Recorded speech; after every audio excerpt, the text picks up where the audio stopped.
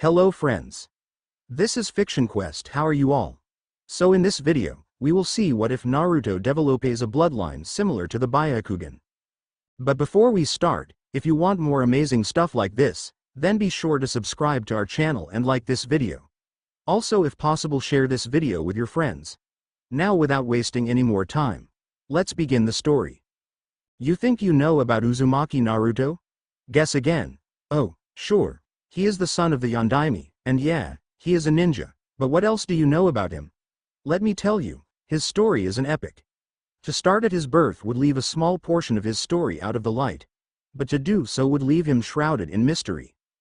The only people who know why Kyuubi no Kitsune attacked Konohagakure are the Yondaime, who died in the battle, the Kyuubi itself, and the gods. Contrary to popular belief, Kyuubi was not killed by the Yondaime. It was far too powerful to die, as it was an immortal being. Also, it was entirely impossible to seal it, even with the Shinigami helping the human. But, the massive influx of power along with the destruction of its physical body allowed the Kyuubi to achieve its dream, to become a god. Because these humans had helped it along the way, it left a passing gift for the child it was supposed to be sealed in. It had been impressed by the clan that called itself the Hyugas. Their bloodline limit was rather impressive, and they had managed to inflict a serious amount of damage to it. With a flick of its tail across the eyes of the crying child, she imparted a similar gift to him, along with the knowledge of what it did. How it would work, he would have to figure that out on his own. With that, the Kyuubi no Kitsune ascended into paradise to join the gods who have come before it. It made a vow to watch over this child, knowing it would lead an interesting life. 10 years later, Uzumaki Naruto was in pain. It wasn't nearly as bad as the beating he got from the villagers, nor the ache of a whole day of training. It was a burning. His eyes felt like they were on fire. It was like that time he had gotten pink eye, only a year ago. The epidemic had swept through the children of Konoha. Although it wasn't incredibly serious, there were some worried about blindness if it had gone untreated. Fortunately for many children, the eye drops used as treatment for the disease was in no short supply. His eyes burned like that. He could dimly make out a blurred outline of his dresser as he sat up. From the amount of light filtering through his curtains, it was morning. Naruto stood up and attempted to walk, only to find that his legs wouldn't hold his weight. With a loud thunk he hit the floor, unable to move. There was a sudden flash of light, and Naruto saw. The only way to describe it would be like seeing the dust floating in the sunlight, only it was a lot more there, almost like a stream moving through the air. With a groan, he fell into blackness. Hey, Naruto felt a hand on his shoulder. Come on, sleepyhead, wake up. With a start, Naruto jumped up, scooting backwards and away from the person who had touched him. It was a reflexive action from the repeated beatings he had received. Whoa, slow down there. I'm not gonna hurt you. Naruto looked at his attacker. The loose clothing hid any definite physical features of this person. He couldn't figure out if it was a man or a woman. Its face was beautiful, but not definitely male or female. The robes were asexual as well, with the colors neutral. However, the blood-red eyes that looked at him were very scary. Who are you? That's not important right now. I have to explain something to you. Where am I? The person sighed. You are in a dream. Now shut up and listen. Naruto instantly shut his open mouth. Good, okay. You remember your history class, right? Naruto nodded. Good. You know that the Yondaime defeated the Kyuubi no Kitsune, right? Again, Naruto nodded. You were lied to. The shocked look on Naruto's face was priceless. What do you mean? The Yondaime attempted to seal it into a human child. You were that child. However, he failed, and the Kyuubi ascended. That's why the villagers hated you, because they believed that you were the Kyuubi, or that Kyuubi had taken over your body. But that's not true. I dare say, it will be a cold day in hell when a human gets the best of a demon lord. Naruto laughed at a mental picture of frozen flames. But, Kyuubi was impressed by their efforts. It gave you a gift. You now possess a bloodline limit that far surpasses all others. However, it is both a blessing and a curse. If you accept it, you will have the ability to see and manipulate energy, what you know as chakra. This means, not only will you be able to mold your enemy's chakra, but also the chakra of any living creature you can see. Unfortunately, this means that you must give up the ability to produce chakra in your body. This means that you will have to live off of other people's chakra, but you'll have a near infinite supply from the creatures around you. Now, you can choose now, accept this gift, or continue life without it. Naruto was dumbfounded. He had a choice. Few people ever gave him that luxury, even over inconsequential matters. But, here he sat, choosing between a bloodline limit and a normal life, well, as normal as he could have. Sure, he was shocked that he was supposed to have been the container of the Kyuubi no Kitsune, but, somehow, it made sense, so he just accepted it. After a minute or so of weighing the pros and the cons, Naruto come to a decision. I've always wondered what it would be like to have a bloodline limit. I accept it. The person smiled and made a gesture. Naruto didn't know what that gesture meant, but apparently it made his eyes tingle. There you go, all set. Now, you have 1 week to learn a chakra transfer jutsu before your body stops making chakra. Oh, and before you wake up, be sure to tell that old codger the Sandaime to check the seal. He'll find it empty. Now, it's time to wake up. The world around him slowly faded. The person's voice slowly faded from a wake up, wake up, wake up, to an een of Naruto's alarm clock. Groggily, he sat up and looked around. He pressed the button to shut off the alarm and stood up. His neck ached from the strange position he had fallen asleep in. The floor was definitely not comfortable. Naruto was definitely not a morning person. He was so tired he didn't notice the yellowish streams that floated in the air. Nor did he notice that the burning in his eyes that had been plaguing him for the past 3 days was, mysteriously, gone. He sluggishly made his way to his bathroom, where he stripped and stepped into the water. Forgetting that it wasn't instantly hot, he was immediately awake from the icy stream that hit him full in the face. After finishing his shower, he made his way back to his room, where he found some clean boxers and an orange jumpsuit that didn't have too many ramen stains on it. Before he left, he went to his mirror. Usually in the mornings, he would give his reflection a lecture on being strong and how he was going to become Hokage, but today he just stared. His usually shockingly blue eyes were different. They had faded to a pale blue that seemed almost white. All traces of a pupil had disappeared. Needless to say, Naruto was shocked. So, he did what came to his mind first. He screamed, and screamed, and screamed. He took a deep breath and started running down the street towards the Hokage Tower, still screaming at the top of his lungs. Sandaime Hokage was just sitting down to a nice cup of coffee before the morning paperwork, when the doors to his office burst open. A screaming Naruto ran into the room. "Jisan, my eyes hurt and now they're blue and scary and Kyuubi isn't sealed in my and I don't know what to do, please help me." "Whoa, slow down, Naruto." Naruto hiccuped once and quieted down. In the excitement, Sandaime had spilled the coffee down his front and on several very important documents. Today ISN. "Okay. Naruto, explain to me what happened." Naruto hiccuped again and started talking. He told Sandaime about how his eyes burned, about falling out of bed, about the dream, and about his new bloodline limit, and that he was supposed to tell him about the seal. Sandaime's face cycled through several emotions before he sat back and pinched the bridge of his nose. He could feel the headache coming on already. "Naruto, come over here." Naruto walked around the desk and tried his hardest not to laugh at the brown stains on the front of the Hokage's white robes. "Naruto, can I see the seal, please?"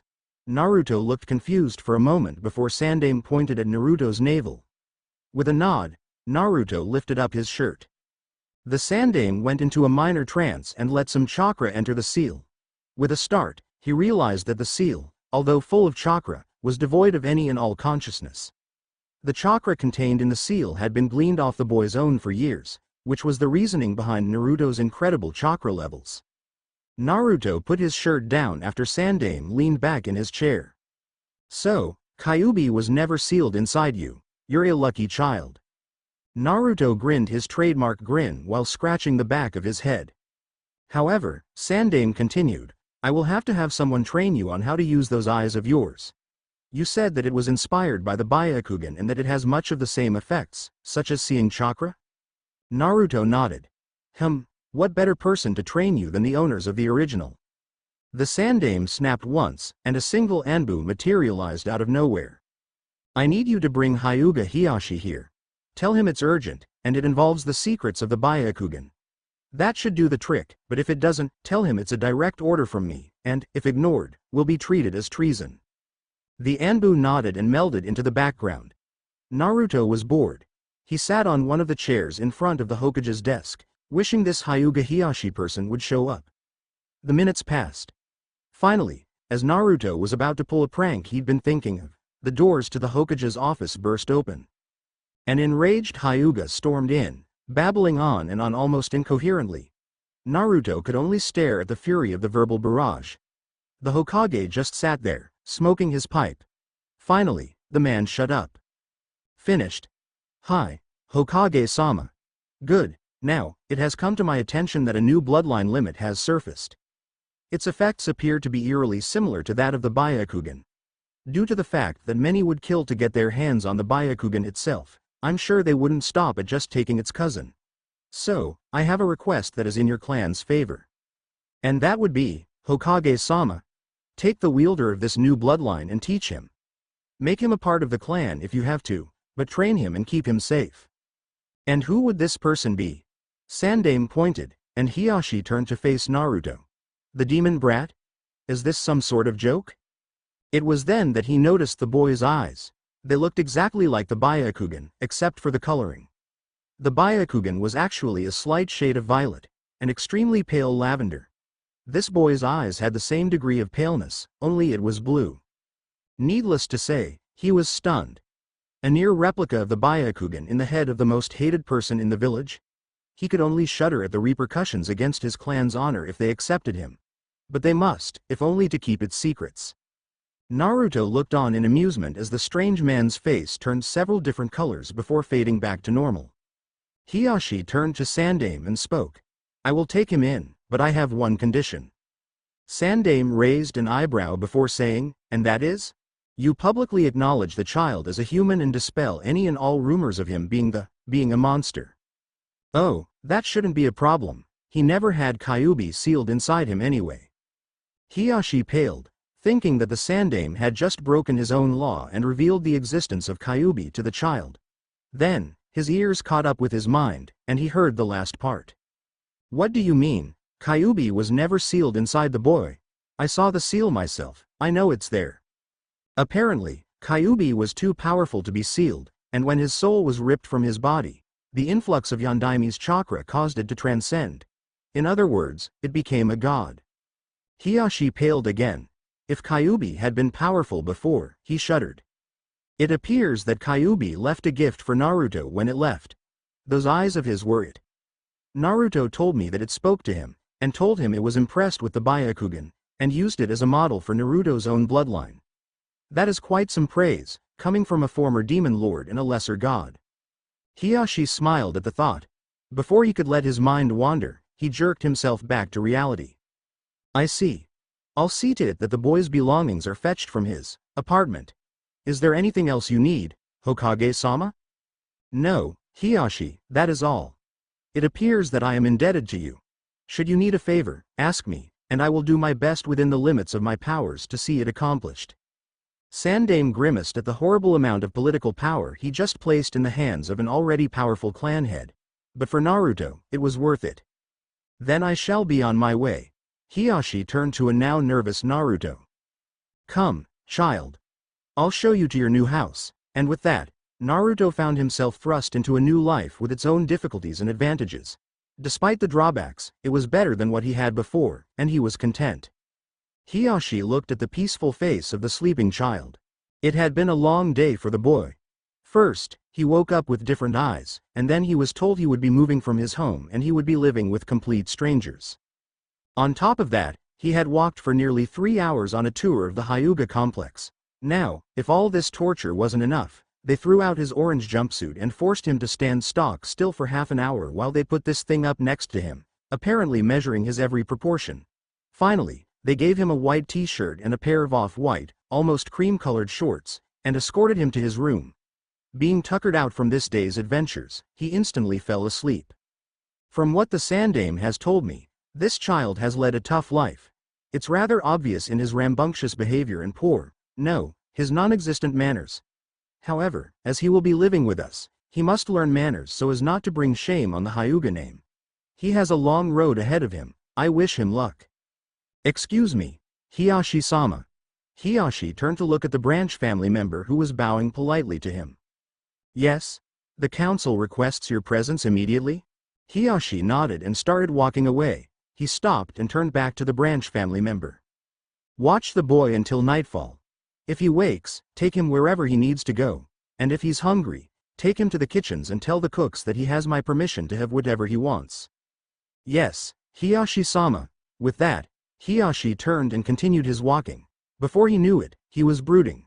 He wasn't even paying attention to where his feet were taking him. Before long, he found himself in front of the council chambers. With a sigh, he reached out and opened the door. Walking inside, he bowed politely to the assembled elders. After the formalities were out of the way, one of the council members spoke up. I am aware that one Uzumaki Naruto has been offered living quarters under your orders. Is this true?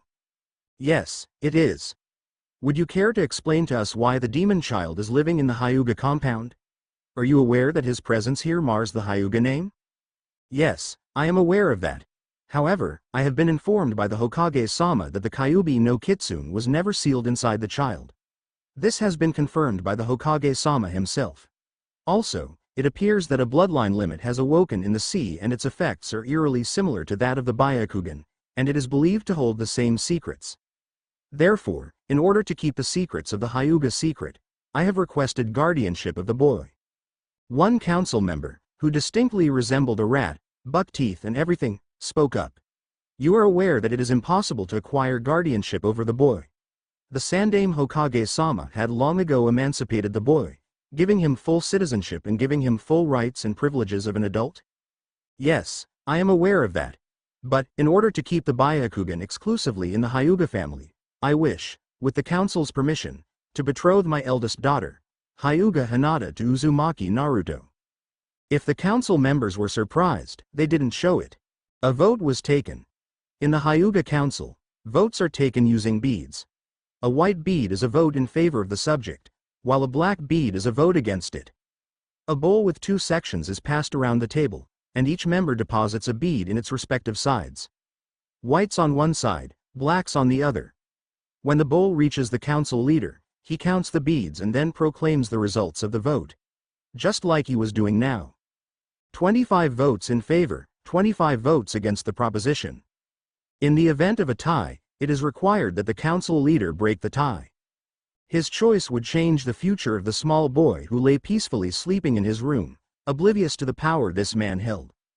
The man held a clenched fist over the bowl. Everyone in the room waited, breath held. The man's hand slowly opened, and the bead he held in his hand dropped. It seemed to hang in mid-air just long enough for everyone to catch what color it was. The white bead landed amongst its fellow white-colored markers with a small clink. Hiyashi let out the breath he had been unconsciously holding. He smiled to himself, knowing that the secrets of the Byaakugan were safe. The council leader stood. The vote has been passed, the deed is done. From this day on, Uzumaki Naruto will be known as Hyuga Naruto. He shall be given the status and privileges of a main branch member. Starting tomorrow, he is to be taught etiquette, poise, and the Jukan fighting style. He is to be refined into an honorable and polite main branch member. Anything short of perfection will be frowned upon. The council leader struck a small gong. This meeting is adjourned. Hiyashi smiled and thanked the council. Tomorrow would be a long day. Hyuga Naruto slept peacefully, unaware of what was to come. To say that Naruto slept well would be a massive understatement. It might have been the feather-soft bed he slept in, or the memory foam pillows. It could have been the silk sheets, or the goose-down blankets. It could have been that the sun wasn't shining through rips and tears in his curtain. No, it was that, for the first time in his life, Naruto felt safe. He no longer felt in danger of the villagers breaking into his house in the middle of the night and kidnap him, dragging him away to be tortured. With a yawn and a stretch, Naruto came fully awake. Just as he sat up, there was a small tapping on the door to his new room. Excuse the intrusion, Naruto-sama, but I have been requested to wake you. Naruto-sama? No one has ever called me that before. The door slid open, and an 11-year-old boy stepped into the room. He wore the typical white or cream-colored jacket that all Hyuga seemed to wear, along with black shorts. His right leg was bandaged down past his knee. He had black sandals. His hair was tied into a very loose ponytail. As he was a Hyuga, he had the supremely pale lavender eyes, but the coldness in them made Naruto cringe. My name is Hyuga Neji. I have been instructed by Hiyashi-sama to present you with two things. A letter and a new set of cloths. The boy held out a brown parcel in one hand and a scroll in the other. Naruto jumped out of bed and ran over to grab them with a small "Thanks, Neji-san." Naruto ripped open the package haphazardly. He pulled out the cloths and hurriedly got dressed. When he finished, he looked at himself in the mirror. Naruto did a double take at the image he saw looking back at him. It was like he was a different person. He wore black sandals with a small white Hyuga insignia on the side. His black pants were neither too tight nor too loose. He had a small section of white bandages underneath his kunai and shuriken holsters. The black shirt he wore was, much like his pants, neither too loose nor too tight. A small amount of fishnet could be seen around the loose collar and the short sleeves. He slipped on the pale cream-colored jacket. The design was exactly like his old orange and blue, only instead of red swirls, there was the Hyuga insignia, the burning flames. The majority of the jacket that had been orange before was now a pale cream, while the parts that had been blue were now a grayish color. His new outfit combined with his new eyes definitely made him look like a Hyuga. The only thing out of place was his shockingly bright blonde hair. Neji just stood there, looking at him impassively. Life really wasn't fair. This child was proclaimed to be an idiot and a demon, and now was a main branch member when the prodigy of the Hyuga was a branch family member. The coldness once again took his eyes. When Naruto finally finished ogling at himself, Neji spoke up. Hiyashi-sama had told me to tell you that you are not to attend the academy for the next week. You will be learning etiquette here for that time. After you have reached an acceptable level, you will once again attend the academy. After your days at the academy, you will return here to learn the Juken style. In the meantime, before I escort you to your lessons, you are to read the letter. Naruto looked up in confusion. Before spotting the scroll, he cracked the seal and read it. Dear Naruto, welcome to the Hyuga family. From this day onwards, your name is no longer Uzumaki Naruto, but will be Hyuga Naruto. You have been accepted into the Hyuga family as a main branch member. As such, you will act with the honor and courtesy required by your social status. As a Hyuga, you will be taught etiquette, manners, proper speech, and the basics of politics. Also, you will be instructed in the ways of the Juken. You will continue your courses at the Ninja Academy after you have reached an acceptable level of poise. You are to dress and act with dignity at all times. You are to conduct yourself as a Hyuga should. Any breaches of conduct will be dealt with severely. However, you will be granted an allowance of 10,000 ryu. And I'm making 1 ryu equivalent to 1 yen, which is roughly equivalent to an American penny, per month. You will receive your first allowance after you complete your etiquette course. Again, I welcome you to the Hyuga family, and I hope you will enjoy your new life. Hyuga Hiyashi. Come, Naruto-sama, it would not do if you were late to your first lesson. Naruto looked up.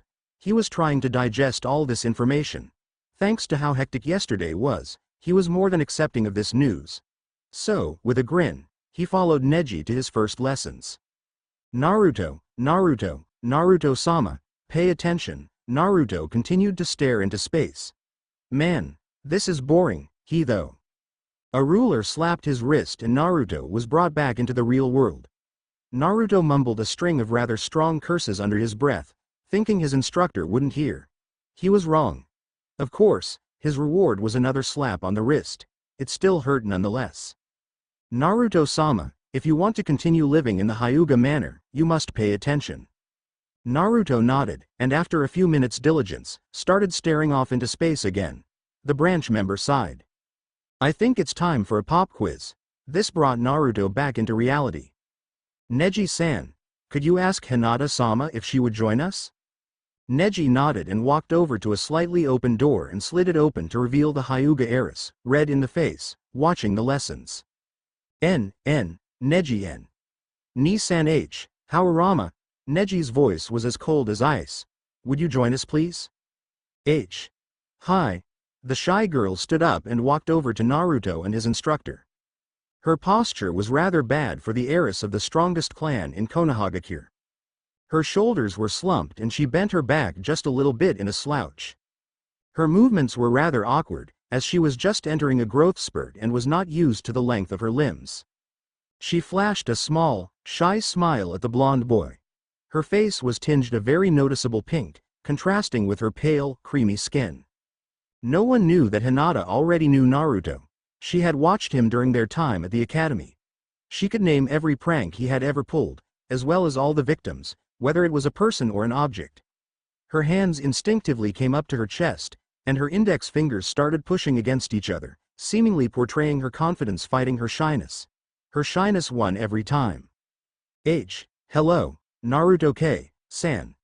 The instructor spoke up. Now, Naruto-san, you must introduce yourself, and be sure to do it as I taught you. Konnichiwa. Boku no name wa yu, Hyuga Naruto desu. It's a pleasure to make your acquaintance. Konnichiwa, Naruto-san. Watashi no name wa Hyuga Hinata desu. It's a pleasure to meet you. I hope we may get along well. Naruto smiled and turned to his instructor. You did well, Naruto-san. Remember, when speaking to people of your own standing, use either sama, if you respect them, or san if you are unsure. You may only use kun or chan after you know them well. And it is considered very impolite to call someone ba-chan or jii-chan. Never do so unless you have known them for years and you are on very good terms with them. Now, you may go play with Hinata-sama for the rest of the day, if you see fit. Tomorrow, we will start table manners. Until then, Naruto-sama. With that, the branch family member stood and left. Neji was left to watch over the two. Anyo, Naruto-san, do you want to go play in the gardens? Sure Hinata-cha, I mean Hinata-san. Naruto stood up and grabbed her hand, dragging her behind him as he ran off in a random direction. After a moment, he stopped and looked back at the furiously blushing Hinata. Anyo. Which way are the gardens? Hinata blushed and giggled a little. Take left. Here, I'll show you. Naruto thanked the girl as she started walking at a rather brisk pace. They soon reached the gardens. The gardens were beyond beautiful. Naruto had never seen anything like them.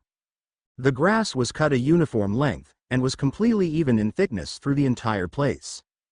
There was a small pond shaped like a dumbbell, two main pools connected by a channel. A small red bridge stood over the channel. Off to one side, there was a small shrine in the traditional Shinto style. Along the gravel paths that wandered through the immense flower beds were a myriad of stone statues. Some looked to be carved out of stone, other wood, and a few looked to be metal. There were even some that appeared to be solid gold.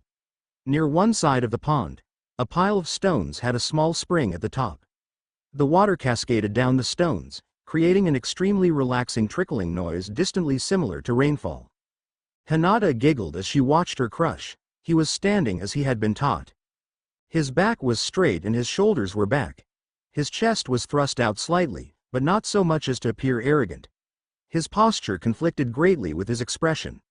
Naruto wore his amazement like a banner that said, "Wow." Hinata was again pushing her fingers against each other. She was again having a mental battle. However, for the first time ever, her confidence won out, albeit barely. She reached out and grabbed his hand, leading him through the flower beds. As she talked, her stutter gradually lessened, and had almost disappeared by the time they had reached the shrine at the end of the path. Hiyashi sat in front of the shrine. He had lit some incense for his deceased brother's soul, much as he did every day. He still blamed himself for his brother's death, and Neji's cold demeanor. He was meditating as he usually did at this time of the day, when he heard voices. It was Naruto along with someone he didn't recognize. The voice sounded eerily similar to his daughter's, but it couldn't be hers. Hinata always stuttered horribly, and this girl showed almost no sign of such an impediment. Finally, the voices stopped, as their owners had rounded the bend to see Hiyashi sitting there in the lotus position. Think Indian style. With a small eep, Hinata stopped in the middle of her sentence. Naruto grinned at the thought of being able to impress Hiyashi-sama with his newly learned manners. Konnichiwa, Hiyashi-sama. Genki desu ka? Genki desu, Naruto-san. It is good to see you have learned manners. I commend you in learning them to a decent level on your first day. Hiyashi opened his eyes and turned around. He was surprised that it was Hinata that had been with Naruto. The only surprise he showed was a raised eyebrow, and that was only for a moment. Hello, Hinata-chan. Are you doing well? Yes, F. Father, I am doing well, and you? I am well. I was so pleased that you had been speaking without stuttering for quite some time. Perhaps you should speak with Naruto-san more often? Perhaps he can help you get rid of it permanently? Yes, F. Father. Perhaps you should spend the time between the end of your day at the academy and your training sessions in the evenings with him. It would be a great chance to get to know him, as well as to practice how to speak without stuttering. Naruto and Hinata aren't going to learn that they're engaged until they're 12 or 13 or something like that. In the meantime, Hiyashi continued, I believe it's time for you to get ready for your training session. After a few seconds of silence, as Naruto had finally learned not to speak unless he had something to say, Hinata said, Anyo, F. Father, perhaps Naruto-san could accompany me to my training. Perhaps now would be a good time for him to learn the basics of Juken. Hiyashi looked genuine surprise. Hinata actually asked for something? She rarely did that, and with the fact that she wasn't stuttering as much as she usually does when she asks for stuff, Hiyashi was now very glad he had taken in Naruto. He could already see the confidence growing in his little girl. Very well, Hinata. It is a good idea, provided Naruto can actually see the chakra holes. I will be attending a council meeting tonight, so I will not be able to train you. Tell your instructor to test Naruto. Now, I believe you need to find your training outfit. Hinata nodded. After a quick bow, which Naruto copied, she ran off to her rooms. Naruto was hot on her heels. Fortunately for the shy girl, Naruto had enough sense to stop outside of her room instead of barging in like he would have done 2 days ago. After Hinata changed, they ran off to one of the Hyuga training grounds. Soon, things became a routine for Naruto and Hinata. Their skills grew, along with Hinata's confidence. After Naruto completed his crash course in Manners 101, his mornings consisted of a stretch and a few laps around a training field.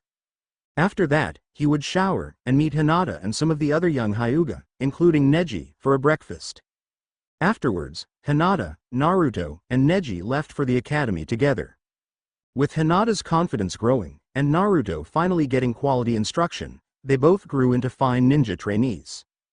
Hinata was no longer considered weak, and her fighting was up to par with Hiyashi's expectations. Naruto grew extremely fast, and it became obvious he was a natural at Juken. His skills rivaled Neji's, and the 3 young ninja together could give Hiyashi quite a workout in their sparring. Before long, the days turned into weeks, the weeks into months, and the months into years. 2 years later, it was time for the Genin exams. A groggy Naruto rolled over in bed. He looked at the alarm clock sitting OIT read 5:46 a.m. Naruto had woken up to thunder in the distance. As thunderstorms were rare in Konoha, all the light sleepers in the village were awake, Naruto included. To make matters worse, today was the team selection day. Naruto and Hinata had both aced the Genin exams, so were ready to be placed on a 3-man Genin team. Today was the day they would be selected. Naruto could only hope he would be on a team with Hinata.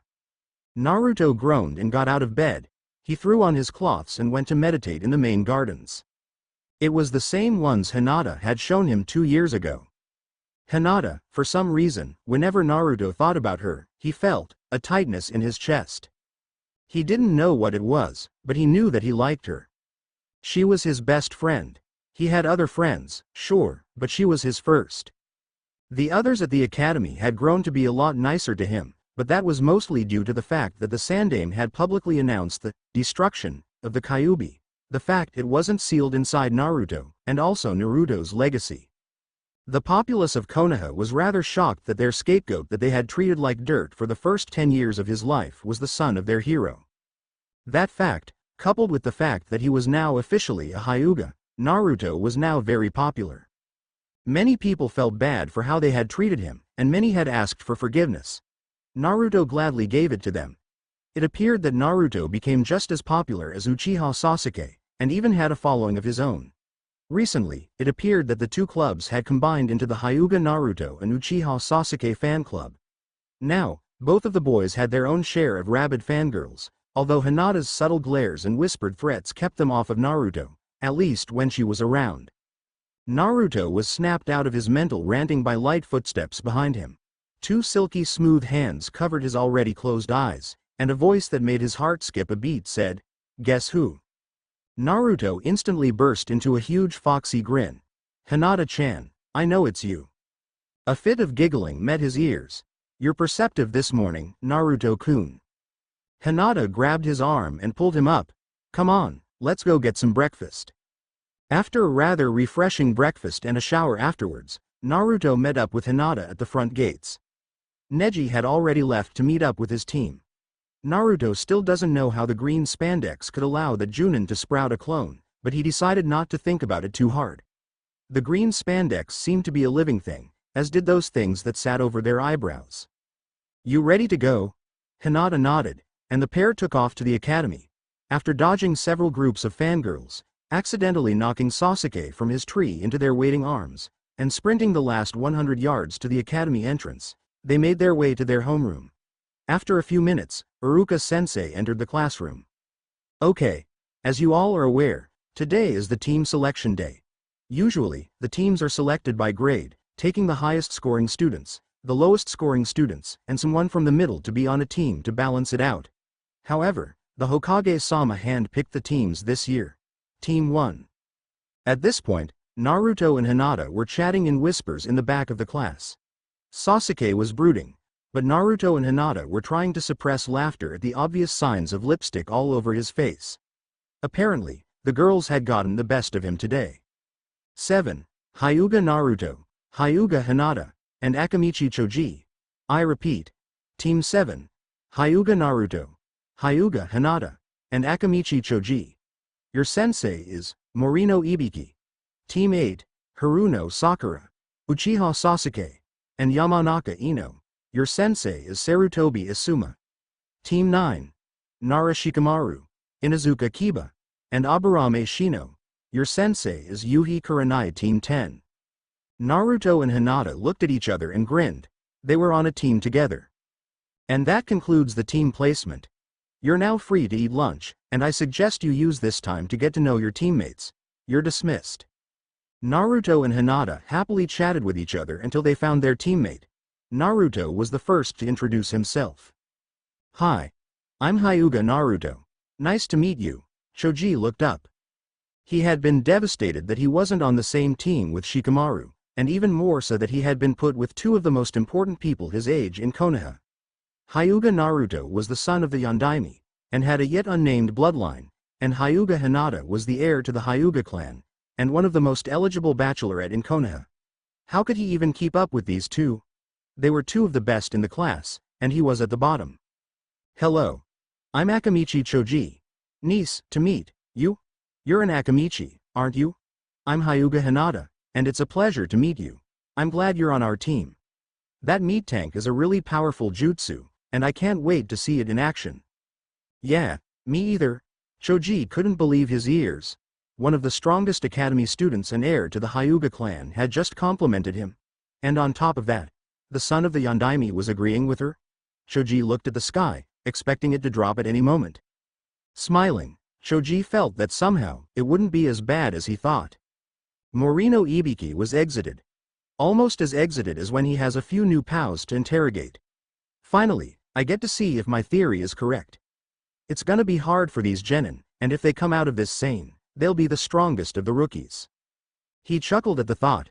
Sure, he would have to mentally and emotionally torture them to mold them into both a weapon and a human at the same time. Able to kill without emotion, but also able to have a social life and retain their sanity. This would be fun, but he would have to tread carefully. Ibiki found himself outside the academy. Time to pick up my victims, I mean my team. He made his way to where they were waiting. A small amount of chatter came floating through the slightly open door. Ibiki jerked open the door. The slam it made as it stopped its sliding made the entire room jump. Team 7. Naruto, Hinata, and Choji had been chatting quietly when the door slammed open.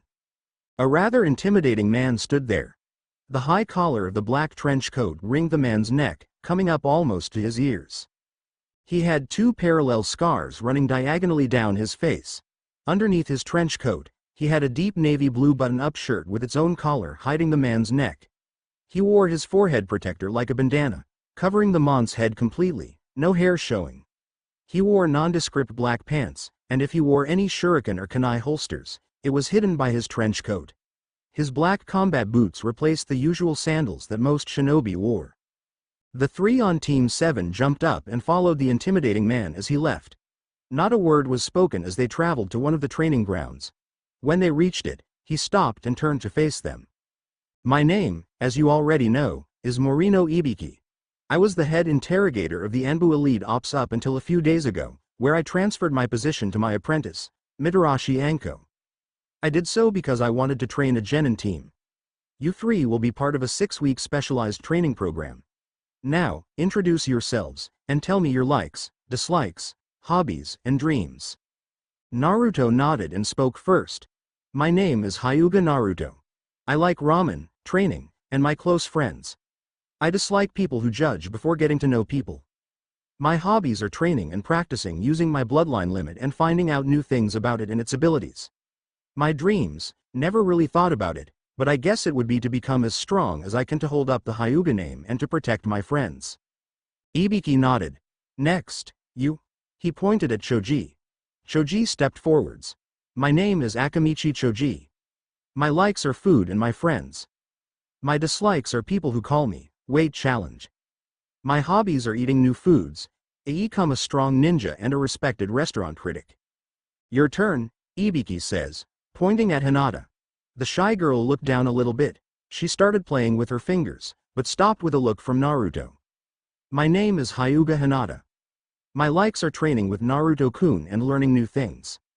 My dislikes are people who are mean for no reason. My hobbies are training with Naruto-kun and making medicinal ointments. My dreams for the future. The girl stopped there and blushed a deep crimson while staring at the ground. Good, now, you can forget about all of that. The three genin looked up at the man as if he had sprouted an extra head. Starting tomorrow at 0600, you are to report here every day. From now on, you do not have names. You are Team 7. You will be called Alpha. He points at Naruto. You will be Beta. He points at Hinata. And you will be Charlie. His voice was harsh, loud, and crisp. Imagine a drill sergeant from any army movie, and you get the general idea of what he sounds like. From now on, you are not human. You are maggots. Impress me, and you will move up to dirt. Should you manage to make me believe you are worthy of becoming a Konoha shinobi, only then will you become human. You are not to sit, speak, think, breath, or even shit without my permission. You will address me as sir or sensei, as you see fit. Do you understand me? The three could only nod. When I ask you a question, you will respond either sir, yes sir, or sir, no sir. Do you understand me? Sir, yes sir. I can't hear you, sir, yes sir. Not half bad, for maggots. Be here at 0600 tomorrow morning. If you are late, you will run laps around Konoha until I say stop. Understood? Sir, yes sir. Good. Dismissed. Right when the three finally though they were free, Ibiki turned to them. Enjoy yourselves tonight. It will be the last chance you have in a long time. With that, the three took off running, genuinely scared of the man. Naruto was in hell. Only a week had passed since they had started training. When they got to the training grounds in the morning, they were told to run 25 laps around Konoha. When they were done, they did exercises like push-ups, sit-ups, jumping jacks, and a myriad of other strength training exercises. When they finished that, they were forced to run through a mile-long obstacle course which involved them dodging kunai and shuriken, crawling under and over barbed wire fences, forced to go through mud on their bellies, climbing ropes and ladders, and jumping down a 30-foot cliff before climbing back up and doing it again. On top of that, if they didn't finish the obstacle course in less than 3 minutes, they had to repeat the entire process, laps around Konoha and everything. On top of that, each time they failed, Ibiki put a jutsu over them that made a miniature storm cloud follow each recruit, constantly raining on them. Needless to say, they were miserable. Ibiki was a harsh sensei. He constantly yelled at them, throwing every single insult he could muster at them. If and when they retaliated, they were swiftly beaten and thrown to the ground. Then, Because they rebelled, they started their regimen over from the start. It was brutal. It had been going on for a week straight, and by the time they finished at sundown, they were too tired to do anything but run home, shower, and go to sleep. However, at the moment, they were crawling through the mud under a series of barbed wire fences, and were forced to stay down, lest one of the myriad of kunai and shuriken that were flying overhead hit them. And to make it worse, Ibiki was throwing insults at them. "You call yourself a shinobi. You're nothing but a tub of lard. I should have you split open and use your fat to butter my rolls. You are a disgrace to humanity." He leaned closer. "Give up now, it'll make life so much easier on you." Poor Choji could only keep on crawling, oblivious to the tears that were streaming down his already mud-stained face. Ibiki turned to Hinata, leaving Choji to crawl out of the pit and run to the rope ladder and try to climb up. "You are weak, aren't you, maggot? Answer me." "Sir, yes sir." Hinata's voice was barely audible. "I can't hear you, sir." "Yes sir. That's better. Get your ass in gear and get out of my sight, maggot." Hinata started crawling faster in an attempt to get away from their instructor. He followed her progress through the course, and they finally reached the end. "You maggots did better today, but you still didn't beat 3 minutes. Start your laps." Naruto groaned under his breath, fed up with the torture. Ibiki heard him, instantly rounding on the boy. "Did I just hear you complaining?" "Sir, no sir, I can't hear you." "Sir, no sir. Bullshit. Tell me what you think of your training." "Sir, I love it sir. I only wish the other graduates could enjoy it as I do, sir." "Well, maggot, since you enjoy it so much, you can double all your exercises. That goes for your teammates too. Now get your asses in gear, maggots." The 3 trainees started running, internally grimacing at the 50 laps around Konoha they were facing. Not even training under Hiyashi-sama was this bad, Naruto thought. Flashback. Naruto stood in front of the Hyuga, cringing in fear. The man was glaring at the boy. Naruto was seemingly useless. He was clumsy, moved extremely slow, and couldn't seem to get even the basic stances right. "You're worthless. I want you to go through all the kata I showed you until you can get them right, and at the same speed I showed you. Until then, you will not leave the training grounds." Naruto grimaced and started the most basic poses, gradually shifting through each strike and block before continuing to the next. Hiyashi just stood there, watching the boy, and striking each offending arm or leg that was out of position with his cane. Around dusk, Hiyashi left. The next morning, Hiyashi woke early and went to Naruto's room, expecting to have to drag the boy out of his bed.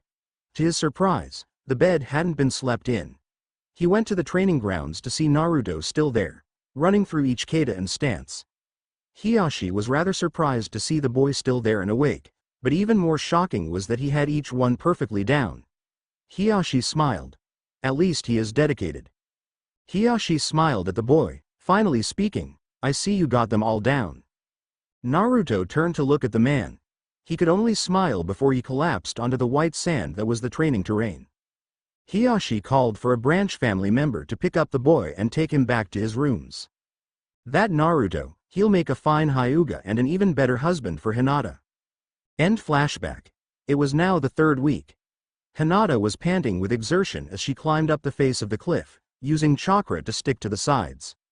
She had been the first to figure this out, and with careful whispers, she had told the other 2 how to do it. She reached the top and back flipped off of it, gracefully turning in the air. She hit the ground running, jumping and dodging the kunai that were flying from behind trees as she sprinted the last 50 meters to the finish line. Naruto and Choji were only seconds behind her. They all crossed the finish line and turned to Ibiki-sensei. When he looked up from his stopwatch, they all snapped to attention, legs together and arms at their sides, head straight, shoulders back, chest out. "You maggots did well today. You made it in less than 3 minutes. As a reward, I will now teach you some jutsu. Keep up the good work, and I'll teach you more each day." Hinata was glad that he wasn't going to be adding more weights. At the end of their first week, when they finally finished the obstacle course in less than 3 minutes, he had given them bracelets and anklets that were 50 pounds each, and a 100-pound flak jacket. Yes, it was an extreme amount, but soon they got over it and learned to walk normally. Soon, they grew accustomed to the weight, but they were back to square one. It took them another week and a half before today, finally finishing in less than we'll be learning a different jutsu each. Charlie, remember these seals. Ibiki flashed a series of seals at Choji before putting his hand next to his mouth in an O shape, blowing through it. A huge fireball exploded outwards, burning down several trees and scorching several others in the vicinity. That was Kaden. Gukakyu no Jutsu. Each time you fail to create a fireball earns you a lap around Konoha and a run through the obstacle course. Sir, yes sir. Choji took a few steps to the side and started practicing his jutsu. Alpha, front and center. Naruto stepped forwards, directly in front of Ibiki. The jutsu you'll be learning doesn't require any hand seals. However, it takes an immense amount of chakra, as well as near-perfect control to master. Gather the chakra in your palm. When your palm is glowing, thrust your hand forwards and release it in a cone shape. Be sure to let it explode outwards, like this. Ibiki thrust his hand outwards and a huge blast of blue chakra blew outwards in a roughly cone-like shape. It hit several trees, instantly vaporizing the places they hit, and scorching the ones that only took a glancing blow. Now, get practicing. Sir, yes sir, Beta. Hinata just looked straight at Ibiki walked up to her. He raised a hand, and a woman in a doctor's outfit walked into the clearing. This is Miho-san. You will be learning some advanced chakra control exercises as well as some medical jutsu. You will treat her with the same respect you show me. If I catch even a whisper of you not paying attention, you will run 500 laps around Konoha, regardless of the time it takes you to do so. Are we clear? Sir, yes sir. Good. Move out. Miho took Hinata and walked off to another clearing. Ibiki watched the progress of the other two, teaching them a new jutsu after they had mastered the previous one. And that became their routine. They did their laps, their exercises, the obstacle course, and then learned jutsu until dinner time. After they ate, they would return to the clearing to learn team strategy. By the time the 6 weeks were up, the three combined could take down Ibiki and leave him struggling to get untied from the tree they usually tied him to. He had even taught them a fair amount of psychology and interrogation techniques. This included a fair amount of genjutsu, so that aspect of their training was not left out. The last day of training had arrived. They were not meeting at the training grounds, as they usually did, but at a small sparring field, complete with bleachers and everything. The Hokage himself, as well as several council members were sitting there. It seemed that a fair amount of Junin and Chunin were also present. Today is your final day in training. You have each come a long way since you were first put under my leadership. The first part of your task is a fight. At these words, 3 tough-looking Chunin stood and walked onto the field. You must defeat these 3 using any means necessary. Kill if you must, but only as a last resort. Understood? Sir, yes sir. Good. Now, are both teams ready? Sir, yes sir. Let's just get this over with, the Chunin said. Begin. With a flash, Hinata dashed forwards. The Chunin all pulled out kunai and were about to jump her when she jumped to the side. Naruto's palm was glowing. With a thrust, he yelled, Chakra Blast no Jutsu. The Chunin could only throw up a hasty guard and use chakra to protect themselves at the last moment. They were still thrown back from the force of the blast. Doden. Doryu Taiga. The dirt underneath the Chunin turned into a mud river. Although the Chunin managed to twist in mid-air to land on their feet, the mud was thick enough to make them sink up to their knees and hold them there. Hake Rokuju Yanshu. The world paused for a moment. Hinata took a deep breath, and slowly let it out. When the world finally started up again, her hands were a blur, striking each of the Chunin too quick for even most of the Junin to see. By the time she had finished her attack, she was on the other side of all 3 of the Chunin. The Doden Jutsu released itself and the Chunin fell. They struggled to stand, but they found their bodies unable to respond to their commands. It was over, and they knew it. Well done, Team 7. Fall in. The 3 genin lined up in front of Ibiki, standing at attention. About face. They smartly spun around to face the shocked onlookers. They were stunned that a group of genin had just bested 3 mid-level Chunin. Several mouths were wide open, and everyone was staring. Ibiki decided it was time for the last test. Beta, 1 step forward. Hinata stepped forward, kneel. Hinata was down on her knees. Alpha, Charlie, you 2 are ordered to kill your teammate. The tension could be felt as the 2 genin hesitated, Finally, Naruto spoke up. Sit, I cannot do that, sir, and just why not, maggot? This is a direct order. Sir, I refuse to kill my teammate, sir. Charlie, kill Beta and then take care of the traitor. Choji shook with rage. Sir, I cannot do that, sir. You two are a disgrace. I'll have you tried and executed for insubordination. You have one last chance, kill them. Sir, I refuse, sir, you, pass. The entire crowd just gaped. A now smiling Ibiki just stood there, grinning at his students. Sir, what do you mean, sir? I mean you three pass. You passed the test. In our line of work, teamwork is stressed above all else. You three just proved that your teamwork could best some mid-level chunin, and you three stuck together, ignoring ridiculous orders, even if it meant your deaths. A person who doesn't follow the rules is trash, but those who abandon their teammates are worse trash. Remember that quote. Now, because you are no longer trainees, we are officially a genin team. From now on, you will no longer call me sir, but Ibiki-sensei.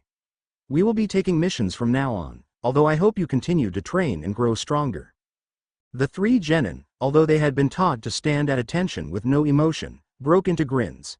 Ibiki walked in front of them and held out three objects. Here are your forehead protectors. Bear them with pride, for you are now Konoha shinobi. The three were overflowing with pride and happiness, now that their harsh training had been completed. They bowed deeply before taking their respective forehead protectors and wearing them how they saw fit. Hinata wore hers around her neck, loosely tied. Naruto wore his on his left leg, between the thigh and the knee. Choji wore his around his forehead, but did not split his hair down the middle. The three were grinning happily, finally able to wear them for the first time.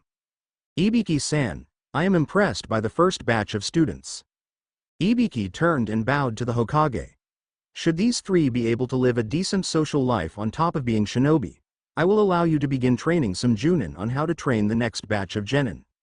If all of the next batch turn out as good as this one, I will make the Morino method standard for all academy graduates to participate in before becoming genin. I believe that a much more intense program should be used to train Junin for their special classes, such as Anbu or Hunter Nin, or Combat Specialist. I believe you are the man for the job.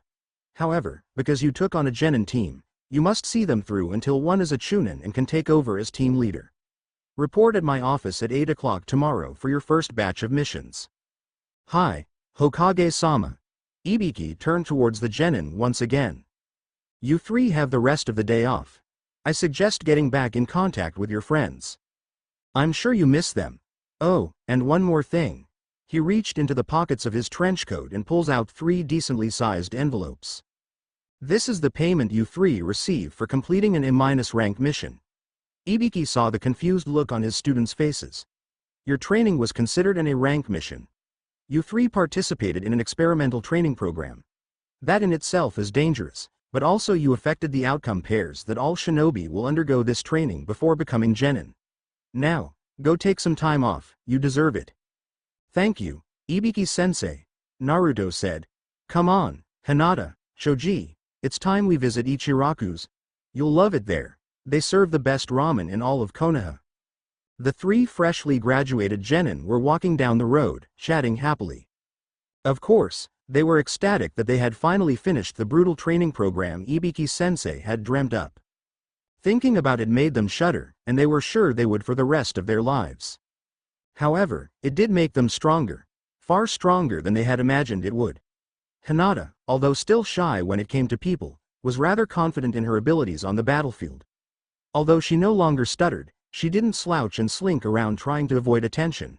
She walked somewhat normally, although she still didn't like to start conversations. Once she was comfortable with someone's presence, she would chat normally with them. Choji was still somewhat big-boned, even after the program. However, underneath the fat, there was a layer of rock-hard muscles. Sure, he could still convert the fat into an instant burst of chakra, but it was supported by a large amount of stamina and slow-releasing chakra from his muscles. His fighting style benefited from the change, as he was much more agile now, both normally and in his meat tank attack. With the addition of the spikes, he could change direction at the blink of an eye, and would usually hit on the first or second try. Even if the opponent was good enough to dodge those attacks, he or she, would be either immobilized by Hinata, or destroyed from a distance by Naruto, or most often a combination of the two. Choji's stamina is well complemented by the many jutsu he learned from Ibiki-sensei. He knew almost all of the Genin and Chunin level jutsu from all 5 elemental attacks, as well as a fair amount of the Junin level jutsu. He also knew a fair amount of special jutsu that didn't align to a certain element, such as Kage Bunshin and other such jutsu. Ibiki, nor many other shinobi for that matter, knew a lot of raw chakra attacks. Most of the ones Naruto had learned were from memories of the Kyuubi's attacks. Although they really didn't know the names of them, in truth they were just the molding and manipulation of raw power. However, Naruto had developed a number of original attacks, such as the Amatsu Tenshi no Senshu. Heavenly Angel's Bow. It basically created a rod of pure energy in one of Naruto's hands. Then, with a chakra string, he bent it and created an arrow of pure chakra.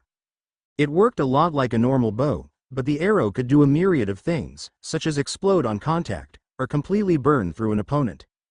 If he aimed the bow correctly, it could be used to knock out and even burn tenketsu. A burned tenketsu is like a chakra burn, but because of the damage, it is closed until it has healed. It requires a lot of chakra to use, as well as a rather decent spin to the chakra entering the tenketsu to do enough damage to burn it shut, making it almost impossible to use during close combat, making it impossible to use with Juken. Because of all this, Naruto has become very skilled as a long-range fighter, and as Ibiki-sensei had taught all of them Kage Bunshin, Naruto could create an entire army of chakra archers, making for a rather painful volley of well-aimed arrows. It was extremely deadly. Also, Naruto was the supplies officer for the team, meaning he used special sealing scrolls to seal away the large supply of food that was consumed between him and Choji. It saved both space and weight, and they could seal as much stuff as they had scrolls and ink without changing their weight too much. It also came useful for weapons and medical kits, and other such odds and ends. Putting the scrolls in plastic bags made them impervious to water, so they never had to worry about running out of supplies while on missions. Ibiki-sensei had really covered all the bases with his training. Despite their intimidating skills, the three had come out of the training relatively unscathed, mentally. Although they hated the training, and didn't like thinking about it, they were all much stronger because of it, and therefore they were glad they went through it. If they had the chance to go back in time to undo the training, they wouldn't stop it for all the money in Fire Country.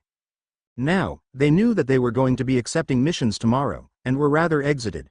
But, they had tonight off, and due to Naruto's obsession with ramen, they were going to Ichiraku's. As they were nearing the stand, they, quite literally, ran into several rather grumpy people. Of course, no one from Team 7 fell down, but the other people weren't so lucky. "Oh, I'm terribly sorry," Naruto said, extending his hand down to help up the person who was sitting on the ground, rubbing her rather tender behind. "Watch where you're going, Dobi." The icy, yet apathetic voice that spoke was very familiar to Naruto. "Ha, who are you calling Dobi, Uchiha-san?" said Naruto, his voice having a rather stinging edge to it. "As I recall, you were runner-up in the class rankings, beaten by, who was it again?" "Oh, that's right, it was me. I guess I'm just not so full of myself that I go about claiming to be superior to everyone else because I scored higher than them." The last Uchiha in Konohagakure, said to be the most cold-hearted shinobi in Konoha bested only by Ice Queen Kurenai, was livid. His face was a rather unhealthy shade of red, and several veins could be seen on his forehead and neck, sticking out rather painfully to everyone looking at him. "You may be the last Uchiha, but you're still no Hyuga. Go off and play shinobi with the academy students. You're wasting my time. Come on, guys." With that, the three walked off. Choji, who had hated Sasuke because he was one of the kids that had teased him when he was young, just brushed past him, ignoring the genin. Hinata made a quick apology and left with a small bow, but as it was little more than the nodding of a head, it enraged Sasuke even more. Sakura and Ino were obviously torn between their two idols. Sure, most of the adults didn't trust Naruto, even after they learned he didn't have Kyuubi sealed inside of him and that he had been adopted and carried the full weight of the Hyuga name behind him, but most of the younger generation was a part of the Hyuga Naruto and Uchiha Sasuke fan club. To see both objects of their affections fight with each other was rather distressing. After a moment, the two girls started trying to soothe Sasuke's bruised ego and calm the boy down. "Don't listen to him, Sasuke. You're better than him any day. Yeah, I bet he couldn't beat you in a fight if his life depended on it. How ironic those words would be.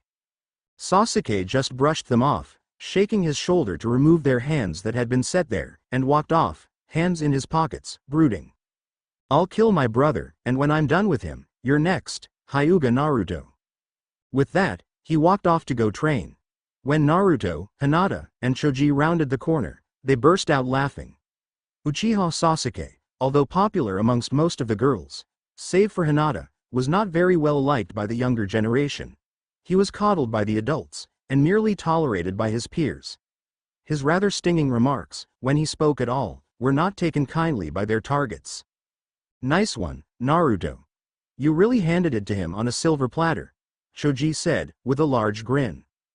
Naruto-kun, you play the part of a stuck-up Hyuga almost as good as Neji Nisan. Although, I'm glad that you don't have a stick up your ass, like he does, Hinata said, with a small giggle. Yeah, and that Sasuke is even worse. He doesn't just have a stick up his ass, he's got an icicle.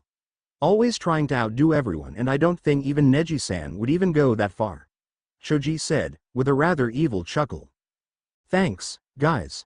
I don't know what came over me. It was bad enough he thinks he's better thought call me Adobe when he scored lower than me.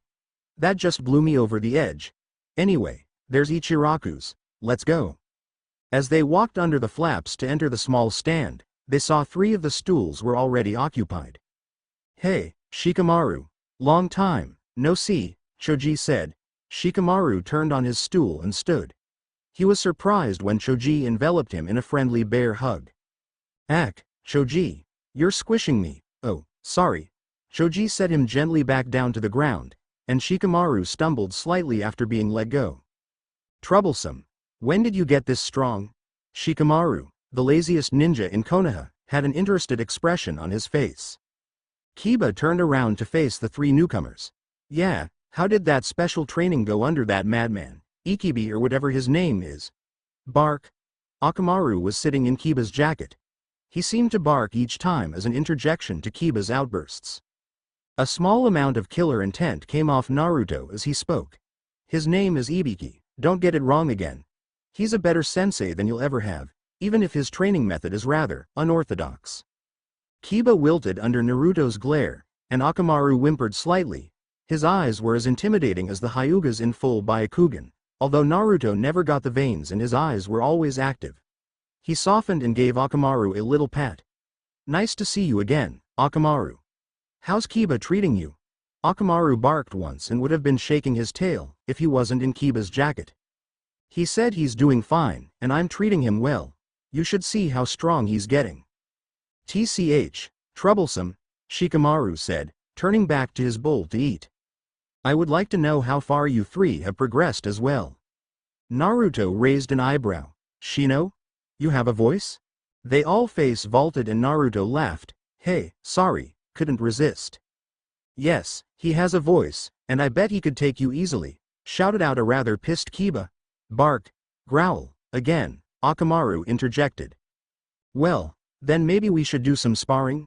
We have the rest of the day off, and after dinner, I'd be glad to mop the floor with you. I mean spar with you. They all sweat dropped. Anyway, I'm still hungry. Let's get some food. I'll have 1 pork ramen, 3 shrimp ramen, 2 beef, and a chicken to round it off, all deluxe sized. Coming right up, said a grinning Ayame as she prepared the bowls for their number 1 customer. Anyo, I'll have a shrimp ramen, and I'd like 6 barbecue pork and 3 barbecue beef ramen please. Choji could eat as much as Naruto when it came to ramen. The other team's sweat dropped at all the food that had been ordered. Hinata-chan, do they always eat this much? Asked a curious Kiba. I'm afraid do. At least they eat with some manners, instead of choking it down as fast as possible. Indeed, Naruto and Choji were eating with a fair amount of manners. They gracefully lifted the noodles, allowing them to cool for a moment, before dipping them into the steaming broth before gracefully consuming them. Naruto had eaten like this since his adoption into the Hyuga, but Choji used to be a wild and rather rude eater, slurping and gobbling the food down as fast as possible. It appeared that the bonding time during the week-long survival training in the woods with Ibiki-sensei had allowed the Hyuga to pass down their manners to their large friend. After Hinata had finished her bowl, she chatted nonchalantly with Kiba, Shino, and Shikamaru while Naruto and Choji listened while finishing their ramen. After the two finished, they joined in the conversation, and eventually the talk drifted to missions. "So, Shikamaru," Naruto started, "what kind of missions have you been doing since you graduated?" Shikamaru tilted his head back and rubbed his temples with one hand, it covering his eyes in the process. "So troublesome." Naruto raised an eyebrow at his behavior. "They," yelled Kiba. "All these D-rank missions are nothing more than shit jobs. What does catching the daimyo's cat and babysitting have to do with being a ninja? For Kami-sama's sake, the academy students should have these missions, not genin. I'm more than ready for a challenge." "Bark." Akamaru sounded both pissed and annoyed at the same time, pretty good for a dog. "I agree with Kiba," said Shino, and for the first time ever, the collected group actually saw him bristling with anger and annoyance. He noticed them staring at him. "What?" "Nothing," they all said in unison, finding various objects around them suddenly incredibly interesting. Who knew that salt shakers and the back of a Yame's head could be so interesting?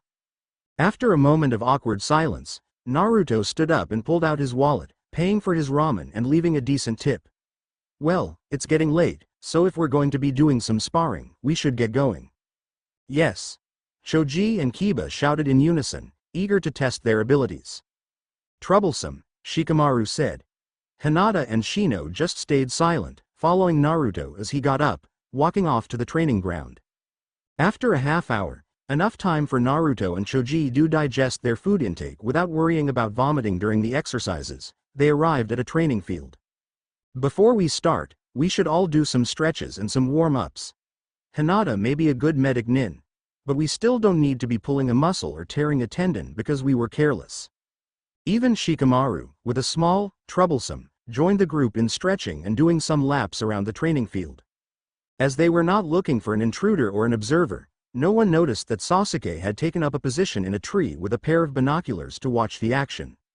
He had been brooding on top of a roof as the group went by, and had decided to follow them when he heard Kiba shouting out challenges to everyone, exited at the prospect of sparring with them.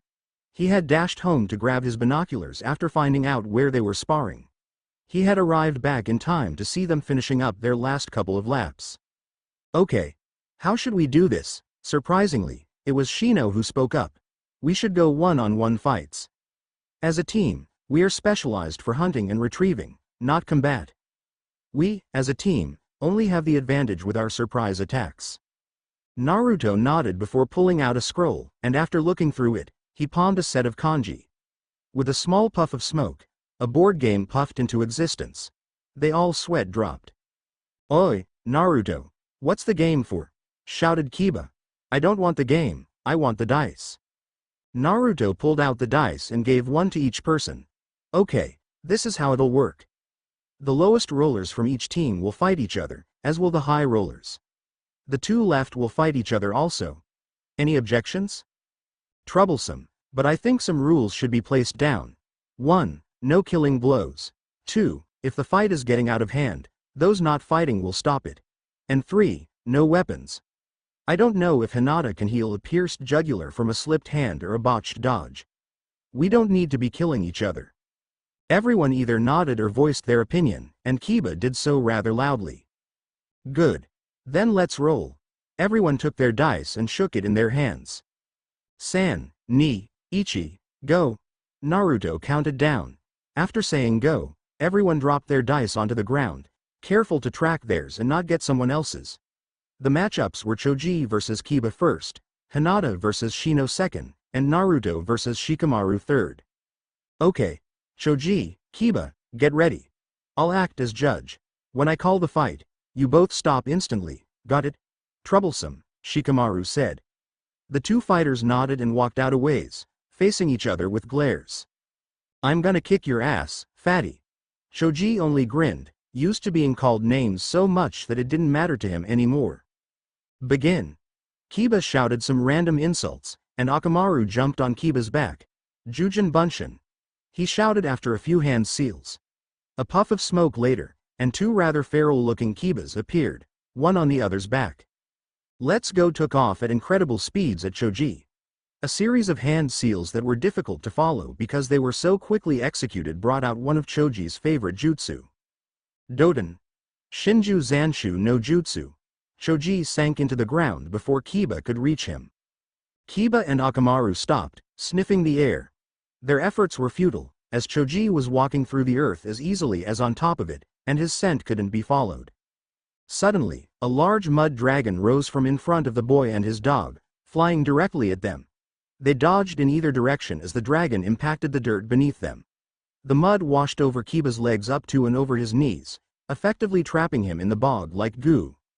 Akamaru was buried up to his neck. Choji jumped out of the ground, and as he was landed, he finished a bunch of hand seals, calling out, "Kaden. Housenka no Jutsu." The fireballs he spat out impacted the area around the ninja and his dog.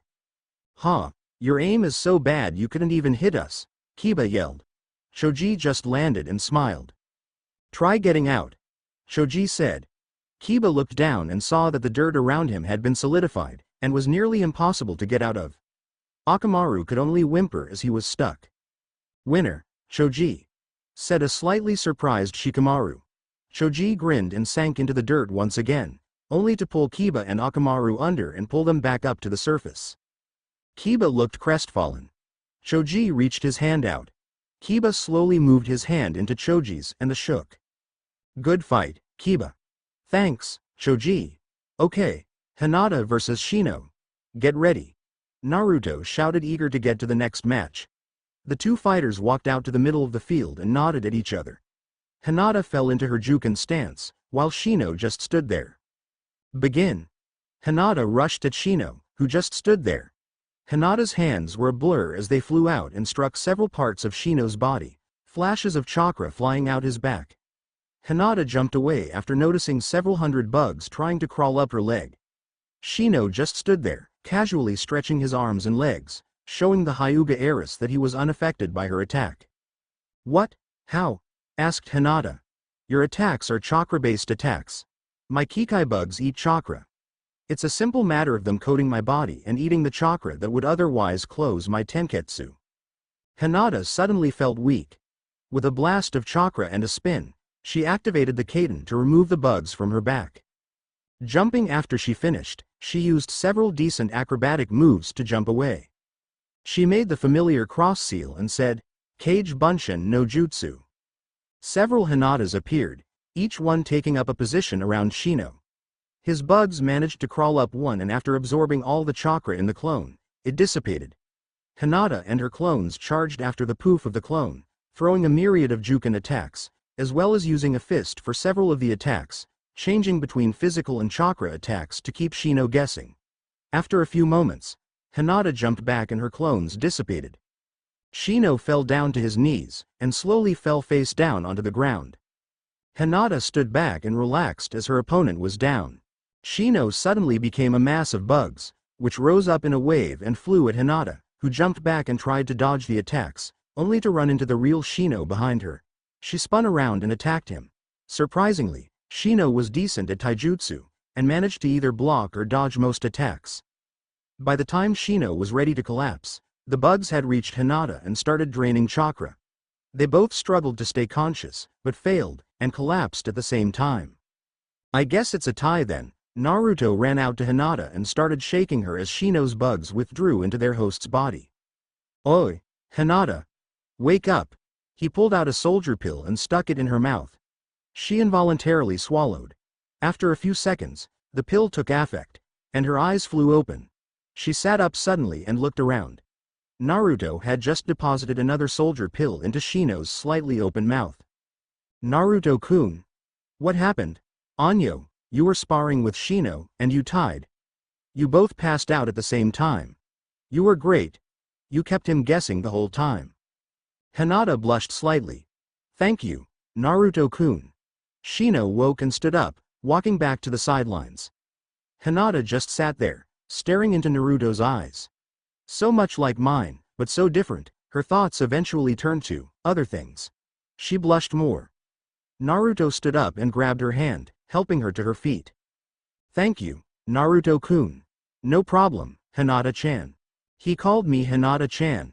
Hinata blushed even more and almost fainted before she reached the others, finally coming to her senses as Kiba yelled. Wow, great fight, Hinata. I've never seen anyone move so fast. You were awesome. Thanks, Kiba-san. You did well, Shino-san. Very clever use of a Bunshin hybrid. I thought it was you, but it really kept me guessing when it turned into a mass of bugs. You're very good. Thank you, Hinata-san. You did very well yourself.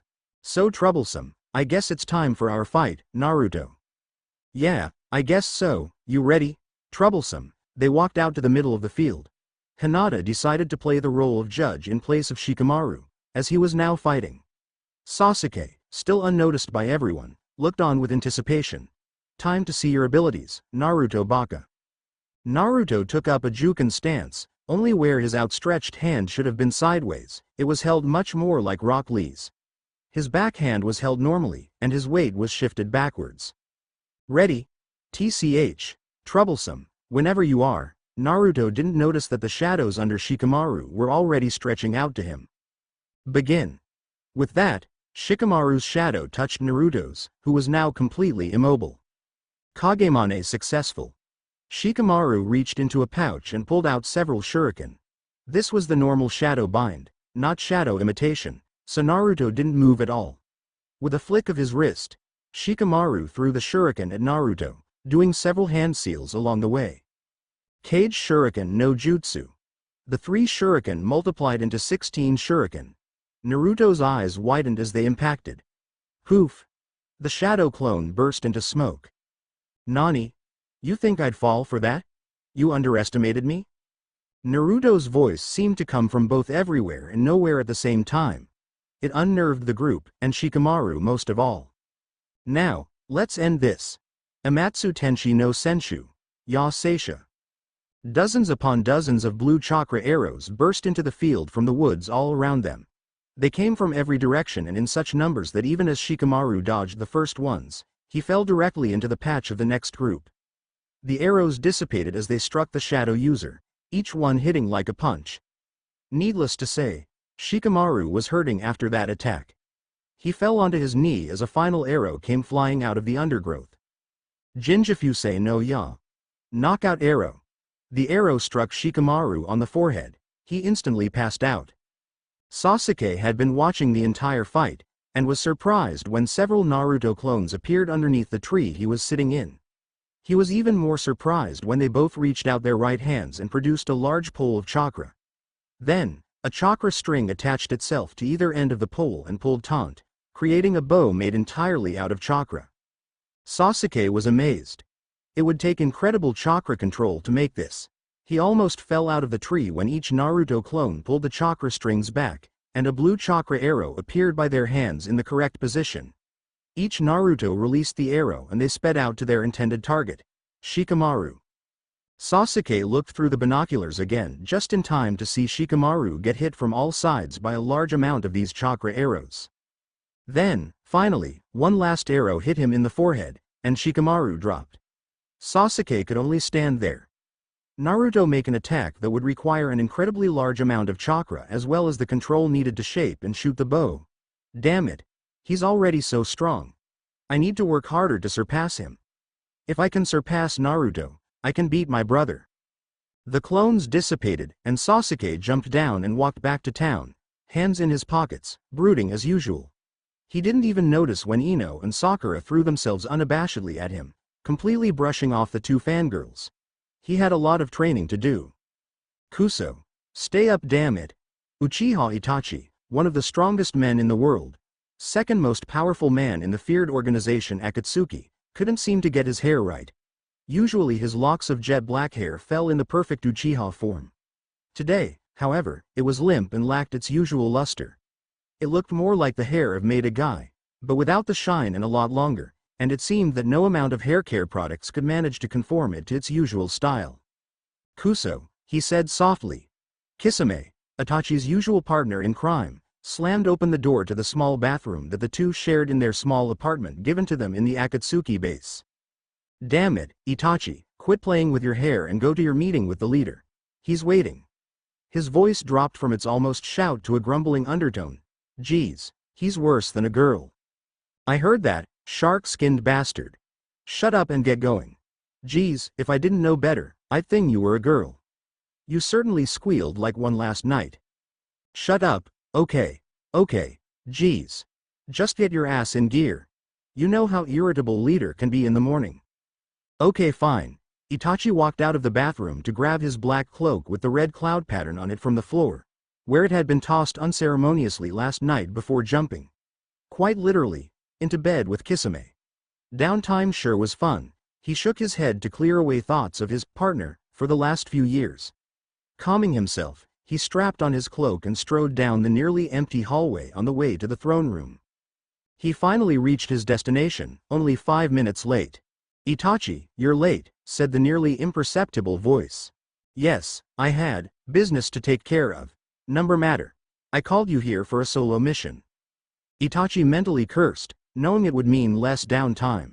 I need you to investigate a rumor that has been floating around for quite some time. It has recently come to my attention that the Kyuubi no Kitsune had ascended after the fight with the Yondaime and was never really sealed into its container. I need you to travel to Konoha to confirm or disprove this rumor. You have 2 weeks to finish your mission. I suggest you wear something other than our preferred garments. Hi, be gone by noon. Hi, and with that, Itachi did the famous Uchiha brooding walk no jutsu all the way back to his rooms. Finally, after packing all 3 of his outfits that weren't black with red clouds, he bid farewell to Kisame and walked to the exit of their lair. As he approached the guards to get them to open the gates to the world, one stopped him. I need to see your papers, Itachi-sama. Itachi held them out to the man, wondering why they were on the verge of bursting into laughter. Everything is in order. Itachi turned to exit the base when another of the guards stopped him. Anyo, excuse me, Itachi-sama, but you have something on your chin. Itachi wiped his hand over his chin, indeed feeling something on it. He pulled it away and flushed in embarrassment at the sticky opalescent liquid as he quickly wiped it off with a handkerchief. By now, the guards had fallen on their asses with laughter as Itachi turned a red that would rival Hinata, although he didn't know this at the time. Thank you, he said with barely contained rage in his voice. He was pondering what sort of punishment he should dish out to the guards via Mangekyo Sharingan, but before he could decide, the gates were open and he was on his way. Itachi finally made it to within sight of the gates of Konoha. Not wanting to risk getting caught, he used a genjutsu to hide his chakra and make himself invisible to the naked eye. He turned himself into a rock and waited for a wagon to pass over him on its way to Konoha. When one finally came, he stuck himself to the bottom of it with chakra and waited for it to enter.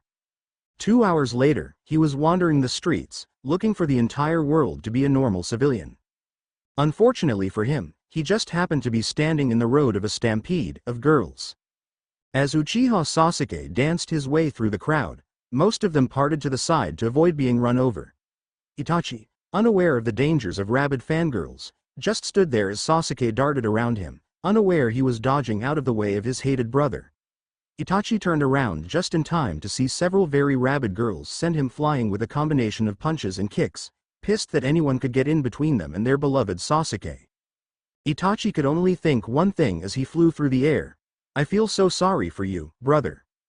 As fate would have it, when he finally crash-landed and skidded to a stop, he had managed to land in the middle of one of the few candy stores in Konoha. Shaking his head and slowly standing, he checked himself for injuries. The worst was a bruise on his cheek and his shredded pride. Welcome. Itachi looked up into the nicely plump woman who stood at the counter. He nodded and proceeded to look around the store, not wanting to draw unnecessary attention. His eyes fell on a strangely small cardboard box, its bright red background featuring white letters that read, Pocky, and a picture of a chocolate-dipped wafer stick. Curious, Itachi picked up the box, not knowing that this act would change his life forever. He went to the register and bought the box, casually opening it and trying one of the sticks. He instantly fainted. Waking up, he looked at the box in his hands. Surely, I have found my purpose in life. I shall eat this sweet ambrosia of the gods. Needless to say, he was instantly addicted. Walking out of the candy store, he was a rather strange sight to behold. Each and every pocket he had, as well as his backpack, was full to the brim of various flavors of Pocky, even some of the less popular ones. He had the usual chocolate and strawberry, but he also had a rare piña colada, the rapidly becoming popular mango, and even an extra special ultra-hot cinnamon. Itachi slowly wandered through the streets, munching box after box of his adored bonbon. Suddenly, a strange scene caught his eyes. Two people who looked like exact clones of each other, save for height, build, and one flak jacket, stood in the middle of the street. They were wearing hideously green spandex suits that conformed to every curve of their bodies. Also, they had burnt umber, things around their ankles. Their bowl cuts were a crime of fashion, but nothing could have prepared Itachi for what he saw next. Above their eyes were two things. They were thick, hairy, and twitched every once in a while, even if the owners of the faces they resided on were completely still. Curiosity took over as Itachi walked forwards, chewing another stick of double fudge chocolate pocky. The taller of the strange duo stopped hugging his shorter clone to stare at the strange man who approached him. Itachi carefully extended a finger, slowly moving it closer and closer to the man's face. He poked the apparently incredibly fuzzy eyebrows. A mouth randomly formed from the hair and attempted to bite Itachi's finger off. Incredibly, Uchiha Itachi, one of the most feared people in the world, screamed like a little girl and dropped where he stood, utterly unconscious. Itachi slowly opened his eyes, blinking them to adjust to the noontime sun that shone down into his face. He slowly sat up to see himself in one of Konoha's many training grounds. The green-clad duo stood in front of the training stumps, alternately hitting or kicking them. They seem awakening. Gai-sensei, the flames of youth burn brightly in this one. The last person who fainted in front of us was out for weeks. Indeed, my beloved and cute pupil, we shall celebrate his springtime of youth with a manly embrace. Yash, Gai-sensei. Lee, Gai-sensei. Lee, Gai-sensei. Lee. Itachi just stood there, staring as a setting sun shone behind the walking fashion disasters as they manly embraced, while crying into each other's shoulders. Putting his hands together in the Kai seal, he let the small genjutsu disrupting technique do its magic. Nothing happened. The sunset stayed, the waves continued to crash, and the rocks underneath the two were still as hard as usual. Itachi was spellbound. He couldn't believe the incredible amount of skill that was put into this genjutsu. He activated his Sharingan, with a small genjutsu of his own to hide the changing eye colors. Nothing. The Sharingan told him that there wasn't a genjutsu there, and the scene was real. How in the world they could have summoned a seaside sunset scene at noon in the middle of a continent, no one could ever know, but Itachi was determined to find out. He pulled out a notebook and sat there, scribbling down notes left and right, describing each scene as it came to play with as much detail as he could. For the rest of the day, Itachi followed the duo around town, even as they ran laps around Konoha on their hands. By the end of the day, his notebook was full, his pocky was gone, and his wallet was itching to go buy more of his heavenly snack. So, after one last trip to the candy store, he found a nice tree to sleep in, and started drifting off. The last thing he though was, somehow, I get the feeling I'm forgetting something. Naruto was getting his pack ready. After nearly a month straight of D-rank missions, the team was bored out of their minds. Finally, Naruto snapped and requested a much more challenging mission from the Hokage. Flashback. The three genin and their sensei sat in front of the Hokage's bureau. Naruto, despite having been coached by the Hyuga to remain impassive at all times, had a strange twitch in his eyebrow that he couldn't manage to get rid of. Just the mention of the daimyo's cat seemed to aggravate his condition. It didn't help that the subject of their conversation with the Hokage was that particular problem. Wife's cat has escaped again. It was last seen in the vicinity of the Hokage Monument lookout point.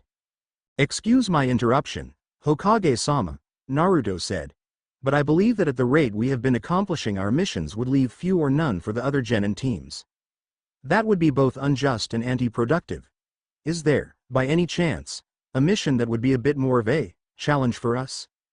Sandaime Hokage raised an eyebrow at Naruto's behavior. His manners certainly have improved since he started living at the Hyuga compound.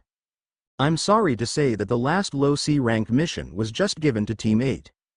It was then that the gods decided to pity the plight of Team 7 and arranged for their wish to be granted. The door to the Hokage's office burst open and a Junin ran up to the Hokage's desk to hand him a sealed scroll. Hokage-sama, we have received word from one of the Chunin border patrol teams. The team in charge of Sector 15 on the border of Fire and Rice countries had suffered a casualty. They send a report via summoned hawk, and their report is in here." With that, the man bowed and walked out, closing the doors behind him. The Hokage opened the scroll and read the report. Although he held his face in a sort of apathy, the look in his eyes seemed to tell both Naruto and Hinata, who have been trained in the Hyuga way of reading emotions, that something was amiss. "Well, Team 7, you are in luck. One of the Chunin has been injured and will require medical treatment. His injuries are severe enough that the team's medic Nin cannot completely heal him. He will have to be brought back to the hospital. You are to escort the team of medics to the site. Meet up with this team, and your team will support the other 2 Chunin in their task of border patrol. This is a mid-sea ranked mission, and there may be contact with enemy ninja in non-combat situations. Will you accept this mission?" The 3 looked at Ibiki-sensei and nodded. Ibiki, in turn, said, "We accept this mission. When will the medic team be ready to leave?" "They will leave by noon. That gives you 4 hours to prepare and meet them at the hospital entrance. Bring enough supplies for a 2-week stay. That is all." "Hi, Hokage-sama," the 3 genins said in unison. End flashback. Naruto studied himself in the mirror. His off-white, almost cream-colored jacket would not blend well in the green of the trees he would be patrolling in. He smiled and reached into his closet to pull out his new outfit he had recently acquired. Flashback, again, the day before their meeting with the Hokage, Naruto was taking a couple hours to relax. Not content in the stuffy Hyuga compound, he decided that he would go shopping. Strange thing for a man to do. In any case, mostly he just browsed the vendors that had set their wares up on the side streets. There were some interesting trinkets, but unfortunately for both Naruto and the vendors, the Hyuga pride had really begun to rub off on Naruto. These things are only semi-precious stones set in common metal. Not something a Hyuga should wear. Soon, he decided to visit a weapons shop. Usually, he went to the one that was run by Tenten's family, as she was a good friend of Neji Ni-san. Today, however, his eyes were caught by a different store. He entered the small shop and subtly admired the decent display of weapons around the walls and aisles. What really caught his eye was the glass counter and what was held inside it. The sign on top of the counter read, "Customized forehead protectors available here." Naruto was instantly intrigued. The owner of the store was, rather unfortunately, one of the few people that didn't believe the Sandame when he announced Naruto's heritage and the fact that Kyuubi was no longer part of this world. However, this was offset by the fact that Naruto was not only a main branch member of the esteemed Hyuga clan, but also held in high regards by Hiyashi-sama. "Excuse me, sir, but how much would it be to customize a headband from scratch?" After a moment of mental debating, the shop owner replied in a rather neutral voice. "That depends on what you want to put on it." Naruto nodded and took a moment to think. "Then I would like to purchase one." The man nodded and pulled out a slip of paper. "And what would you like to put on it?" "First, I want the metal blackened and unable to reflect light. Next, carve the leaf symbol to the left side of it and the Hyuga flames on the right. The only shine should be in the carvings themselves." The shop owner wrote down the instructions and mentally tallied up the price. "The price will be approximately 8,950 ryu." Naruto dug out his wallet, thankfully not Gama-chan this time. He pulled out a 10,000 ryu note and handed it to the man, who got his change and handed it back. Before Naruto left the store, he asked the man one final question. "When is the soonest I can it up?" For another 1,000 ryu, I can have it finished by 6 o'clock tonight." Naruto smiled and flipped him 2 500 ryu coins, which the man caught before smiling and wishing him a good day. Naruto was in a particularly good mood, and decided to stop by a ninja outfit store that had been highly praised by several branch members. Apparently, the shop was new in town, and the owner was from Wind Country. He had a fair amount of interesting outfits in a style from an ancient civilization known as the Pashan. Making his way across town, he finally stopped by the store. Before he went in, his eyes were yet again drawn to a window display. The mannequin that stood there had on the outfit that had caught Naruto's eye. It was completely black and didn't reflect any light whatsoever. The pants looked to be skin tight, but were in fact near the bottoms of the legs. It seemed to be tied by black bandages. The shirt was very much the same, but only the arms were tied. The pants and the shirt were held by a black sash that was barely visible, but seemed adjustable. The entire head of the mannequin was wrapped and the only place showing was a small slit for the eyes. Each of the wrapped areas had tails at least a foot long that Naruto could imagine would flutter quite intimidatingly in a slight breeze. It almost looked like shadows were rolling off the outfit, giving it an extremely cool look. Imagine the Sand Wraith Prince, from Prince of Persia, warrior within, only with a wrapped head instead of a mask.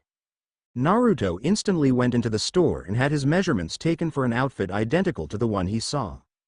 He paid the shopkeeper a rather sizable tip to have it finished by nightfall, and of course the man complied, as he did not have too many orders at the moment. This was only his first week open for business, and word had not spread around to overwhelm him with orders.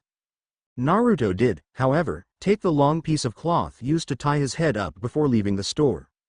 Making his way back to the weapons shop, he instructed the man to put the customized headband on the black cloth so that it would be on Naruto's forehead when he wore his outfit. Looking around the weapons shop again, as it was around 5:30 already, Naruto decided to stay until his headband was finished. Strangely enough, today seemed like a rather compulsive day for Naruto, as his eye was again caught by something. A small black box was sitting in the corner of a room. A thin layer of dust covered it as it had not been opened in a while. Carefully lifting the lid up, Naruto peeked inside. In black velvet, there sat two of the most exotic weapons Naruto had ever seen, along with an old-looking scroll. The weapons themselves were familiar to Naruto, as they were merely a short sword and a dagger. It was the fact that they were both strangely shaped that caught Naruto's eyes. Both were completely black, but they had silver accents along the handle and guards. The hilts were inlaid with obsidian stones that seemed to shine with an inner darkness. Strange as it sounded, it's the only way Naruto could describe it. Naruto grinned his true grin. It wasn't the stuck-up Hyuga, "I'm better than you" smirk, nor was it the "I'm completely happy, nothing is wrong" grin he had used as a child. This was a foxy grin that, should anyone have seen it, would have made people shudder at the killing intent behind it. Naruto was imagining himself in his new outfit, wielding these strange-looking weapons.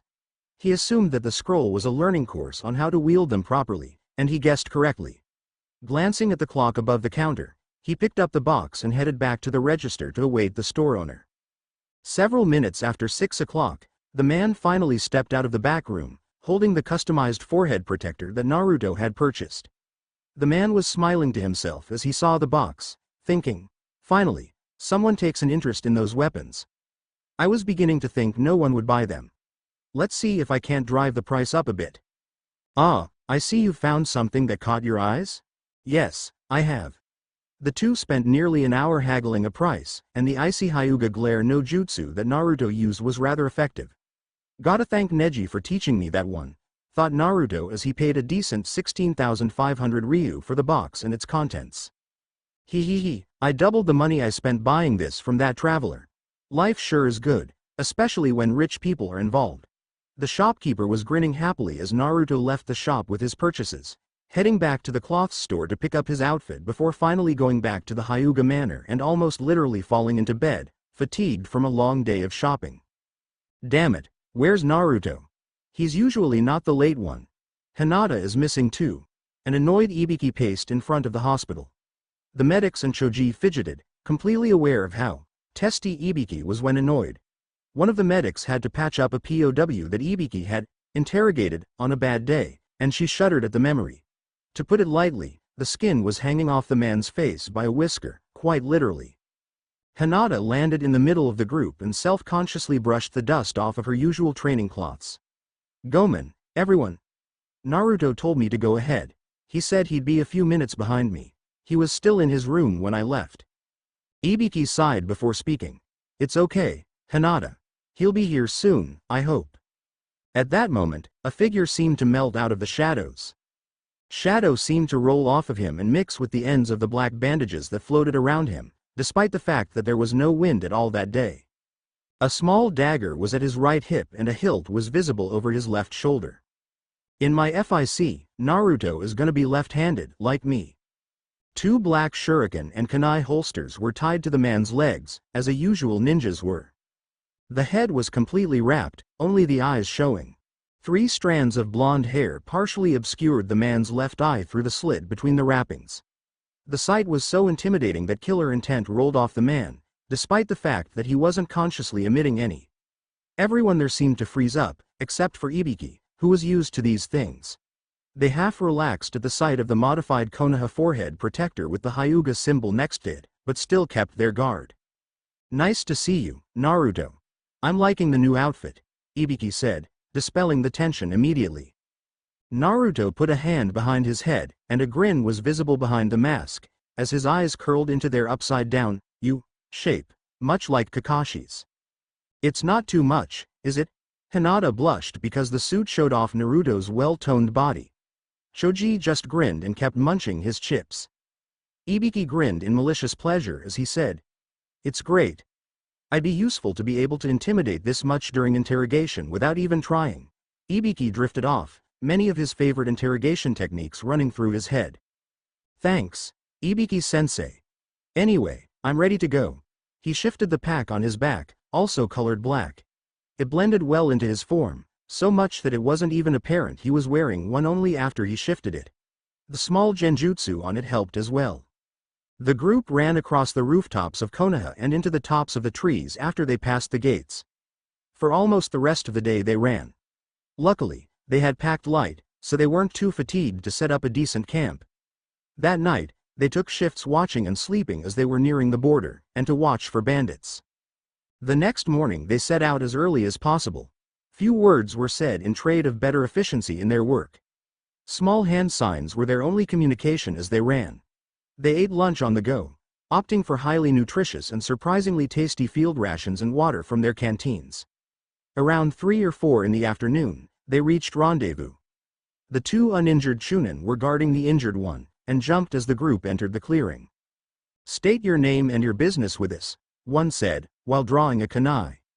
"Morino Ibiki, I'm the Junin instructor for Team 7, and we're escorting the medic team and replacing your downed comrade for the duration of his recovery or until another can replace us. Here are our documents." Ibiki slowly pulled out the specially sealed scroll and tossed it to the men. After they made sure it wasn't booby-trapped. They're on the border and have an injured comrade, not to mention outnumbered already. They're being very cautious. They opened it and read it, confirming Ibiki's report. They relaxed slightly, and the medics moved to treat the injured man. "What are your usual patterns?" Ibiki asked the team leader. After they were explained to Team 7, the Genin team and their sensei took off-roll until the other 2 had a chance to rest, namely until tomorrow morning. The day was rather uneventful, consisting of little more than moving through the treetops and undergrowth about 2 miles back from the border, looking for any intruders. Hinata's Byaakugan was more than helpful in their task, and the group didn't have to risk being revealed to look through rather thick branches or overgrown bushes. Naruto's bloodline was just as effective, but he didn't detect any human chakra other than their own and that of the Chunin patrollers. For the next week and a half, Team 7 fell into the rhythm of their mission, eventually earning the respect of the 2 Chunin. The 2 had asked to spar with them, but found that they were on the same level as Hinata and Shoji. In other words, it was a long, hard sparring session between them, but it all came down to endurance. Here, Shoji shone, while Hinata had to consume an almost dangerous amount of soldier pills. In the end, Shoji won, but Hinata only tied. The 2 didn't even want to try to take on Ibiki, and Naruto looked much more intimidating than the interrogation specialist. Eventually, they started taking shifts for their patrolling. The Chunin would patrol from sunrise to about 3 in the afternoon. They would return to camp and eat with the just waking group 2, which were Ibiki and Shoji. They would, in turn, patrol from 3 until around a little after nightfall. Then, they would return to camp and eat, only to be replaced by Hinata and Naruto. They would then take their turn patrolling until around sunrise, when they would return to camp and wake the 2 Chunin and eat breakfast. Right now, Naruto and Hinata were just waking up for their 3 o'clock lunch. Naruto yawned and stretched, using a combination of a low-level Suiden jutsu and a low-level Kaden jutsu to make himself a hot shower outside the camp a ways. Now, usually one wouldn't think that a Hyuga would be well, they will never be called that, but let's just say that Hinata seemed to take after Jiraiya. With the Byaakugan, it was more than easy to peek in on Naruto taking a shower. Ibiki knew what she was doing, but the others were still confused about her getting red in the face and springing a small nosebleed each and every morning, but they stopped worrying about it after the first few days. Naruto, of course, had no idea he was being spied on. Drying himself off, Naruto dressed and entered the camp. After a decent breakfast, the Chunin went to bed, Ibiki and Choji left to go on patrol, and Naruto and Hinata stayed behind. This was Hinata's favorite time of the day. Her and Naruto could be alone from now until nightfall, and they usually spent it talking, sparring, working on jutsu, or just sitting quietly. Now was one of their quiet moments. Hinata was, of course, in a mental battle. Come on, just gotta come out and say it. No, I'll look dumb. I gotta get him in the mood, but what if he gets uncomfortable? I just gotta do it. Come on, say it. Naruto, never mind. Hinata had her Byaakugan active, scanning all around and as far towards the smoke as she possibly could. As they were leaping through the trees, she couldn't quite stop in her tracks, but she did manage to stop at the next branch. Naruto landed next to her. What's wrong? He whispered. They're outnumbered. I see at least 10 Junin, 15 Chunin, a score of Genin, and a squad of what looks like Anbu class. They're all from Sound. The panic was rising in her voice. Naruto let out a string of some very colorful words that Hiyashi would have paled at if he knew one of his clan's members had said anything of the sort. What about Ibiki and Choji? Hinata paled and looked again, unconscious. Shit. Naruto's eyes scrunched up, and it was obvious he was thinking hard. Okay. We need to get them out of there, wake up the Chunin, alert any patrols in our vicinity, and get back to Konoha. Here's what we're gonna do. Oi, Kenmaru. You sense anything? No, the area is secure, right? Yes. Good. It was at that moment that Naruto and Hinata's plan commenced. Slowly, an unnatural fog that was tinted black rolled in from the forest. The Sound ninja were on edge. Ah, what's that? A black specter that seemed to just materialize out of the mist was seen by the group in the edges of the clearing. Its eyes glowed blue, and the killing intent that rolled off of it made all but the Anbu and Junin freeze up in fear. The shadows around it seemed to roll off of it and onto the ground. Many of the plants around the thing were wilting and dying as if their life force had been ed out. As silently as it had appeared, it was gone. 1 minute it was standing there, and it just seemed to dissipate the next. Suddenly, without warning, 50 of these specters jumped out of the trees and charged forward, each engaging a nin, and all the Anbu were double-teamed, as well as some of the Junin. The fighting was brutal, but the specters were held off. That is, until the volley of chakra arrows pierced the smoke left behind when each cage bunchen dissipated. Needless to say, almost all of the Genin and most of the Chunin were either dead or incapacitated. Only 2 or 3 of the Junin couldn't fight, but all of the Sound nin, including the Anbu, had some sort of injury, even if it was only a few bruises here and a closed tenketsu there. After the volley of arrows, the wind started to blow away the mist, leaving an empty clearing. Shit.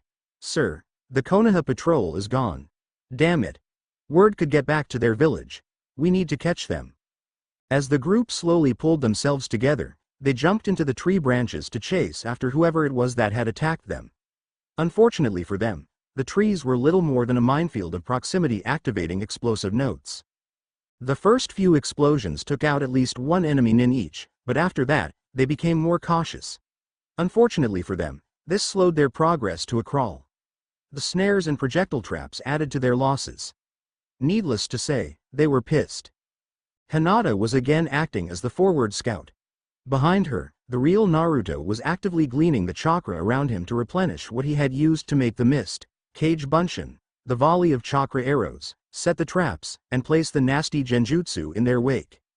It was the finest one Ibiki had taught them. Basically, it made each person caught in it face their greatest fear. The thing was, Naruto had poured nearly half of his chakra reserves, from the seal, into making it. The amount of chakra was more than enough to give it the power to physically inflict the wounds the genjutsu told their mind they had. It could easily be fatal. Another fourth of his total capacity was everything else he had done, leaving him at 1/4 power. At least, he's at 1/4 of what he can access. I'll get into more detail later. To put it simply now, the seal can hold about the power of 9.5 of the tails of Kyuubi. The extra half was a buffer so that the seal wouldn't overload and break. Kyuubi was never sealed, so the seal was filled with Naruto's chakra, roughly the power of a 9 tails in amount of chakra, but Yukai is much more potent than even nature chakra. If those ninja catch up to us, I won't have the power to stop them. I have to replenish my reserves as soon as possible. The cage bunshin that were carrying the unconscious forms of Ibiki-sensei and Choji were also gleaning small amounts and sending it back through the link into Naruto, effectively increasing the rate at which it was gathered. Unfortunately, the cage bunshin could only do so much if they didn't want to make themselves dissipate. They shrugged and kept at it as they made their way back to camp. Kagemaru rolled over in his sleeping bag. He snuggled closer to his lover. Miho, in turn, snuggled closer to him. Damn, it's too early to get up. Man, now I can't get back to sleep. He sat up and thought about how life had been since he'd started this assignment. At first, patrolling the border with little interaction between his team and himself. But, as things progressed, Miho had fallen for him, and he felt the same way.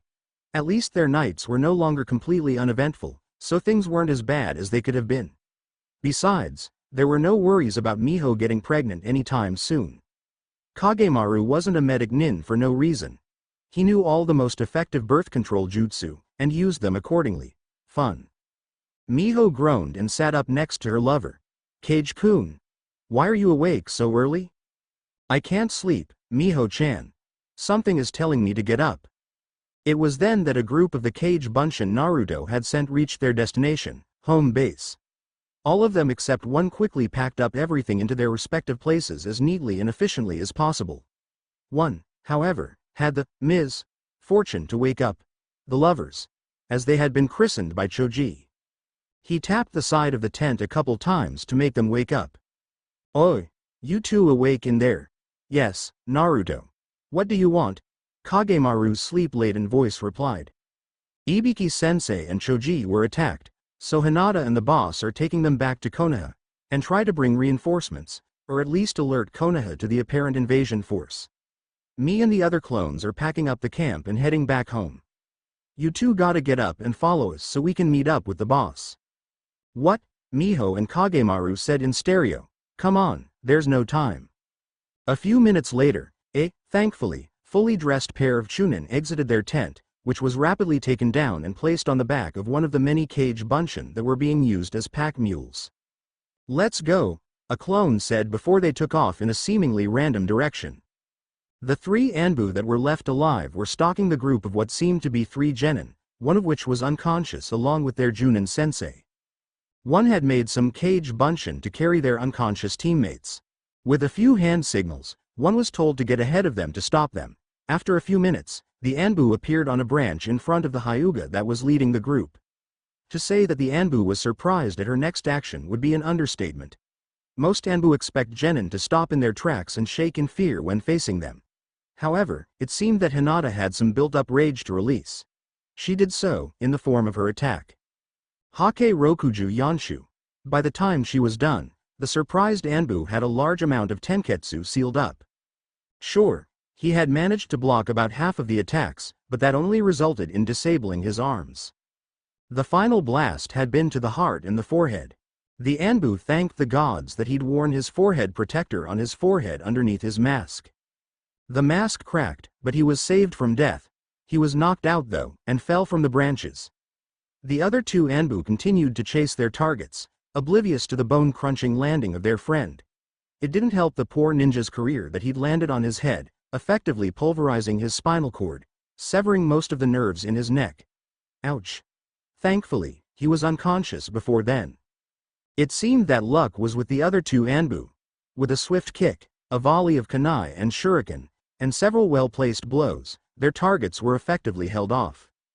Hinata struggled against the ninja wire that bit into her flesh, thankful for the thick leather of her jacket to protect her arms. She had been tied up, and was being held by her throat by one of the Anbu.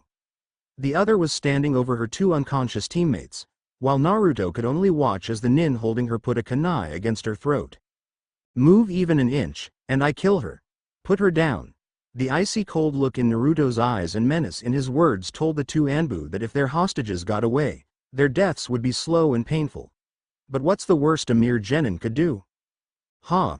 You couldn't kill a fly even if you wanted to. I'll give you one last chance. Here, Naruto activated his Amatsu Tenshi no Senshu and drew the string back, letting a chakra arrow form. Let her go. What's the worst you could do? I'm an ANBU, you pathetic waste of sperm. You can't hurt me. You aren't even at the level of a Genin's shit. With that, the arrow was released. Before it had traveled even a foot, it split into 128 different arrows. Naruto called out his attack. Amatsu Tenshi no Senshu Hake, Hyakuniju Hachiya. Heavenly Angel's Bow, 128 arrows of Hake. Note, this is an approximate translation. The only thing I know is right is the Hyakuniju Hachi. I know enough Japanese to be able to count. You need to know at least that if you're gonna spend 6 weeks there. It helps when shopping in the open-air markets.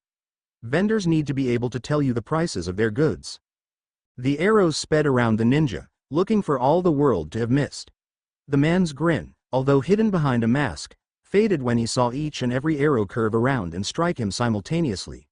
He was thrown into the air, dropping Hinata, and landed hard on his shoulder. Your tenketsu have been sealed. You cannot mold chakra anymore. Unfortunately for you, all my arrows have inserted nature chakra into your system. You have less than a minute to live. Goodbye. The smooth monotone Naruto said this in Think Like Neji when he's talking about fate.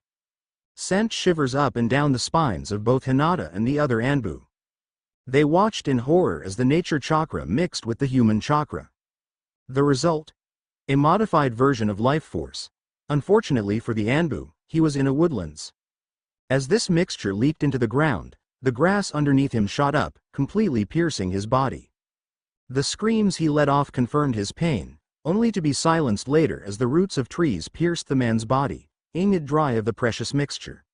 All the plants that absorbed the life force grew before their eyes. The already gigantic trees shot up several stories above the others, and the grass stalks became as thick as Naruto's wrists, almost like bamboo. There was nothing left of the man's body save for a large clump of the supersized grass that fed off the corpse's nutrients. The other Anbu was frozen in fear. It didn't help that Naruto's gaze switched to him. Before Naruto could react, though, the Anbu pulled out a kunai and threw it at the stunned Hinata. Hinata! Look out! Naruto's shout came too late. Hinata's gaze switched to the Anbu. As soon as her eyes made contact with him, she felt a massive pain in her left eye. Naruto could only watch in horror as the thrown kunai caught Hinata off guard and completely pierced her eye. Hinata's blood-curdling scream resounded through the forest as her hand reached up to try to stem the flow of blood that poured from her wound. Naruto dashed forward as Hinata fell to the ground. Hinata-chan! Hinata looked up at Naruto's face as he crouched over her. She could only see half of what she usually could. A strange calm came over her. Her voice was racked with pain. She shuddered and reached out a hand, cupping Naruto's masked face. Naruto-kun, Ashiteru. Her body went limp. Naruto grabbed her hand and held it to his face. His tears were soaking the front of his mask, but he didn't care. He could only watch as his closest friend died in his arms. He was unable to do anything. His grief slowly changed, turning itself into pure rage. Naruto stood and faced the Anbu that had thrown the kunai. The killer intent rolling off of him was strong enough that it was being felt all the way in Konoha. They'd never felt anything this strong, save for from the Kyuubi. Naruto reached down into his seal, pulling all the chakra he could out of it. It flooded and burned his chakra pathways. It wasn't enough. He kept pulling and pulling. Rocks and clumps of dirt and grass started floating into the air by the massive amount Naruto was gathering. A revelation came over him. If I draw much more, my chakra pathways will be burned beyond use. It's not enough. Damn it. Wait, W through my chakra pathways, but outside my body. With that though, Naruto found the hole in the seal that Kyuubi had made while escaping it that fateful day. He forced everything he had out that hole, molding it around his body. To the Anbu, he only saw the Gaki shaking in rage.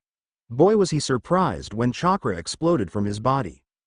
The chakra was shining such a bright blue that the boy's shadowed outline was the only thing visible. Naruto's eyes were glowing the same bright piercing blue that his chakra was as his bloodline captured each and every iota of chakra his seal had expelled. He gathered it around him like a shroud. It took no shape or form recognizable. It seemed to float around the boy like a wildfire, but flowed and rippled like water. The chakra shroud was huge, fully taller than the trees, despite their recent growth spurt. It tore into the ground as it swirled around him, tearing spiral patterns that flowed out from him. Naruto finally had gathered enough. Naruto stretched his arm out, his hand open, extended towards the shaking form that was a sound Anbu. The chakra around Naruto flew towards his enemy, completely surrounding him. It picked him up several feet into the air. The man could only float there, completely held by the chakra that was filled with the need for his blood. Die. Naruto's cold, emotionless voice would have sent shivers down anyone's voice, but no one save for his enemy was around to hear it. The chakra formed a sphere around the man. Soon, the ball began to shrink, constricting tighter and tighter. The Anbu couldn't stop its inexorable pressure. Bones cracked and snapped as they were broken from the pressure. The ball continued to get smaller, despite the shower of blood that violently sprayed out from it. It kept getting smaller and smaller, squishing what was left into a tiny ball, smaller than a marble. The energy had compressed the man's atoms together into an ultra-dense black stone. Nothing else was left of the Anbu, save for the kunai in Hinata's eye and the blood that coated the entire clearing. Naruto could only smile to himself as darkness clouded his vision. His form slowly sank down, completely drained. The tiny amount of chakra left in him would keep him alive for little more than a few hours. At least Hinata's death has been avenged. It was then that he finally drifted into unconsciousness, oblivious to the world. Halo here. Phew, that was fun. I was thinking about continuing this chapter, but I decided I'd just post it and write another one later. I don't know how much time I'll have this week. Anyways, there are a couple of things I gotta go over before I post. It doesn't matter how much chakra you have, it only matters how much you can force through your chakra system. If a genin was given the same amount of chakra that a Kage had, it wouldn't allow him to do high-level jutsu until his chakra pathways grew enough to accommodate the high flow of chakra needed. Naruto found a way around this by molding it outside his body. He is the only one able to do this because of his bloodline, so this technique would be useless for anyone else, and they'd just waste all that chakra. That's why Orochimaru's cursed seal needs a person to die. They're forced to regrow their chakra pathways to accommodate the incredible influx of chakra they receive from it. It's a decent explanation, I think. The only reason Naruto and Hinata have been doing so well against the Sound Ninja is because they made a great plan, caught them off guard, had several hours to set traps beforehand, and didn't try to fight them, only distract them to get their comrades out of the enemy's clutches. If Naruto had stayed to fight, he would have died, even with his new technique to control his massive demon-sized chakra stored in the seal. Nature chakra is like the chakra of the planet. Human chakra is the chakra of a person. Mix the incredible energy of dead, or non-living chakra with live, or living chakra and that's what you'll get. In my story at least. It's nothing more than life force on steroids. The plants were drawn to it, and it helped them grow at the rapid rate they did. It only lasted till it was gone, but it still killed the man. No worries about him coming back anytime soon. I doubt his soul would even be able to reincarnate after that. The other Anbu. Naruto's chakra compressed the atoms of his body together to create the black stone. It took a lot of energy, almost all 9 taels worth Naruto could store. Before he was able to mold the chakra outside his body, he only had access to about 1/100th of a tael of chakra. The chakra he could access was roughly equivalent to a low or mid-level Junin. Yeah, he's got a lot more now, more than all of the Kages combined and doubled. Yep. It comes with a price though. Like I said, he can only draw so much chakra at the same time without killing plants or disrupting the planet's chakra. Sure, some plants dying isn't horrible, but if he disrupts the Earth's chakra, he could literally cause the world to become unstable. Basically, the end of the world. Yeah, dangerous bloodline. I think Kami-sama would jump in before that happened though. You never know. So, because Naruto used up almost all of his chakra, it will be quite a long time at the rate it usually takes him to regain it all. About a year and a half. I've got another idea for it though, but you'll just have to wait. To say that Kenmaru was pissed would be like saying Itachi liked Pocky or Naruto thought ramen tasted okay. It was a massive understatement. 2 genin. All it took to completely stop the first wave of the Sound's planned invasion was 2 genin. Otokage-sama will not be pleased, he though to himself. Of the 4 Anbu, 10 Junin, 15 Chunin, and 21 Genin, their numbers had been reduced to 4 Junin, 7 Chunin and 9 Genin. All 4 Anbu had been wiped out by that, That thing. The strange phantasm that was apparently a member of the Genin team supporting the border patrol had done most of the damage. How he did so was painfully obvious. First, he played off of our fears, what with the creepy fog and that strange shadow that surrounded him. That was almost as scary as Orochimaru-sama on a bad day. Next, he surprise attacked us with Cage Bunshin and those strange chakra attacks. Then, his teammate and him carried off our prisoners and lead us straight into a fuckload of traps. We didn't see them because we were so intent at perusing them. Then, the Anbu disappeared as they were the only ones capable of following them. By the time the rest of us caught up to the battle site, one was paralyzed from a broken neck, and we never found the bodies of the other two. It appeared that the last Anbu was killed in the initial ambush. Damn it all. By the time we had arrived, they had vanished. Damn it. At this rate, we'll never finish reinforcing our position before the Konoha forces arrive. A rather long and colorful string of curses flowed out of the man's mouth. Under his orders, everyone who could make Iwa, Mizu, Cage, or Suna Bunshin were told to make as many as possible to speed up the process of building their outpost. It wasn't as far into the Fire Country as they'd hoped, but still. Now, if only the Rice Country's army would arrive, then they'd be set. Naruto could feel each and every ache in his body. Pain flared up each time he was jolted, which was quite a lot. He opened his eyes, squinting from the light that shone into his eyes. His head was resting on the right shoulder of someone. The evening sun was shining in his eyes. Naruto raised his head and took a look around. Miho was carrying a still unconscious Hinata. Her face was turned away from Naruto, so he couldn't see her eye, but she had bandages wrapped around her entire head. He was riding on Kagemaru's back. Some sort of solid Bunshin. Whether it was Cage or any of the others, Naruto couldn't tell. Of both of the Chunin were carrying all the luggage that Naruto's clones were carrying before Naruto passed out and his clones dissipated. Naruto groaned at a particularly rough jolt as the pain lanced through over strained chakra pathways that burned. Shit, this might take a while to heal. In the meantime, Naruto racked his memories in search of one little piece of information. Did my clones get to the other patrols or not? He continually searched over and over. Finally, it came to him. Only the two closest to their sector had been alerted, and had probably alerted the Hokage via messenger birds. The two Chunin stopped, setting down their passengers. With a nod, Miho took off to set traps so they could rest, while Kagemaru checked over the injured Genin. Naruto is doing okay, despite coming out of a ridiculously outmatched battle. His chakra pathways are badly burned, but they should recover. Hinata, it's just too sad. In a clan that values eyesight above all else, she had a high chance of losing her eye. I can't be sure yet, but at best she'll have a blind spot right in front of her, even if it heals up. Well, unless Tsunade Hime herself came to heal her, but she hasn't been seen in years. Naruto groaned and tried to sit up, only to fail and lie back down. Water, please. Kagemaru held the canteen over the boy's lips so he could slowly drink. After nearly draining the container, Naruto nodded slightly in thanks and drifted back into unconsciousness. Miho landed next to Kagemaru. How are they doing? Naruto will recover in about a month, and at least a week of that has to be in the hospital or his chakra pathways could be scarred permanently. Hinata, well, she'll be lucky if she doesn't lose her eye, but even more so if she still has any decent sight out of it. In any case, she's gonna be nearly half blind for the rest of her life. Miho seemed to wither, remembering her and Kagemaru's original teammate back when they were still on a Genin team. Flashback. Warning. This flashback will make you cry. Don't read if you don't want to. Ahaya, Miho-chan. Ahaya, Kagemaru-kun. The other person just smirked.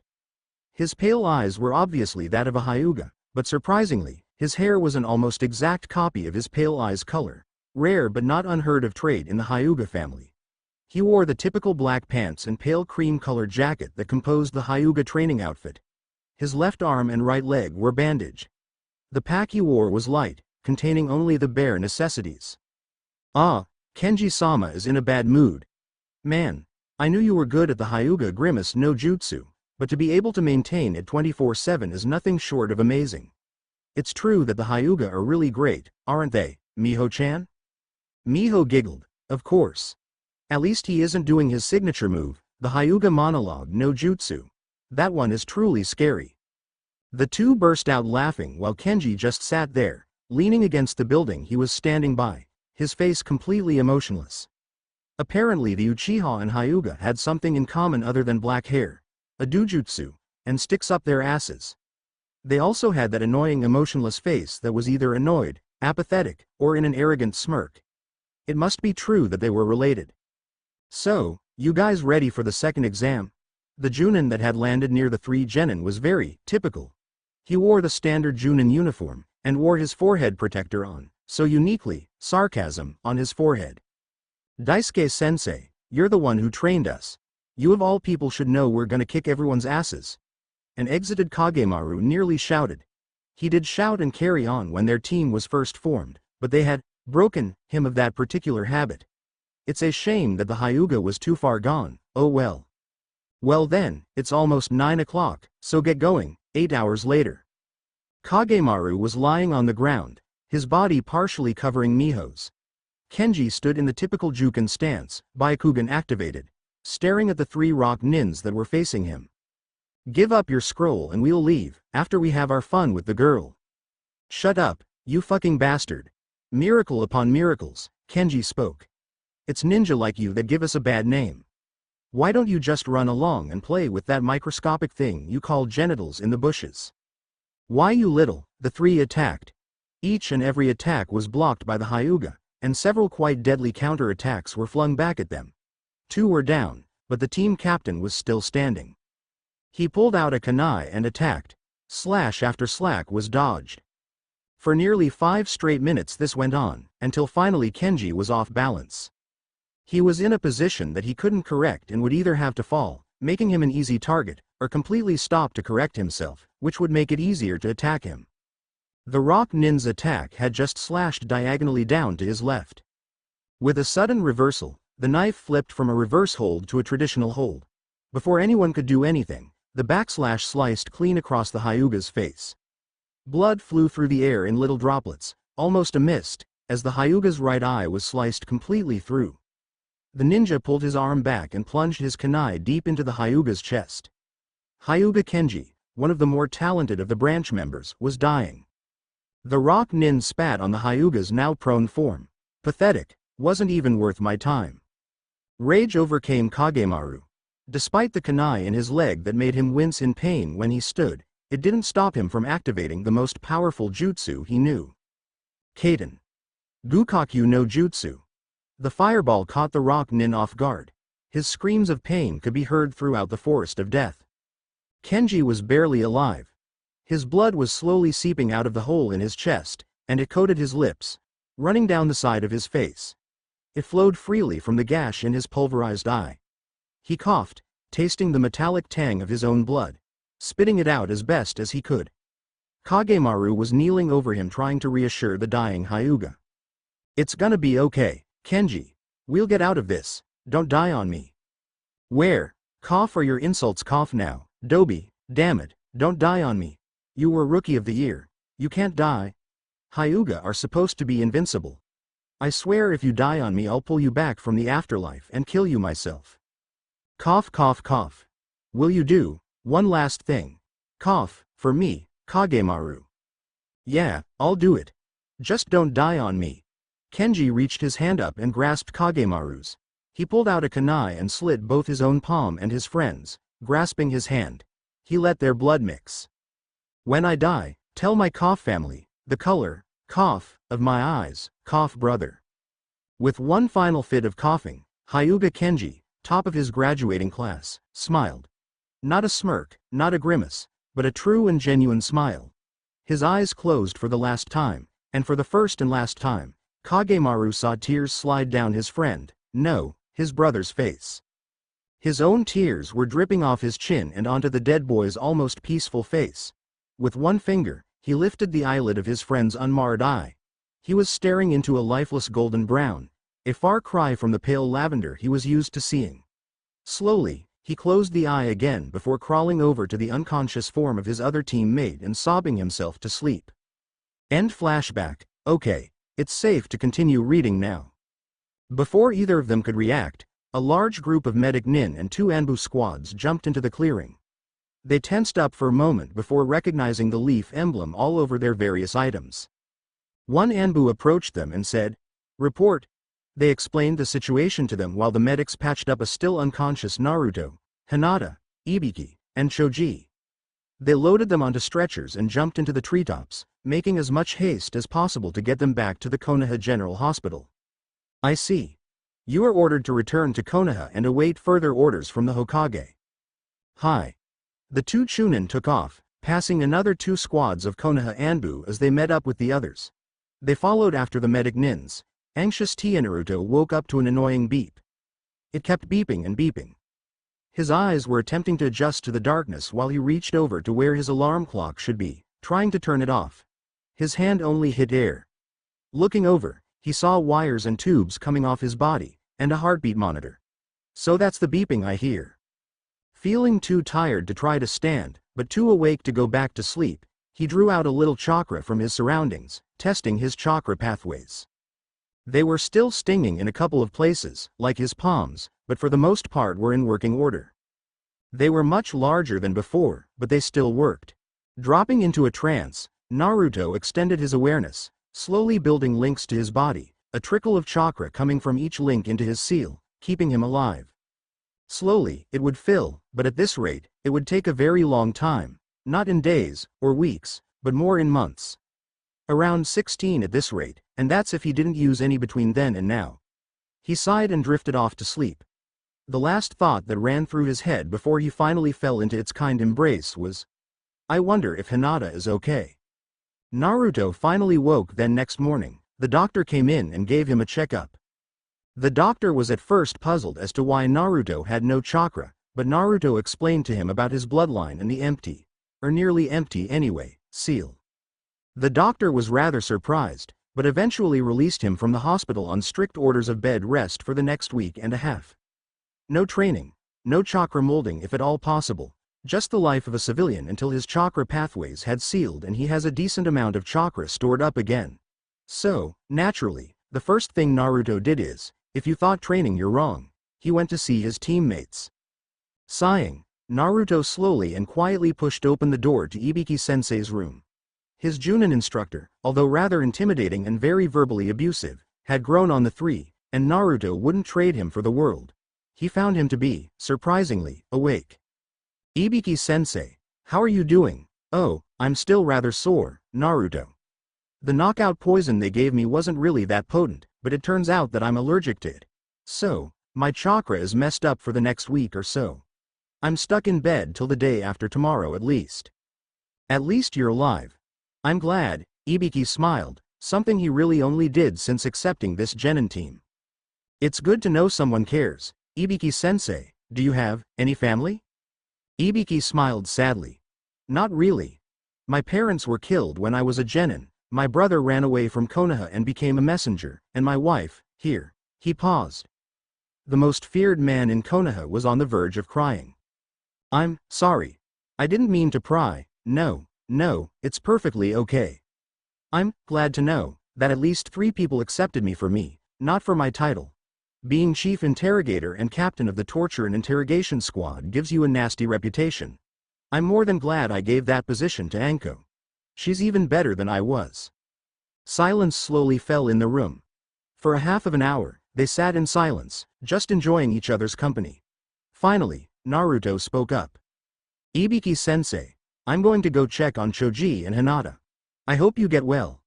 I'd bring you some flowers, but something tells me that's not your style." Ibiki chuckled. Naruto stood and walked out of the room. Slowly, he wandered the halls, finding his way to Choji's room. He slowly opened the door, again not wanting to wake his teammate as he is sleeping. Choji was still asleep. True, Naruto didn't get a good look at him while he and his clones were moving him from the ambush spot, but now, it was painfully obvious that Choji had fought the group with Ibiki. Almost all of Choji's fat had disappeared, and his well-toned muscles stood out underneath his skin.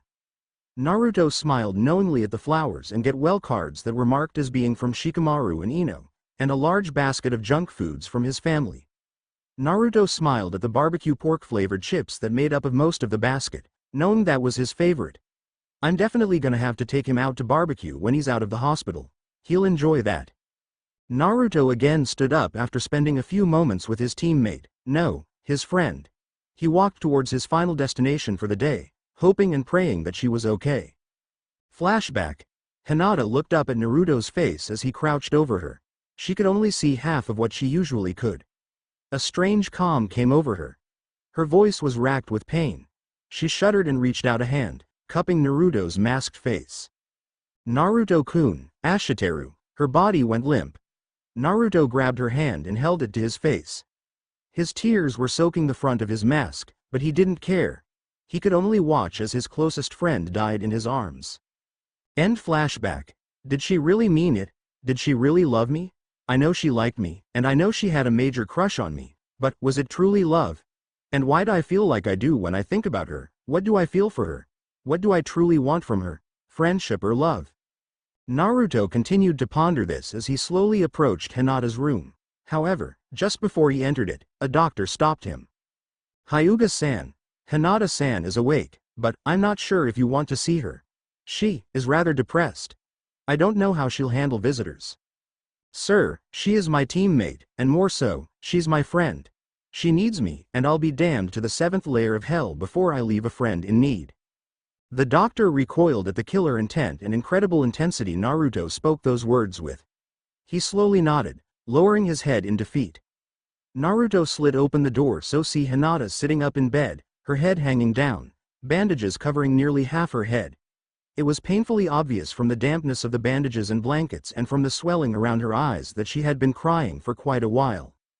Hinata-chan, she looked up as Naruto walked over to sit in a chair next to her and sat down. She looked at him for a moment before looking away. He'll never accept me now. If I couldn't get him before now, then I sure as hell can't get him now that I'm disfigured. She burst into another wave of silent tears. This did not slip past Naruto. He leaned in and gave her a warm, comforting hug. Hinata-chan, Naruto-kun, what will father say? Could barely pass his tests before, but now. Hinata leaned into the hug Naruto had not broken, crying into his shoulder. He just sat there and held her, not quite sure of what to do. So he did what just felt natural to him. He softly patted her back, trying to comfort her while whispering to her. Shish, it'll all be okay. I won't abandon you. Trust me. And if Hiyashi-sama tries to do anything about a wound you honorably received in battle, I'll shove his marriage bed so far up his ass that he'll never find it again. It's okay. Just let it all out. Hinata cried for another couple of minutes before finally sitting back, only hiccuping every few minutes or so. I wish there was something more I could do for you. Hinata, if there is anything you want me to do for you, just ask. I'll do anything so see you smile again. Hinata's eye widened at this statement. No, this promise. She thought back to what she said just before she passed out. I have to ask him, Kami-sama. If you have wished good fortune on me, please let me have the courage to tell him. Naruto, I need to know. She paused. Her unbandaged pale lavender eye looked deeply into his. Naruto could see the pain and the yearning in them. Naruto, I need to know, how do you feel about me? Will you ever love me, or are we forever fated to remain just fiends? Hinata, everything that had happened in the past few days rushed through his mind. He felt the anger, the rage, he felt how much he wanted to protect Konoha, his Ted when he was passing out. He remembered how angry he felt that she had died, and when he had killed her attackers, he remembered feeling, it was something he couldn't describe. It was something like his desire to protect her, but also, it was more.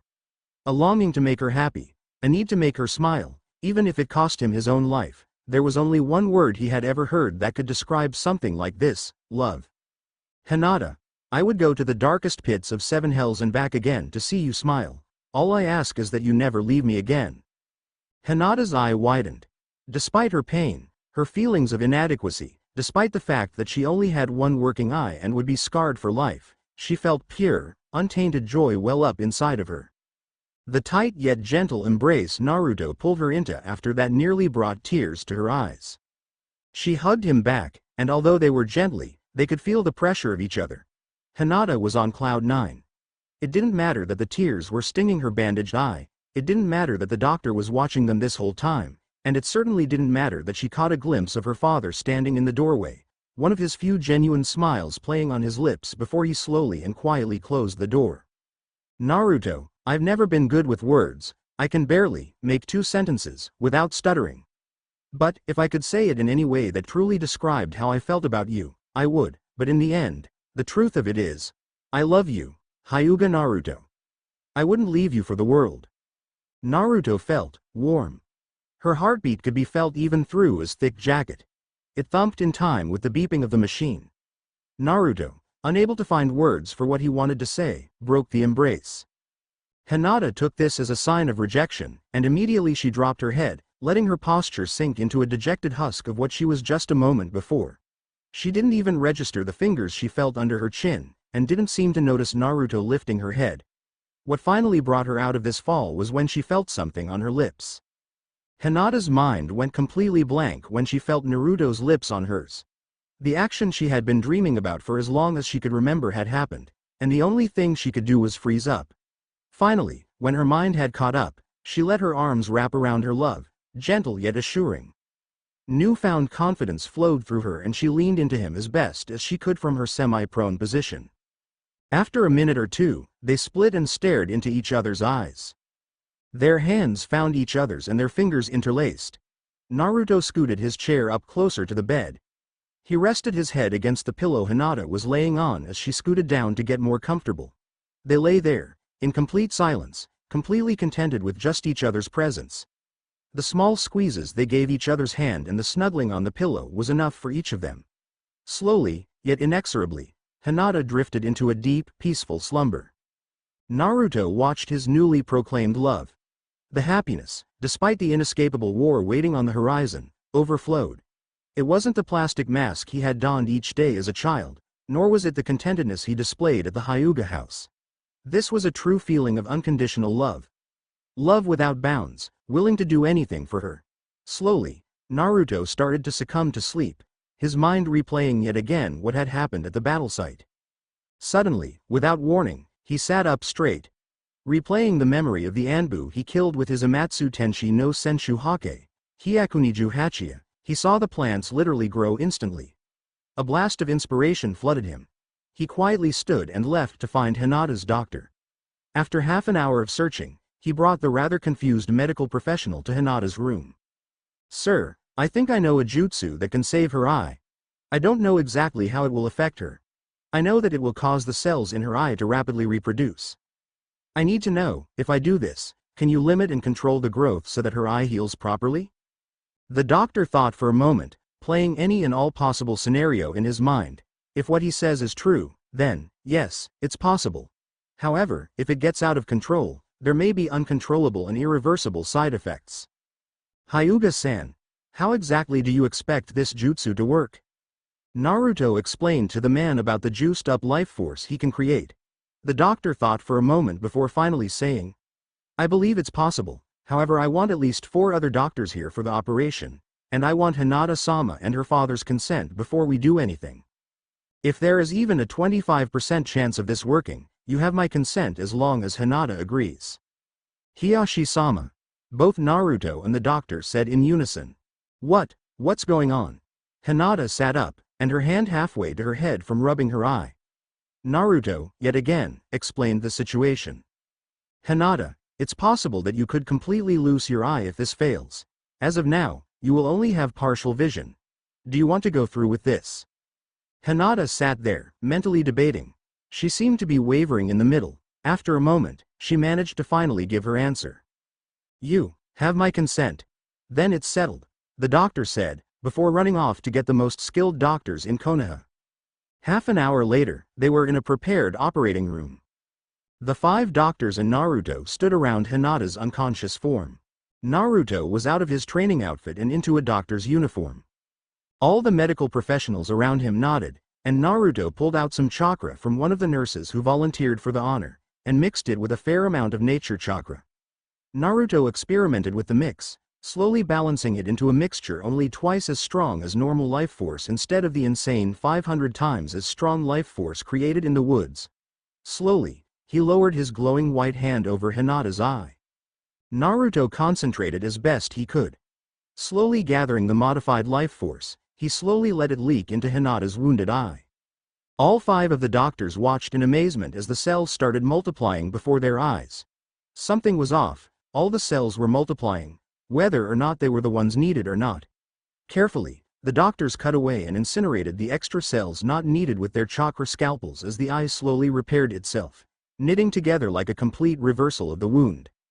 Sweat started running down their foreheads, and the nurses carefully wiped it away, making sure none dripped into the wound or onto the unconscious girl.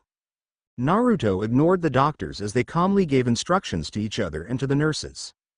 Naruto just stood there and slowly leaked the life force into her eye, letting the doctors shape and mold the eye back to its former glory. Minutes turned into hours as the time wore on. Despite being naturally adept with chakra and having near-perfect control, Naruto was getting tired. The doctors were much worse off, and had to eat several soldier pills just to keep going. Finally, one of the doctors spoke up. "Naruto-san, it's done, you can stop now. Hi." Naruto sat down, profusely thanking the nurse who brought him a glass of cold water. He watched as all 5 of the doctors scanned Hinata's entire body, looking for any adverse side effects, and comparing her newly healed eye with her undamaged one. Slowly, Naruto's eyelids grew heavier and heavier. His eyes drooped, and soon he lost the fight against sleep. With a start, Naruto jumped up, looking around frantically. He was standing next to Hinata's bed, back into the room he visited her in. Naruto smiled and calmed himself down. He sat back down and reached his hand out to lovingly caress her cheek, feeling how smooth her skin was. She smiled in her sleep and rolled over, trapping his hand between low. Her hands unconsciously reached up and grabbed his, holding it closer to her. Naruto felt a tugging at his chest, much like he felt when he saw her die, but this time it was happy. A feeling of bliss, just a few steps beneath euphoria or nirvana, invaded his emotions, throwing all the others to the back of his mind. He reveled in it. He made himself comfortable on the chair, leaning his head back against the back of it. Slowly, sleep made its inexorable march, forcing him to move on to his dreams, all centered on his lavender-eyed love. Slowly, oh so slowly, things began to return to normalcy. Hinata's eye, with a few following checkups, had returned to normal. Due to the kunai piercing her pupil, it was now somewhat slitted, something like a mix between a snake's and a cat's. It was just a slightly deeper shade of the pale lavender that made up her usual eye, and was barely noticeable at all. With a fair amount of training, she managed to bring its usefulness up from the initial 50% capacity it was initially at directly after the surgery to its full 100% capacity. Her Byaakugan, before the incident, was still not fully formed. She could only see the outlines of the internal chakra systems, and only the largest third of the tenketsu, only enough to use the Hake Rokuju Yanshu. However, because of her intense and constant training, she had, much like her cousin Neji had done at the age of 10, awakened her bloodline to its fullest potential. The only real difference was the ability to better see the chakra pathways, all the tenketsu, and doubling the maximum range she could see around her. The last part could be trained even farther, but it would take time. As for Hinata's bold proclamation of her love to Naruto as she lay, dying, and Naruto's reaction to her death, after Hinata had been released from the hospital, she confessed to him, and he to her. That could be seen on most evenings in some highly recommended restaurants by the Akamichi clan, cinema, and several other places that most people go for entertainments, or dates. The farthest they've ever gotten, though, was some rather intimate kissing and hugging, not having the courage to go farther than that. All in all, the two were in bliss. As for the war between rice and fire countries, it was an obvious routing. Without the element of surprise and the full support of every single ninja in Konoha, the Sound Village withdrew its support. The rice country's armies were utterly defeated by the much larger fire country's numerical and strategic might. In short terms, Rice and Sound got their asses handed to them because a few genin got away from some of their most powerful ninja. The mission offers to Sound was drastically reduced, and their participation in the upcoming Chunin exams was their only chance to regain the respect as good fighters, but only if one of their genin won the tournament. Speaking of the Chunin exams, although it was Konoha's turn to host the event, they utterly refused to allow Sound Nin into their village. Therefore, the rest of the hidden villages held a meeting and decided that it was to be hosted in Kirigakure no Sato. The Mizukage was more than willing to host the event, and declared that any unsanctioned fighting between any shinobi of different villages would get their entire village banned from the event. All the Kage accepted the terms with varying degrees of enthusiasm. Because of the delay in organizing the event, the date that it would start was pushed back almost 2 months.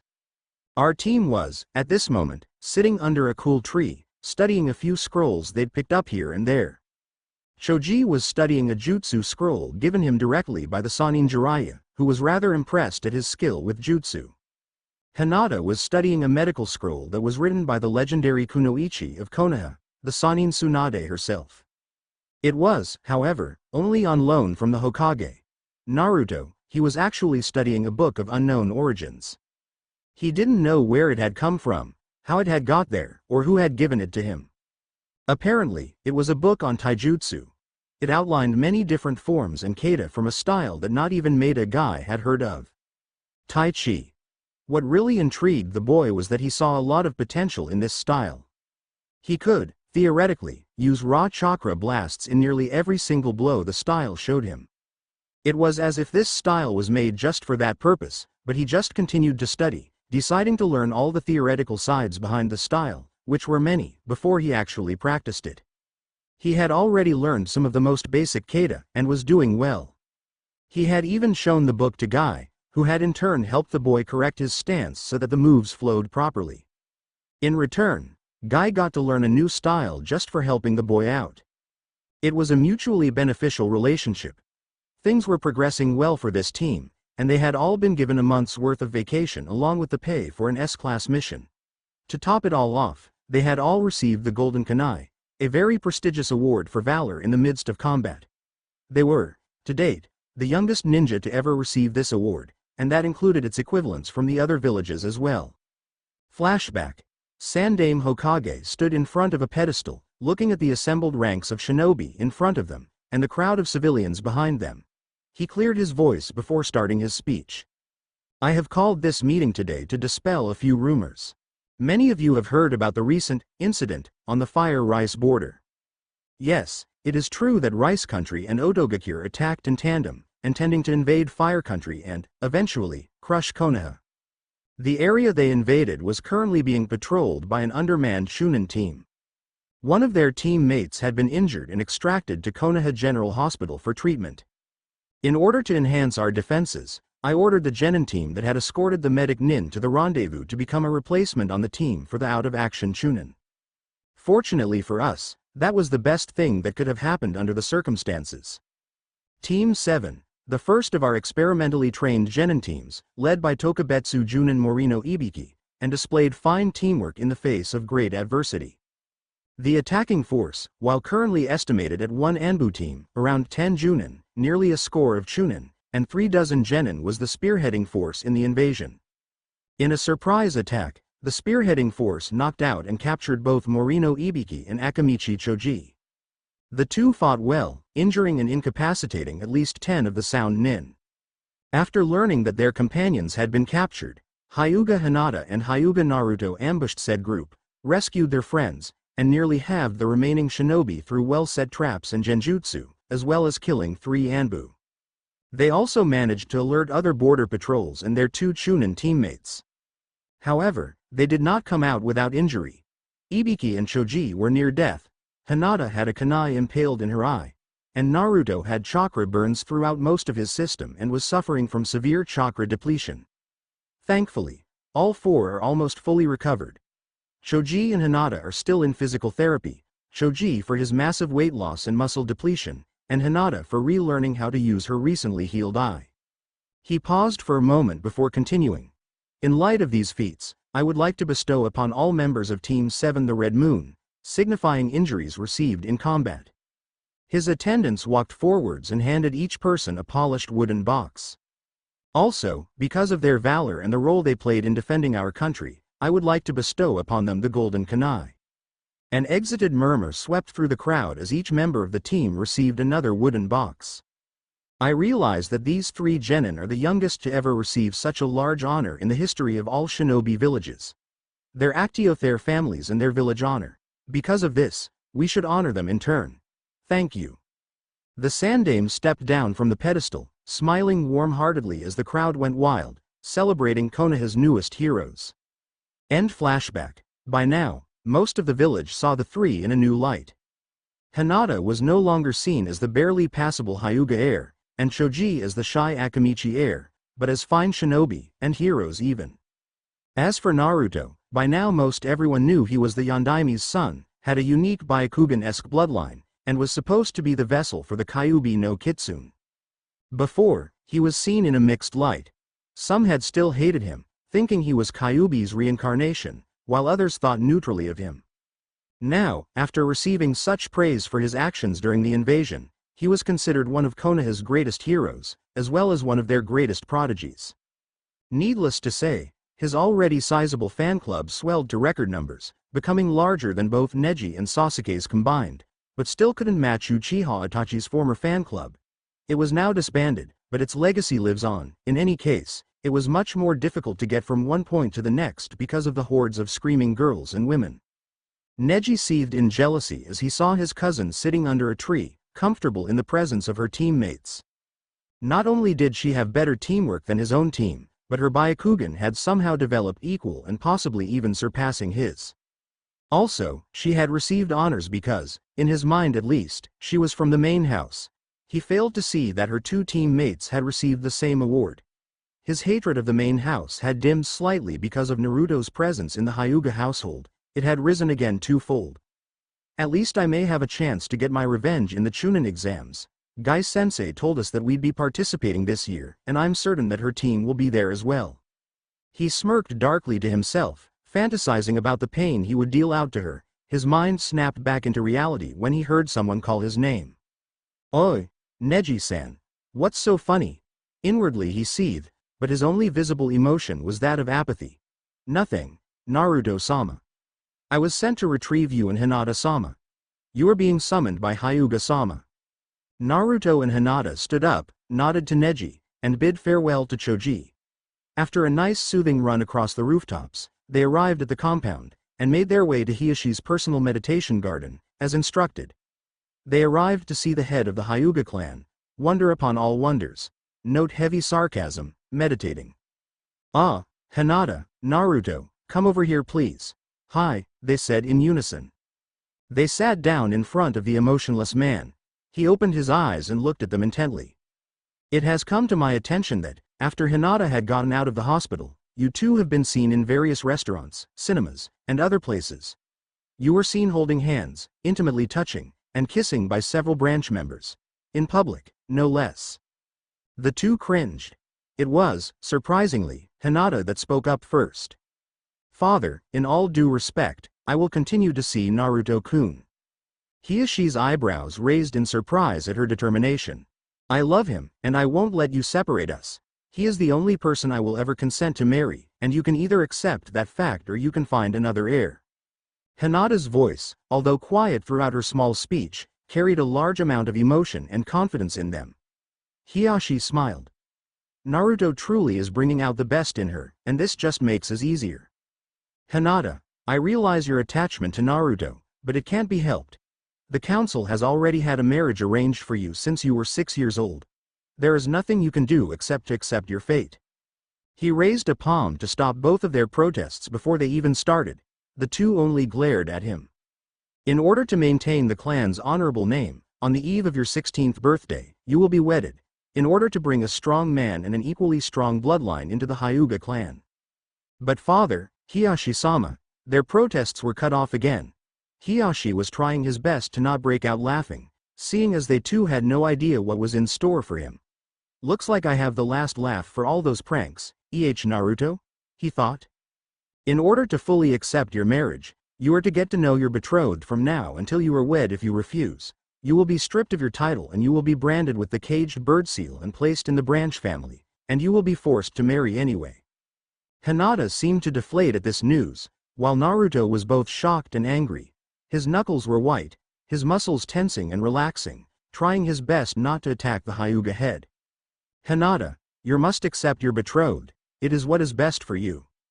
He trailed off as Hinata's tear-streaked gaze met his. She was meek and humble once again. "Who have I been betrothed to, father?" Her voice was emotionless, yet cold, carrying no feeling whatsoever.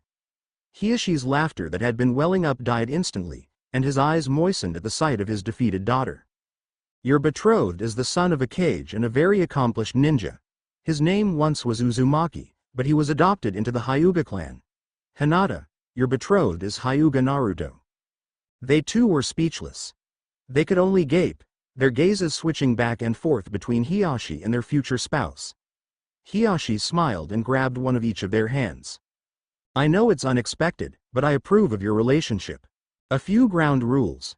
Both you and Naruto are to be virgins of every sense of the matter until your marriage night.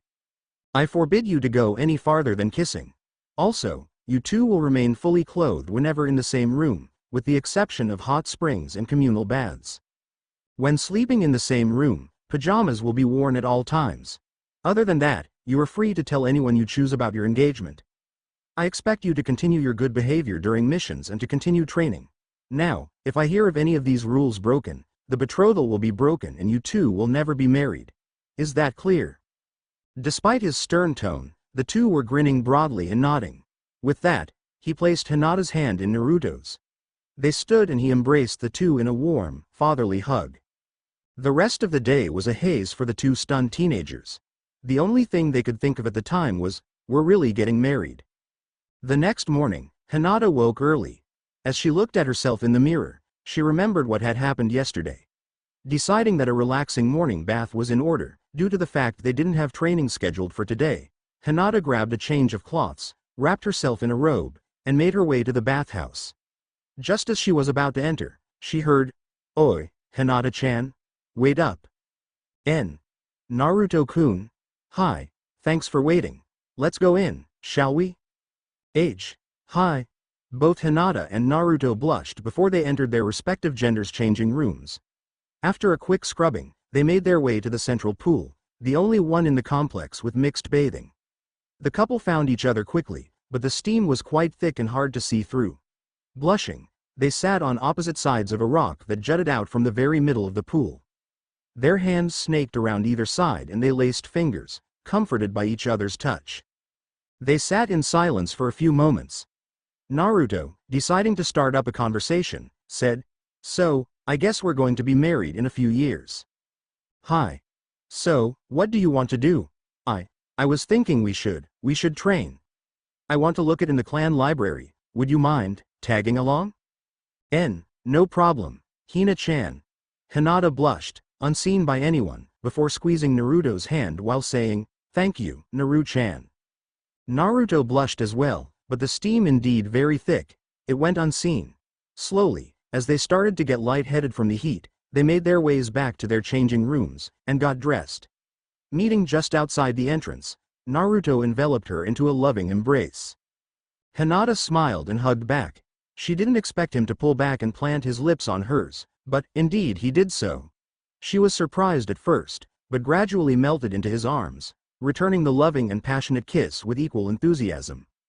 Their tongue battle was halted abruptly by someone clearing their throat. They looked around embarrassed, their cheeks tinted red. "If you two are done cleaning each other's teeth, would you kindly let me by? I believe that this bathhouse may be used by any Hyuga, not just you two," said a cold, hate-filled voice. "Neji ni-san, gomen nasai." "Sorry, Neji-san." They parted and let the Hyuga prodigy through. Naruto grinned before saying, "Come on, Hina-chan, let's get to the library, ne?" Hi. Good morning, Ibiki-sensei. Hinata was the first to speak up. "Okay. Let's get down to business. As you know, the Chunin exams have been moved to Kirigakure. It has been decided that Konoha will only send 3 teams. Many have been nominated, but the 3 that will be going have been chosen by the Hokage himself. We are one of them. Now, just take these forms." "Ibiki-sensei, who are the other teams?" Choji said before he continued snacking on his chips. Yes, the other teams will be Team Guy and Team 9 from your year." Sasuke Teme won't be going this year." The other 2 on his team grinned. Sasuke wasn't exactly the most popular person amongst most of the genin, except for his fangirls, and even some of them were growing farther and farther away from the last Uchiha. No, he probably won't, but his team is first in line if any of the 3 chosen teams drop out of the selection. Anyway, like I was saying earlier, you need to fill out these forms and turn them in, as a team, to the Hokage's office by 8 o'clock tonight. We'll have about 5 days to train here in Konoha before we set out.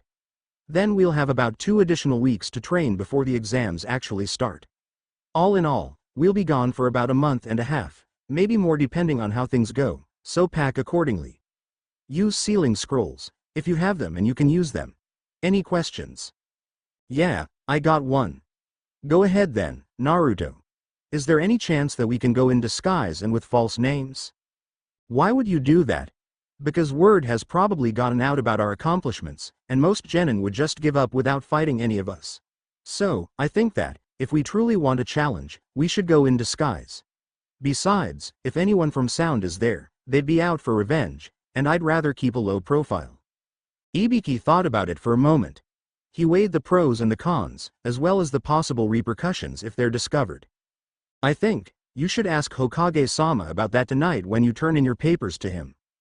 Okay. As for now, I want 100 push-ups, 250 sit-ups, 500 jumping jacks, 10 laps around Konoha, and at least 3 hours of sparring on the lake in a free-for-all between you three. Understood? Remembering their training days, the three stood at attention. Sir, yes sir. Ibiki grinned uncharacteristically. Get going then. And they did. After their training and an hour's worth of resting, which they used to fill out their forms and think of possible disguises, they made their way to the Hokage's office. After greeting the secretary, climbing the stairs to the top, and nodding to the guards in front of the office door, they knocked.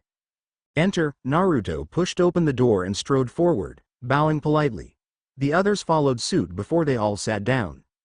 No need to be so formal, Naruto-kun. Sure thing, Hokage-ji-san. The old man smiled.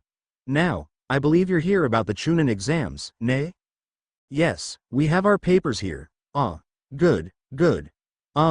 Hokage-ji-san. I was thinking that maybe we should go in disguise. Oh. Naruto then explained to him his reasoning behind his idea. The Hokage just sat there, nodding and thinking. By the time Naruto had finished, Sarutobi was ready to speak. Naruto, I personally think it's a very good idea, but I do think that the other villages will take it as a sign of weakness if our most honored team is not there for the exams.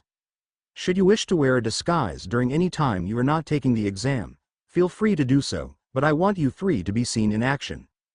Hi, Hokage-sama. Naruto, I told you not to be so formal, he said with a half-serious expression.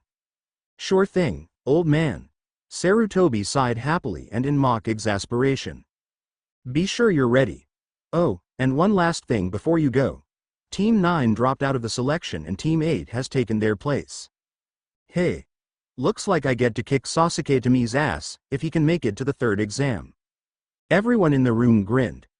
Naruto used his chakra to create a hologram of sorts which depicted a swarm of Naruto clones beating up a chibi Sasuke, who sat there crying anime tears after the clones had disappeared. They laughed at the sight. Kirigakure lived up to its name. It was perpetually surrounded in mist, partly because of the special seals in the village walls and partially from the low clouds that constantly passed over the island, rolling in from the ocean. The few times it was clear was either in a heavy rain or a typhoon. All three Konoha teams were uncomfortable to say the least. The mist was constantly condensing into little water droplets, which ran down their necks and into their shirts, soaking them through and through. They kept on having to use a minor Kaiden jutsu that collected heat to their skin, keeping them warm and dry until the mist condensed again. It was annoying. They approached the gates that looked much like the ones in Konoha, only with the symbols for mist on them instead of fire. The Chunin and Junin that guarded the gate stood there to greet them. Halt. What is your business in Kirigakure? Ibiki stepped forwards and let out a small amount of killing intent, just enough to make him look even scarier. We're here to take the Chunin exams. The less experienced Chunin paled, while the Junin just brushed it off as one would a fly. I need to see your papers and your passports. The genin and their senseis lined up and presented their official documents, which each had a seal on them that repelled moisture, and continued inside the gate after they were approved. Naruto was in the back of the line under a henge that made him look completely different. He reached the Junin and handed him his papers. The Junin was smart enough to see the difference between the boy standing in front of him and the picture on the passport. Your picture does not match you. Naruto grinned quite maliciously and dropped his henge slowly, making it look as if his features just melded into his true form. He released a fair amount of killing intent directed solely at the Junin holding his passport. If you know what's good for you, let me in. I'm sure you've heard on my exploits, nay? Naruto's voice was dark and promised pain exponentially more than even the 7th layer of hell could give. The man read the name on the passport in the papers again. He paled instantly. His hands were shaking and it was taking almost all of his willpower to stop himself from pissing his pants and running away, screaming like a little girl. He was still a young Junin, but the chakra he felt in this boy was barely under that of the Mizukage. Why yes sir. Right away. He carefully stamped the paper and handed them back to the boy, who smirked and caught up with his teammates. Oi, Renji, what was that all about? That was the genin that single-handedly killed 2 Sound Anbu and set the traps that killed at least 4 Junin, 9 Chunin, and 13 genin from the Sound invasion. His fellow guard paled before fainting. His Junin friend wasn't too far from that point and was forced to sit down until he had collected his Tei sat atop a tall building overlooking what little could be seen of Kirigakure. The breeze played with his orange-red bangs, uncovering the red tattoo in the shape of the kanji for love that adorned the left side of his forehead. That's his left side, not the left side of your perspective. The gourd strapped to his back along with his rather strange style of clothing made for a very intimidating figure. What truly stuck fear into the hearts of his enemies was the way that his black-ringed eyes stared at you. Their blue-green depths seemed to show you the future, and it always was pain, torture, and an eventually long-awaited death. Hyuga Naruto, I'm coming for you. He continued to stare at the waxing moon in the sky. Naruto was grinning his huge foxy grin. His team was at his sides as they walked out of the Mist's Ninja Academy, happy with their progress on the first test. Sure, the questions were hard, but other people knew the answers. It was almost too easy to cheat. In any case, they'd passed the test easily. Then, there was the second part. Flashback. Now, for this part, you will each be given a tile. When everyone has a tile, they will all turn a certain color. If you get blue, your team gains 2 points. Purple gets you 1 extra. Green is neutral. Red will lose you 1. Orange will lose you 2. And finally, if you get one of the 3 black tiles, your team loses all your points and you are disqualified from the rest of the exam. Understood? Good. Let's get going then. After a few moments, all the remaining people in the room had a tile. Now, we'll reveal the colors. The examiner whipped through a few hand seals that were too fast for even Sasuke's partially awoken Sharingan to copy. After a few seconds, the tiles each started to turn into their respective colors. Naruto looked on in horror as his own tile started turning black. Thinking fast, used a hand seal less Kawarimi to switch it with the tile of the person next to him. There wasn't even the usual poof of smoke or even a noise. They just switched places, faster than any of the Chunin could have detected. The tile he got was green. He sighed in relief, looking around for his teammates. Hinata was grinning excitedly at her blue tile, while Choji was frowning at his red tile. All in all, his team still had enough points to easily pass. Unfortunately, the rock nin sitting next to Naruto wasn't so fortunate. End flashback. The 3 genin followed the crowd of other Chunin hopefuls to the location of their next exam. When they got there, the second examiner hushed the exited ninja. Okay, this is your second exam. Welcome to the Badlands. This area is the lowest part of the island, and actually averages 100 meters below sea level. This thick swamplands will be difficult to navigate through, and then there are the snakes, gators, spiders, and other such dangerous critters. You'll need all your skills to survive. Now, before we start, I need each person to turn in a release form. There will be deaths here, and I don't want to be held responsible. It's an ass load of paperwork. Here the man trailed off while the entire group sweat dropped, bringing the water of the swamps up at least an inch. In the end, everyone managed to sign the forms and get an object. Okay, now for the rules. As you see, each of you have received an additional headband. It either has the kanji for predator or prey on it. The objective is simple. Each prey team will be given a specific message, a piece of information. Their objective is to get to the other side of the Badlands and tell this information to the instructor there. Here he paused. As for the predator teams, their objectives are to start at the other side and capture and either interrogate a prey team, or bring their captives back here. Those who succeed in their objectives will proceed to the next exam. Prey teams, you start here. Predator teams, you follow me. With that, he took off at a rapid pace, skirting around the edge of the Badlands. The pace was difficult for many of the genin to keep up with, but most managed decently. About half of the teams were winded by the time they got there, and several of the weakest genin, Sakura and Ino for example, were already dead tired and had to dig into their soldier pill stash. Okay, when the exploding note goes off, you're free to go. Good hunting. The man smirked and did the poof thing. After a few tense moments, the note started burning. They watched in eager anticipation as it slowly was eaten away by the very slow burning flame. Time seemed to slow down, everything in slow motion. Finally, with just the smallest of explosions, think a gunshot, the genin teams took off. Each person wore their new headband things in an obvious spot, making sure that they were visible. In a mad scramble, for the less graceful of the bunch, they separated and went their own ways. Naruto, while feigning indifference, was carefully observing all the predator teams before they left. Looks like Sasuke Tomi's team is with us, but Neji Ni-san's team isn't. Personally, I'm relieved that Suna team is a predator. He seems creepy. Like, more than Ibiki-sensei creepy. Let's see, there's a sound team, the only one in this exam, 2 mist teams, a grass team, and, looks like the last remaining stone team. Looks like they separated us in equal terms of power, an even amount of powerful, prey, and, predator, teams. This should be fun. They made their way to the topmost branches that would hold their weight and made their way slowly. After an hour of traveling, they sat down for a small rest. Hinata, I need you to look as far as you can in each direction, and move in a slow circle. I need you to scan for any prey team you can see, okay? Hi. Shoji, I want you to take an inventory. Keep most of the kunai and shuriken with yourself and Hinata, but leave me most of the trap items. I'll be farther back, so it'll be easier for me to set traps. Gotcha. I'll keep a closer scan going so that, in case Hinata misses someone approaching us, I'll see them and we can react. Any questions? Nope. None. Good.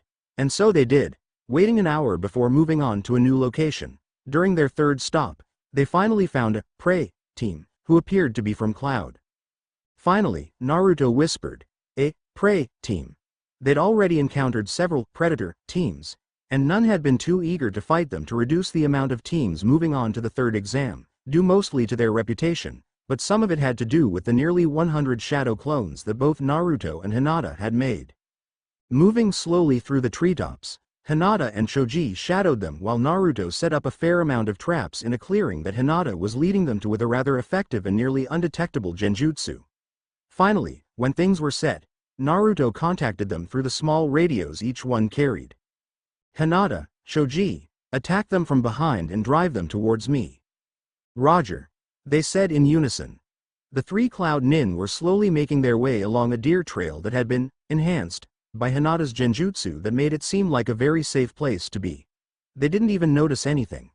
To their credit, they remained silent and moved with low Junin level stealth.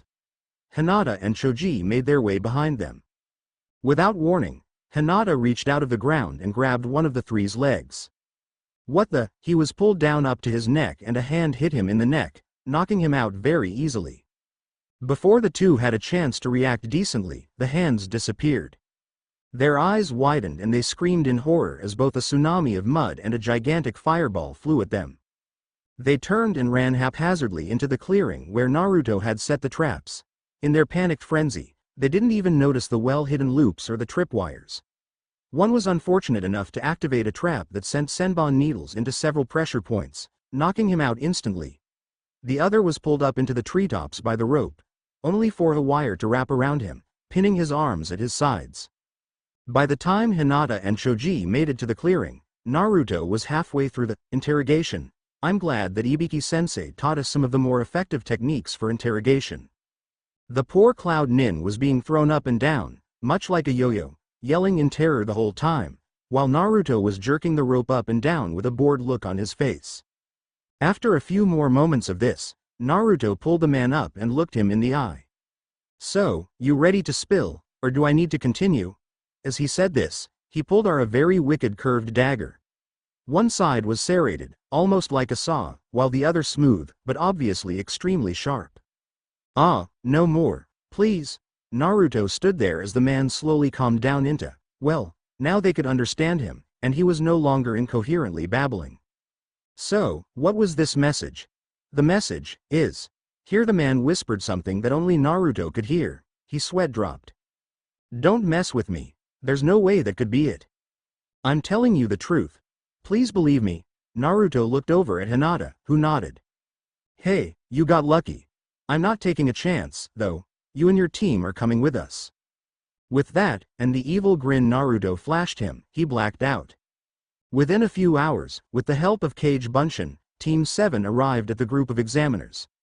With a nod to each other, Naruto walked forward to speak with the examiner. What was the message? The message was, the Mizukage is a pervert, and regularly reads Icha Paradise and peeps at women in the hot springs. Team 7 instantly blushed deeply red, including Naruto. "Well, your information is correct." They looked at him disbelievingly. "Yup. We made it so that no one could guess it. Besides that, it's true." They all sweat dropped. Several hours later and most of the teams had returned. The ones left were disqualified and teams of Chunin were sent to look for them. Not all of them were found, and fewer were found alive. After a while, they arrived at a plateau that looked like it had been a mountain that had been cut smoothly by a gigantic sword. A small arena was in the center of the area, and they were led into it. It turned out that all the Kage used the exact same speech, and all the examiners interrupted in exactly the same way, except without the cough the Hayate usually gave. At the end of the decently long explanation, several people quit, leaving only 16 genin remaining. "Now, we'll be holding a preliminary tournament. If you'll look at the screen over there, we'll see who our first fighters are." They all stared intently at the names rapidly cycling, so fast that only a few could follow its motion. Finally, it started slowing down before coming to a halt. First match, the names rapidly flashed across the screen, illegible to all but the quickest eyes. 2 names unfamiliar to any of the Konoha genin were shown. "If you will, please leave the combat area. The Junin by those doors over there will lead you to your box seats. The 2 combatants, however, will remain." Nodding their consent, the Chunin hopefuls cleared out and went to their respective boxes. They were separated by village. All the genin were put in a box with each of their respective villages' genin. The Konoha genin walked into the open door to see absolute luxury. Huge high-backed leather recliners were lined up in front of the tinted window. A very impressive array of refreshments and beverages were available in the cupboards to the left of the room. The maroon leather of the chairs blended well with the dark blue carpet and violet-colored walls. This wasn't the gaudy violet you see on flashy t-shirts, nor was it the bright violet you sometimes see on cars. This was a deep majestic violet that any king worth his metal would love to have on his thick velvet cloak, in the typical fairy tale king style. Each person took their seats and procured their preferred snack as they sat. The typical goings-on between the Konoha genin was going on. In other words, Naruto and Hinata were sniggling. Shoji was slowly enjoying his snack. A tip from Ibiki-sensei. Sakura and Ino were fawning over their precious Uchiha, who was as cold as ever, raining indifference. Lee was stealthily observing his rival, Neji, who was glaring at Hinata. Everyone else was watching the match, completely oblivious to their actions.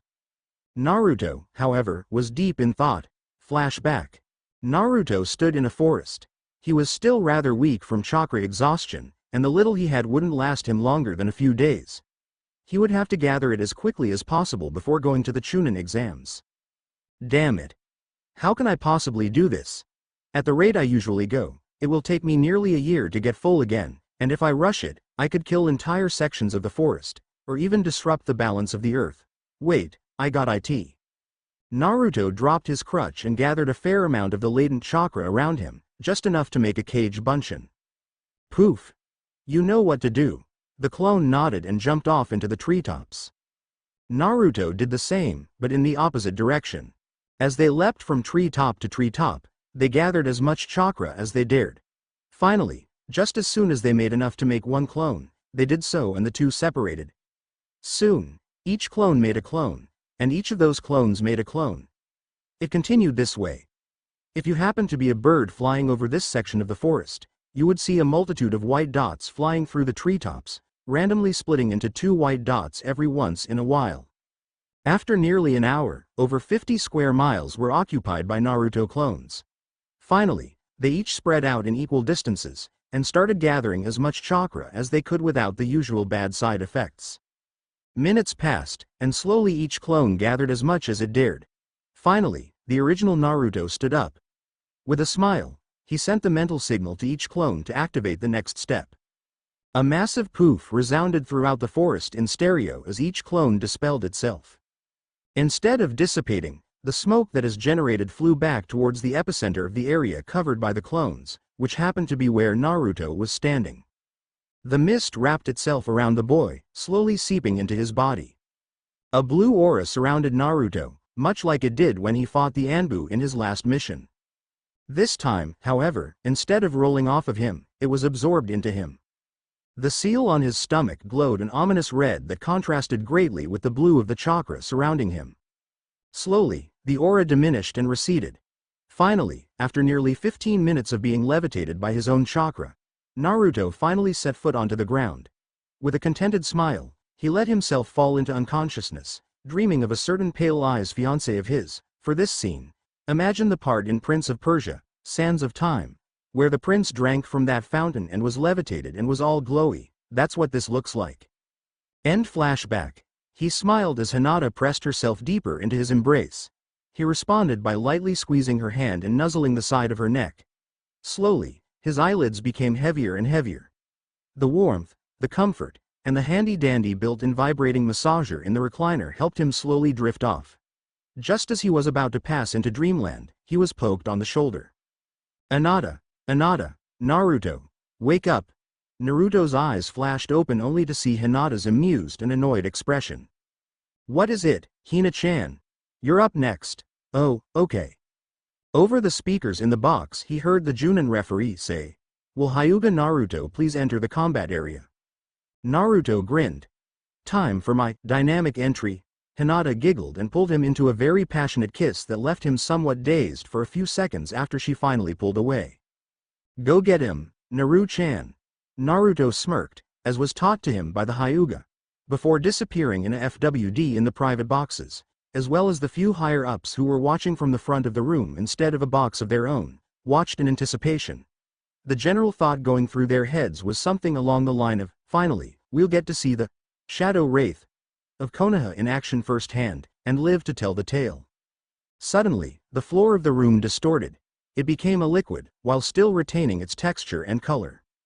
To imagine what it looks like, think about how, when you were a kid, you used to hack a loogie and drip it out your mouth and see how far down it goes before ing it back up again without dripping any. Inverse that drop shape, and imagine it rising from the ground. That's what the entire audience saw. It started swelling before popping with a small pop. The liquid dissipated to reveal the floor where it started completely undamaged. Where the weird loogie-like bubble was before now stood Naruto. His pale cream-colored Hyuga training jacket was immaculate, as was his black pants. The only difference between this outfit and the outfit he wore on his graduation day was that instead of white bandages like Neji, his were black, and instead of wearing his forehead protector around his left leg, he wore a wristband that had a metal plate on it with the leaf symbol engraved on it. He only uses his Wraith costume when on serious missions or when he gets into a serious fight. All in all, he looked like a blonde Hyuga with slightly discolored eyes and spiky hair. His opponent was a mist nin, if his forehead protector was any indication. He wore typical black shinobi pants and sandals, and a dark green t-shirt. Over this was an off-white trench coat that would, no doubt, blend in perfectly in a fog. His mist forehead protector was sewn onto the breast of his trench coat, like a name tag on a soldier's uniform. His hair was an interesting color. It was a deep, dark, almost pine-colored green. He wore it in a style that was bizarrely similar to that of the Uchiha style. His eyes were a deep green as well, just a shade or two lighter than his hair. He had 2 deep green marks under his eyes that vaguely resembled geometric-styled boomerangs. They followed the curve of his lower eyelid, only about a half of an inch below it. The expression on the boy's face was a mixture of curiosity and a little anxiety, but was covered by a mask of anticipation. "So, you're the infamous Shadow Wraith, huh? You don't look so tough. Fighters ready. Begin." Naruto just slipped into a typical Juken stance. Much like the Byaakugan, when Naruto needed to concentrate enough to see the Tenketsu, the veins around his eyes bulged out, giving the use a very intimidating stare. "Hey, so, time to show you what a real shinobi can do." With a few hand seals, the boy slowly gathered a mist around himself. The mist drifted off of him in a strange parody of Naruto's shadow mist technique he used on his mission. The mist seeping off the boy slowly started forming speakers. It took almost all of Naruto's willpower not to sweat drop at the sight. "I bet you're wondering what this is about, nay? Well, I think I'll save you a monologue like the ones you Hyuga are so famous for and just show you." With a snap of his fingers, the speakers started playing. The pulsing thump of the hardcore trance that was being played resonated in each and every person's chest, giving them a feeling almost like they were being physically struck. The Mist Genin grinned most evilly before slowly closing his eyes. Slowly, he let the music take over. His moves suddenly seemed to fuse into the sound of the song. It was like his body became the physical representation of the music. Naruto frowned before launching a few shuriken at the dancing genin. The guy just sidestepped without missing a beat. Finally, the music reached a slow point. The high-pitched, yet strangely calming chord being played was the only sound. Slowly, the boy's eyes opened. Killer intent suddenly spiked out of the boy. Despite being a master of killer intent himself, Naruto was rooted to the spot. The music suddenly launched directly into a full-blown hardcore climax of the song. As it did so, the genin launched himself at Naruto. The first few hits painfully connected, but the pain was enough to snap Naruto out of his stupor. As the music played on, the two seemed to flow with it. The Mist Nin attacked in tandem with the changes in the music, while Naruto blocked them, giving the illusion that they were dancing. In truth they were, only it was a dance of death. Their flowing, graceful, water-like movements slowly blurred faster and faster. It finally got to the point where only the most experienced could keep up with their speed. Finally, with a loud final thump of the music, the two flew apart. Both crashed into the opposite walls of the arena. A plume of dust and debris covered the impact points. Slowly, as it drifted away or settled onto the floor, the figures of two people were revealed in their respective areas. Naruto was standing in front of a rather large crater in the wall, but looked mostly unharmed. The other genin wasn't so lucky. He was down on one knee, breathing heavily. "You're good, you know, thank you. Your technique is rather unique as well. Perhaps if you put a genjutsu that used the music to disorientate your opponent, you would do better." "Wow, I never thought of that," Naruto smiled. "Now, I think it's time to end this." "Funny, I was thinking the same thing." Naruto smoothly dropped into a very advanced Juken stance, while his opponent cued another song, this time heavy metal, screaming singer included. With a burst of speed in time with the heavy strumming of the guitar, the Mist Genin shot forwards. He made a few seals before calling out, "Mizu Bunshin no Jutsu." Several of his copies appeared next to him. They continued running at Naruto, who just held his stance. Suddenly, time seemed to stop. Even the music went quiet. "You are within range of my divination." Everyone's eyes went wide, as even the Mist Shinobi knew about the Hyuga divination field. With a sudden burst of chakra, Naruto jumped forwards, calling out each series of strikes as he landed them. 2 strikes, 4 strikes, 8 strikes, 16 strikes, 32 strikes, 64 strikes. "Hake, Rokuju Yanshu," Naruto said in a calm voice. "You no longer have the ability to mold chakra. You will also find it difficult to move. Be lucky, I only used processed chakra. You should regain use of your arms and legs in a few hours." Winner, Hyuga Naruto. Applause came from the stands where the Mizukage and his attendants watched. Smiling, Naruto reached down and grabbed the Mist Genin's hand, pulling him to his feet. "Hey, that was a good match. Yeah, I lost though. Don't worry about it too much. In case you didn't know, I'm Hyuga Naruto. Daisuke. Mizu Daisuke. Mizu, huh? I'm guessing you were an orphan, weren't you?" "Yeah, how'd you know? Isn't it standard procedure in Kirigakure to give their orphans the surname Mizu when they don't have any official record for them? Why, yeah, I was an orphan until I was 6. What? Really? Yeah. Then I developed these eyes, and I was adopted into the Hyuga. My surname before that was Uzumaki, but I'm sure that was one given to me in the aftermath of the Kyuubi attack. You're familiar with that event, aren't you? Why, yeah. For a minute, the silence was oppressive as the medic nin that made their way to the genin arrived, checking over Daisuke for any injury. Naruto suddenly reached into a pocket and pulled out a scroll. He opened it and used the pen that was wrapped in it to write something down quickly. By the time the medic nin were done loading their patient onto the stretcher, Naruto had torn off the note he wrote. Rolling it up quickly, he walked up beside the injured Mist Genin.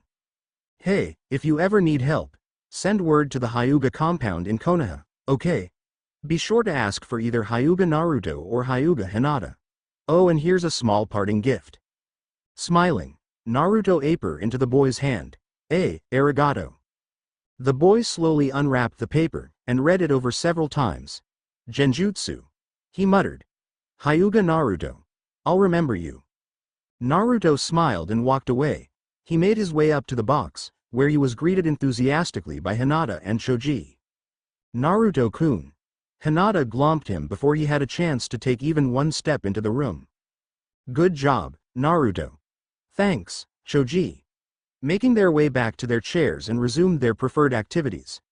After a minute, Hinata finally asked, Naruto, why did you give that paper to that guy? Because, Hinata. He reminded me of how I used to be before I was adopted. His eyes, they were the eyes of someone who is always alone, eyes full of hurt. I see, I'm glad, Hina-chan. The next match was being chosen, as shown by the flashing names on the screen. Finally, the next 2 names were shown on the screen. Match 3, Rock Lee vs Akamichi Choji. Yosh, it's my turn. Choji sighed. Of all people, why did I have to get the fashion challenged, weirdo? They made their way down to the middle of the arena. Begin. Lee shot out like a flash, pulling up into one of his typical moves. Konoha Senpu. Choji stepped back and avoided the kick to his head, but failed to see the next one to his ankles. Falling hard, he dodged the next few blows by rolling around on the ground and pushing himself up into a backflip, landing on his feet. You are quite acrobatic. You're an eyesore, but I'll give you the fact that you're fast. Thank you. My flames of youth burn brightly. I only hope that your defeat will not diminish your flames, only that they may burn brighter to match the beauty of mine. Choji, instead of talking, took the opportunity to flash through some hand seals. Not bothering to announce his jutsu, he watched in amusement as a huge gust of wind blasted the spandex-clad weirdo into the wall of the arena. Less talk, more pain, fuzzy brows. As Naruto is now somewhat formal, Choji developed a tendency to make nicknames for everyone he meets. Lee got up and charged again. They two traded blows and blocks, seeming on even ground. Smirking suddenly, Lee's punch turned into a hand-grabbing something. Choji didn't have the time to react as he felt the ninja wire wrapped around his feet tighten. He felt himself leave the ground as Lee started to spin, swinging Choji along for the ride. Finally, Lee let the poor boy go, yelling, Konoha Typhoon. Boom. From the point of impact against the side of the wall, cracks spread out like spider webs, reaching all the way to the lip of the arena wall. With a rumble and a crack, the entire wall collapsed on the place where the poor boy lay. By the time the dust and dirt cleared and one could see clearly, a pile of rubble lay where Choji had fallen. Rocks the size of cars lay piled upon each other, along with a fine mixing of sand and gravel. In short, it was impossible to have survived. No, Choji, Naruto and Hinata watched in horror. They waited, hoping, praying that some sort of movement could be seen, but there was nothing. Even Lee himself seemed shocked that he had done so much damage, even killing a fellow Konoha shinobi. No, Naruto's yell reverberated through the arena. His cry of anguish was so full of heartbreak that even the most battle-hardened Junin were moved. Tears unashamedly streamed down his face as he and Hinata openly wept for their fallen teammate. Such a sad turn of affairs, winner. Before the referee could finish his statement, a rumbling shook the arena. Rocks shifted and groaned as they were forcibly pushed aside. With a sudden spike of chakra, the pile of rubble exploded outwards, sending Rock Lee and the referee into the opposite walls. From out of the wreckage crawled a somewhat bruised and beaten Choji. His shirt was ripped off and his pants were in tatters, although they held together enough to allow him some decent modesty. Instead of the butterball he was a few years ago, there stood a very well-sculpted figure. He still had a layer of fat, but it wasn't as prominent as it was before, and you could easily see the well-toned muscle rippling beneath the surface of his skin. He reached up with a bandaged hand and wiped the small stream of blood that came out of his mouth. However, what everyone in the arena was staring at wasn't his figure, or his blood, or the fact that he had turned a small hill of rubble into a 30-foot crater. It was the seal on his chest. The circle that covered his entire torso contained an intricate geometric pattern that held a myriad of kanji and other unknown symbols. From the outside of the circle, a strange pattern of tribal tattoos ran down the length of his arms, legs, neck, and even on his face. The entire thing glowed a dark and ominous red, bathing the boy in a barely visible red light. Didn't think I'd have to reveal this so soon, I see. I don't have all day, Lee. Let's finish this. Gai-sensei, forgive me. Lee reached down and patted each leg. He suddenly jumped and twisted in mid-air, turning into a backflip. Kicking each leg, he sent each weight flying at incredible speeds directly at Choji. Choji's hands extended themselves towards the ground, his palms down. With a sudden jerk, he brought them up just as the weights reached him. 2 spikes of pure stone rose out of the ground to intercept the projectiles. When the dust cleared, the 2 spikes were devastated, but it was obvious that Choji was unharmed, as the weights hadn't been able to continue their journey. Nani. With this seal, I can control Earth, to a certain degree. My elemental affinity is Earth, and this just allows my chakra to control it at will. It drains my chakra rather quickly, but thanks to my training, I recover faster than it drains. I see. Then, it seems that I'll have to use it. No, Lee. It's forbidden. I'm sorry, Gai-sensei. I will not lose this fight. Lee darted out of sight only to appear inside Choji's guard. His kicked upwards at his chin and made contact, only to be thrown back 20 feet howling in pain. A large bar of earth stood in front of Choji, having obviously slammed into the attacking taijutsu specialist before he could complete his kick. Lee slowly stood up.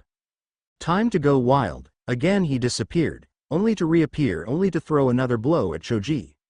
Walls, spikes, and even flying balls of earth foiled most attacks, and most of the others that got through were blocked by Choji's arms and legs. However, the few that managed to land solid blows still hurt him, slowing him down. The constant use of his power also was draining his chakra. Again, Lee jumped to the attack again. This time, Choji swept his hand up and out, sending a wave of earth at the oncoming boy. Lee was, yet again, thrown against the wall. He couldn't escape in time, and found that stone shackles now pinned his arms and legs to the wall. Spikes rose up out of the ground and closed the distance. They stopped, millimeters from Lee's stuck body. Referee, he is unable to move, and if I so please, I could skewer him. This match is over. Not yet, it isn't.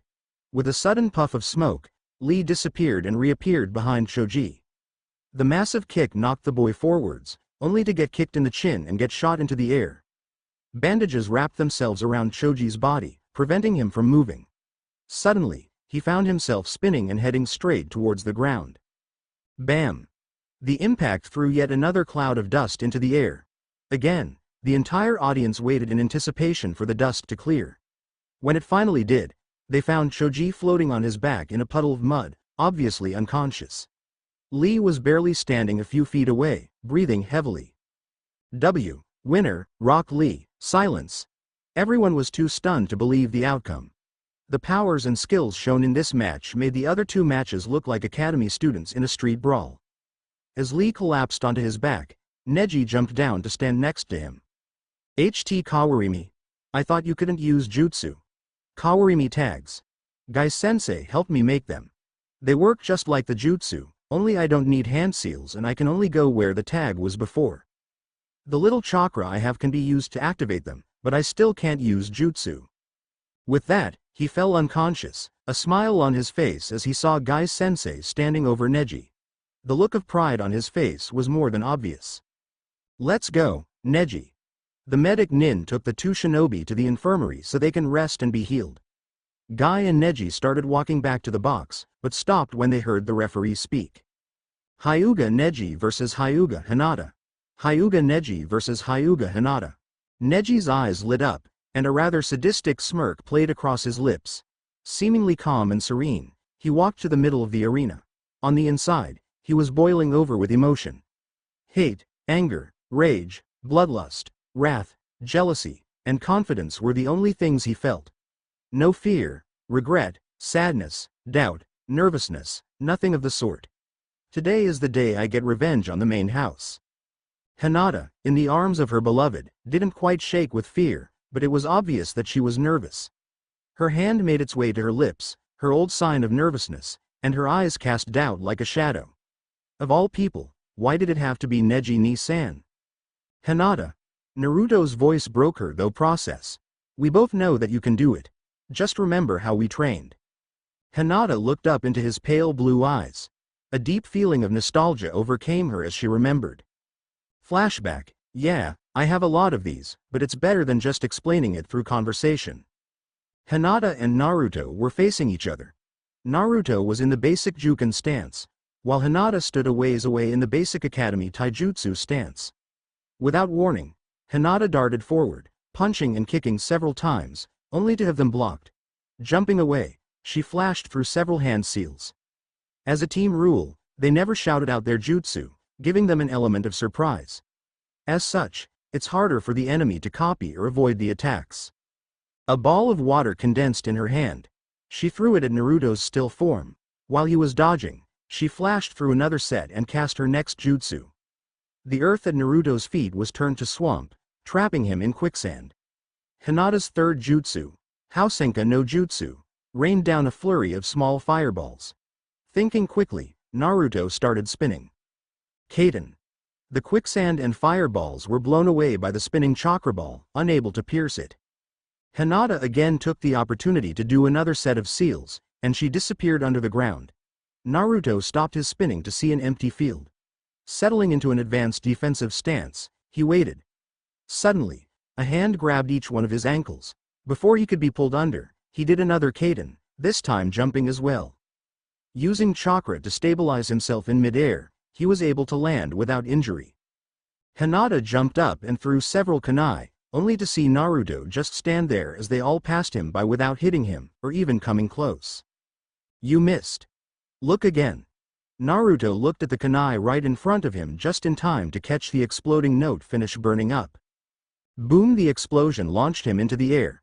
Several cuts suddenly made their appearance on his body, from yet another jutsu Hinata did. She jumped into the air above him, flashing through yet another set of hand seals. Naruto realized what she was going to do and frantically tried to adjust his trajectory. Hinata finished her seals and raised her hand to her lips. Kaden. Gukakyu no Jutsu. The huge ball of flames completely covered Naruto and drove him into the ground. Before he had a chance to recover, Hinata landed and called out her next jutsu. Suiden. Suiryuden no Jutsu. A moderately sized dragon of water rose from a fissure in the ground, being formed from the groundwater, and flew at Naruto's prone form. Before he could react, the dragon hit him full force, driving him deeper into the crater already formed from his first landing. Hinata stood panting, her hands dropped to her sides. Naruto was soaked, bruised, lacerated, and burned. Several craters littered the training grounds, some obviously from Kaden, and others from something else. Slowly, the bruised and battered boy stood up. Good job, Hinata. Arigato. Now, even though Juken is strong, it's only taijutsu. There's only so far one can go with only Juken. That's why Ibiki-sensei insisted we learn other styles and a lot of ninjutsu. Naruto paused as his stomach rumbled.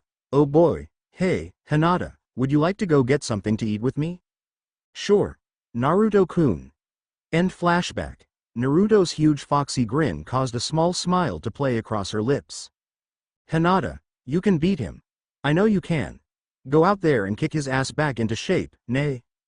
Hi, Naru-kun. Be safe, Hina-chan. Hinata jumped down into the arena and faced her opponent. They locked eyes. Hinata's look of sadness and pity seemed to completely oppose Neji's look of hate and anger. Give up, Hinata-sama. We both know you can't win. I was always better than you. This match was decided before you even stepped into the ring. Yes, Neji-ni-san. The outcome of the match is predetermined. However, it's not fate that decided who wins or who loses. What affects the outcome of this match will be how much effort has been put into it. You wasted your time perfecting Ujuken. Well, you'll see. Referee, start the match. Begin. Neji settled into a Juken stance while Hinata just flashed through some hand seals. She slammed her hands into the ground and nothing happened. Neji smirked at her, but his expression soon turned to shock as he saw, glowing. A ring seal started glowing. The 7-pointed star filled the inside of the 3.5-meter diameter ring. Neji stood inside the 7-sided polygon formed by the unbroken line that made up the star as they crossed each other on the inside of the shape. Between each arm of the star, a different symbol appeared. They looked like a strange cross between kanji and runes, typical of most seals. Outside the ring, an intricate and almost tribal-style geometric shape spread out from each point where the star's tips touched the circle. They spread out and touched yet another circle, this one 18 meters in diameter. A strange, almost silver-colored glow came from the seals. What did you do? Neji-ni-san, did you know that ninjutsu didn't start with hand seals? A long time ago, every jutsu had to be written down in a seal form, and blessed by a monk to give it chakra. These paper tags were used by priests, monks, and sometimes warriors to fight with. Then, one man found out that seals could help change how chakra flowed in a person's body. That's how seal tattoos were born. They were permanent tattoos that gave a person one jutsu per tattoo. That was the first step of ninjutsu.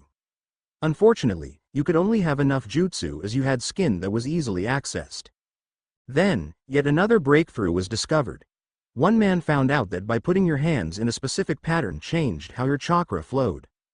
He spent his entire life researching these seals, and yet he only discovered 5. His pupils who carried on his works found the other 7 that we know of, and they named them after animals of the zodiac. This is how hand seals were born. Now, even then, not a lot of jutsu were in existence. Soon, seal masters took interest in these hand seals. They found out that, in certain pattern, they could change the way your chakra flowed enough to give the effect of one of the permanent jutsu tattoos, but only for that jutsu. After the string was broken, your chakra flow returned to normal. After lifetimes of experimentation, a large part of the jutsu we know today were created. Now, because hand seals were created to imitate ink seals, it's also possible to use hand seals to create ink seals. That's what I did just now. It's merely a reversal of the process, reverse engineering, if you're wondering what this seal does. Unfortunately, it required almost all my chakra to just make the seal and empower the first stage. What does the first stage do? It merely does what Naruto-kun does naturally. You mean, yes, it draws and converts nature chakra into human chakra. The silver light dimmed down into nothingness. Just as Neji was about to smirk and berate her for failing, the entire seal complex started glowing blue. What? The second stage is active. I merely had to stall you long enough for the first stage to gather enough chakra. Now that I have the second stage ready, I can do this. Suddenly, the sky turned a deep, dark violet. The entire world seemed to freeze. Colors faded and dulled. The only shades or hues left were black, white, gray, and violet. An eerie sound filled the air, a mix between a growl, a whistle, and the groan of pain. What? Where are we? What did you do? Hinata was the one smirking now. This is my world. The entire seal was there to do one thing and one thing only. It created a pocket dimension. In other words, it folded the space-time plane to the point where it folded over on itself, creating a small bubble that exists outside its own time. The laws are similar, but due to the nature of the seal I used to create this pocket dimension, I am, for all intents and purposes, Kami. What? Hinata merely waved her hand and a very ornate, though violet-colored, katana appeared in her hands. In this world, I control space, time, matter, energy, life, and even death. Everything is under my control. For instance. She again waved her hand and a person appeared. Neji's eyes widened as he recognized who it was. Father. Hyuga Hazashi merely stood there. His emotionless eyes stared unseeing into the purple horizon. Neji could only stare as Hinata again waved her hand and Hazashi disappeared. Neji ni-san, the real reason I called you here is because I wanted to talk to you. I have nothing to say to you. He spat. Neji, why do you hate me? Because you have everything you could ever want. You are free to make your own destiny. You have everything I want. You're the heir, you have a family, you've got an honor, and you have someone to love. Neji fell to his knees. His eyes moistened, and tear fell as he blinked to ease the burning he felt. Hinata slowly walked over to him and she hugged him. Neji ni-san, I'm sorry. No, you're not. Why should you, a main family member, care for your servants? Neji, I don't feel that way, don't. Just, don't. Neji ni-san, I care for you. Naruto cares for you. All we ever wanted were to be your friends, your family. Why did you become cold? Because, you were always seen as weak, and Naruto was always seen as a waste of time, but you managed to completely stop an invasion. You got the highest honor a shinobi could get, you found someone to love, and your love became your betrothed. As for me? The council would never consent to train me farther because the branch members must be weaker than the main family members. Then, I finally found someone to love, someone I wanted to be with, but, when the council found out, they refused to allow me to see her. You have everything given to you, and I just get it all taken away. It's just not fair. Neji ni-san, just go away, Hinata-sama. Hinata stood up. Her own tears were falling. She reached out a hand and touched his forehead. She stood back and said, Neji, in this world, anything that happens to you here happens to you back in reality. In here, I am God. And as God, I declare the caged bird seal to be cruel. I free you of your curse. Neji fell back in pain. His forehead glowed a sickly pale greenish yellow, the color of Neji's curse seal tattoo. It felt like his forehead was going to split open. He writhed in pain, rolling over and over, yet refusing to scream. Then, as suddenly as it started, it stopped. Neji ni-san, the tattoo will remain on your forehead forever. But, for all intents and purposes, the seal is gone. It can no longer be activated. To punctuate this fact, she raised her hands in the activation seal and forced enough chakra through it to kill him, but nothing happened to Neji. Hinata-sama, why? Because, I hate those looks, the looks of hate. I want you to be my friend again, cousin. Hi. Neji, when we go back, I'll pass out from chakra exhaustion. I'm sorry, you win this match. With a flash, everything turned back to normal. The world slowly sped up to normal speed. Hinata smiled one last smile before she fell. Winner, Hyuga Neji. Naruto jumped over the railing and knelt down at Hinata's side, cradling her head. Hinata-chan, what happened? I released his seal. Thank you, Hinata-chan. Naruto-kun, please, don't hold it against him. I won't. Hinata smiled again before falling asleep. He smiled lovingly as her face radiated peacefulness. He picked her up bridal style and walked with her into the medic ward, followed closely by Neji. Neji-san, did she remove it? Yes, Naruto-sama. Neji, what did I tell you about calling me Naruto-sama? Naruto-san is just fine, although it makes me feel old. Hi, Naruto-san. Naruto smiled and set Hinata down on the wheeled hospital bed as if she were made of glass. He pulled the blanket and sheet up over her sleeping body, carefully tucking it underneath her. Hinata smiled and snuggled deeper into the pillow, grabbing onto Naruto's hand unconsciously. Neji smiled sadly, thinking about his own love, and walked out of the door, closing it behind him. He walked back up to the boxes just in time to hear the announcement of the next match. Uchiha Sasuke vs Sabaku no Gaara. Uchiha Sasuke stood in the middle of the arena. A faint breeze ruffled his hair and the collar of his shirt. His eyes were narrowed and his mouth was set into an arrogant grin. Directly across from him stood a red-haired Sand Nin, a small tattoo on his forehead. It was, of course, Sabaku no Gaara. Despite the mist that seemed to seep into everyone's cloths and soak them to the bone, Gaara seemed perfectly dry. A very faint cloud of sand floated around him, slightly obscuring his vision. A near-mirror image of Sasuke's smirk played across Gaara's lips, but his eyes were full of bloodlust. He had an aura of death and destruction, one that made you cringe and unconsciously scoot away from him.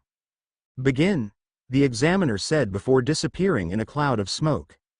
Sasuke smirked before activating his Sharingan, still with only 2 marks instead of the fully developed 3.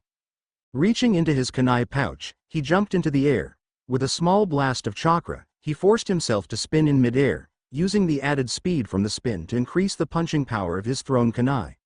Despite the sand that rose to defend its master, the kunai nearly hit the sand genin. However, the Jinchuriki was lucky enough that his sand was able to slow them down enough so that they dropped at his feet. Sasuke landed and charged at his foe, performing a few hand seals as he ran, yelling, "Kaiten! Gukakyu no Jutsu!" A large fireball flew towards Gaara, but a wave of sand smothered it before it had a chance to hit him. However, a large portion of the sand was sent to stop it. Sasuke took advantage of this and got behind the boy, dodging a small wave of sand and bringing his fist into contact with the back of Gaara's head. Gaara stumbled forward from the force of the blow before whipping around. He stretched his hands out and twin arms of sand formed and attempted to grab the leaf genin. The movements of the sand arms were in exact synchronization with Gaara's arms as he reached out to grab Sasuke. The Sharingan user kept dodging, weaving in and out, throwing an occasional shuriken hoping to distract the boy. Jumping back a large way, Sasuke again performed some hand seals. Time to test my new jutsu. Instead of concentrating the chakra in his lungs, as one would usually do for a Kaiten jutsu, Sasuke lammed his foot into the ground, and a wave of flame, less than a foot high and 3 feet wide, rushed along the ground towards Gaara, who stepped back, slightly off balance, hoping to avoid it. Sasuke brought his other leg around in a low sweep that sent another wave along the ground, further throwing off Gaara's balance. Pumping even more chakra to his legs, Sasuke shot forward, slipping past the sand defense, and executed a sickening flurry of blows. A swift jab to the jaw, a knee to the stomach, an uppercut, a haymaker, a leg sweep, and a 2-handed open palm thrust that hit the falling boy in the chest made up the combo. Gaara flew back and impacted with the wall. He fell off, stumbling and falling to his knees. Feeling something strange, Gaara put his fingers to his lips. Drawing them away, he saw red. "Blood, my own blood, not since then have I seen my own blood, I'll kill him for that." Gaara stood up. The sand that was previously swirling around him lowered. Thinking back, Gaara remembered the first time he had ever bled. Flashback, yes, it's another one. His first C-ranked mission went sour, so much so that it made a lemon taste sweet. The bandits they were supposed to clear out of an area were, in fact, stone nin in disguise. Gaara and his team had walked into a literal death trap. Gaara stood looking down at the stone spike sticking out of his chest. It was connected to a man's arm in place of a hand. The stone nin was grinning at the boy. Wrenching the spike out, as painfully as he could, the nin turned around and started walking away. Gaara fell to his knees, his hands covered in blood, but for the first time, it was his own. Looking over, he found his brother on his back, unconscious, and another nin held a kunai over his prone form, ready to strike the killing blow. His sister was pinned to the wall, a kunai stuck through her shoulder. Memories flashed through his head. Memories of pain, of fear, of the many assassination attempts, yet through it all, his sibling had been there for him, albeit fearfully, and had given him some small degree of comfort, and he had treated them with indifference, hate, and threats. I will not let them die. I'll make it up to them, somehow. You seek power, I can give you that power, but you must give me blood. Shukaku, give me your chakra, now. The Junin stopped. He turned to see the boy that, just a second ago, had a stone spike sticking through his chest stand up and challenge him. The man stood there, locking gazes with the sand genin, not noticing the sand creeping up his legs. Gaara reached out his hands, one towards the stone Junin, and one towards the nin that threatened his siblings. His hands spread, fingers pointing towards the nin. Sabaku Q, the sand engulfed their bodies. He clenched his fists, yelling, Sabaku Susu. Blood dripped down from the twin cocoons of sand as they slowly sank to the earth, then into it, forever buying the mangled corpses of the former nin. Gaara slowly fell to his knees. Using the last of his strength, he crawled over to his siblings. Tamari, despite the kunai embedded in her shoulder, could only stare in fear, hoping her brother didn't plan to carry out the many threats he'd given them. Tamari, she jumped and flinched, closing her eyes, waiting for the pain. Gomen, her eyes snapped open to see her brother's slowly close as he slipped into unconsciousness. Gaara, I forgive you. When they finally returned to the village, they went to train, after giving their report to the cage. Usually, only Kankuro and Tamari trained with Baki, but for some reason, Gaara decided to show up. Baki-sensei, the Sand Junin froze up. Gaara had never called him that before. Train me, in taijutsu. End flashback. Gaara's sand slowly crept back into the gourd and the cap replaced itself. Reaching up to his shoulder, Gaara undid a clasp. Boom! The gourd fell off his back, embedding itself at least a foot into the ground. Gaara took a few steps forward, and settled into a taijutsu stance. Bring it! Sasuke smirked before charging in. Flurries of blows were rained down upon Gaara. What Sasuke didn't expect was for each and every one of them to be blocked. The two genin danced back and forth across the arena, trading blows, grabs, throws, even an occasional kunai or shuriken. Before long, the prolonged use of the Sharingan was really beginning to show on Sasuke. His moves became slower, his blocks less effective, and his mind started working more sluggishly than usual. Before long, he found himself on his back, looking up through the mist towards the obscured sky. Gaara slowly walked forward, his features set into a serious expression. Slowly, Sasuke stood, testing his shaking legs. Uchiha Sasuke, it's time to end this. Gaara brought his thumb to his mouth and he bit it. Shit. A summoning. Sasuke whipped out a kunai and held it in a defensive position, looking around warily. Gaara swiped his blood-covered thumb over the tattoo on his forehead, and then performed several hand seals. Sasuke looked up and saw Sasuke-chan, Ka-san. Sasuke could only stare in amazement as his mother appeared out of nowhere. He took a step forward, then another. His mother closed the distance. He reached out and pulled her into an embrace. He started crying into her shoulder, saying, Ka-san, you're alive. I missed you, so much. Shish, Sasuke-chan. It's okay, just let it all out. Sasuke continued to cry. After a moment, he stopped and looked up at her again. She put her hand on his shoulders and looked him in the eyes. Sasuke-chan, I'm sorry. But her features started blurring, and her voice started changing. It's time. They took on a much darker form. To accept your fate, foolish little brother. Sasuke's eyes widened, and he took a step back. Uchiha Itachi stood there, exactly like he was on that night. Goodbye, brother, Sabaku Susu. The genjutsu dissolved as the sand that had covered Sasuke's body imploded, spraying copious amounts of blood all around the arena. Gaara's gourd picked itself up off the ground and floated onto his back. Gaara reached back around and reconnected the strap. He calmly walked out of the arena, leaving the battered and broken body of Uchiha Sasuke laying on the ground, as the medic Nin frantically tried to heal him. Time skip. Hinata slowly woke from her dreams. As vivid as they were, she forgot them the moment she awoke, only left with a feeling, a vague imprint as to what they once were. Her arm felt warm and she looked over to see Naruto. He was sleeping on the chair next to the bed, holding her arm to his chest almost as if it was his lifeline and he would die if he let it go. Slowly, Hinata sat up. Her slight movement woke Naruto from his fitful sleep. He blinked a couple of times before he realized where he was. Hina-chan, how are you feeling? I'm fine, Naru-chan. He smiled. His hand found hers and their fingers intertwined. He gave her hand a small squeeze, hoping to reassure not only her, but himself as well. Their eyes met and they stared into their eyes, so similar yet so different. The distance between their lips started shrinking. They came closer and closer. The scent of the other was heavy, making each lightheaded. Just as their lips were about to meet, the door to the hospital room opened and a nurse walked in. She looked up to see the betrothed couple break apart, blushing deeply. Oh, dearie me, I'm so sorry, I hope I didn't interrupt. No, we're quite unoccupied, growled Naruto, managing to mix both anger and sarcasm, quite a feat. Oh, well in that case, Hyuga-sama, you're doing fine, and the doctor has given his okay for you to leave. Then, you can go back to being, unoccupied. The two love-struck teens blushed, almost competing with each other, seeing who can make the most unrealistic red.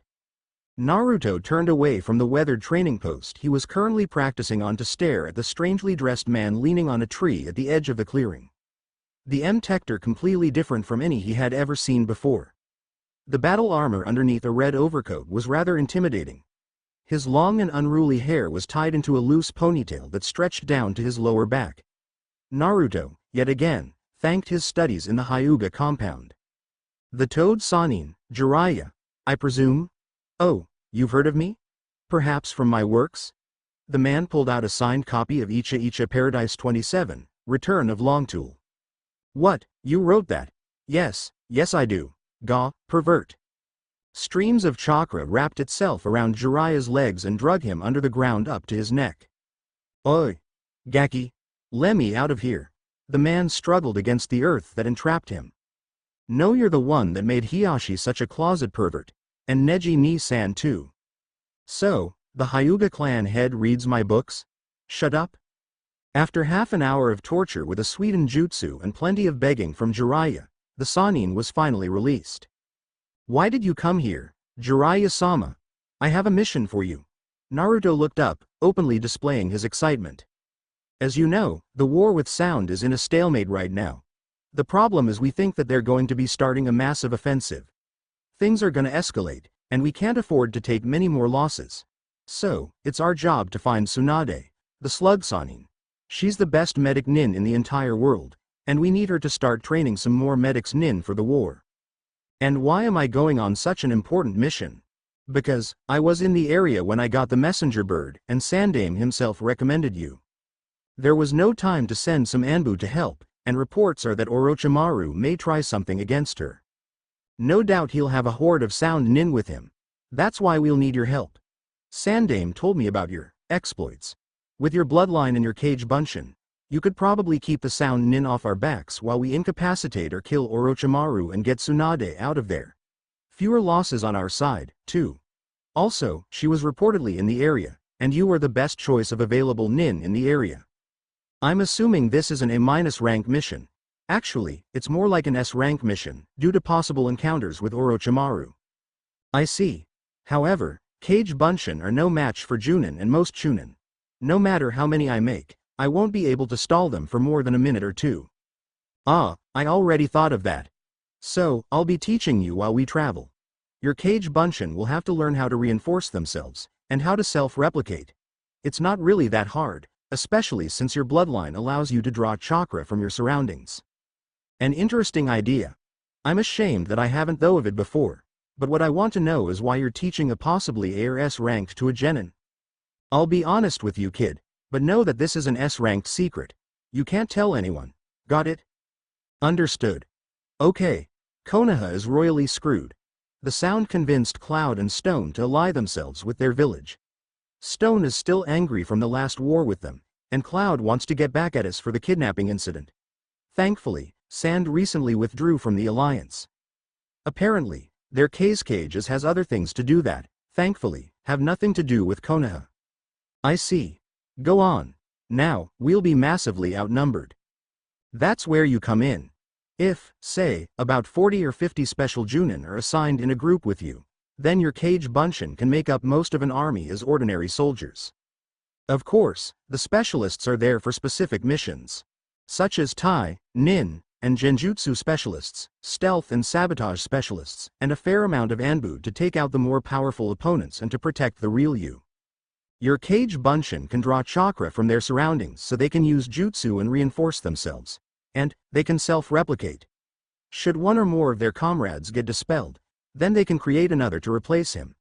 And should a scout come upon an enemy, he can replicate and then dispel himself to relay a message to you. In short, you can be a one-man army.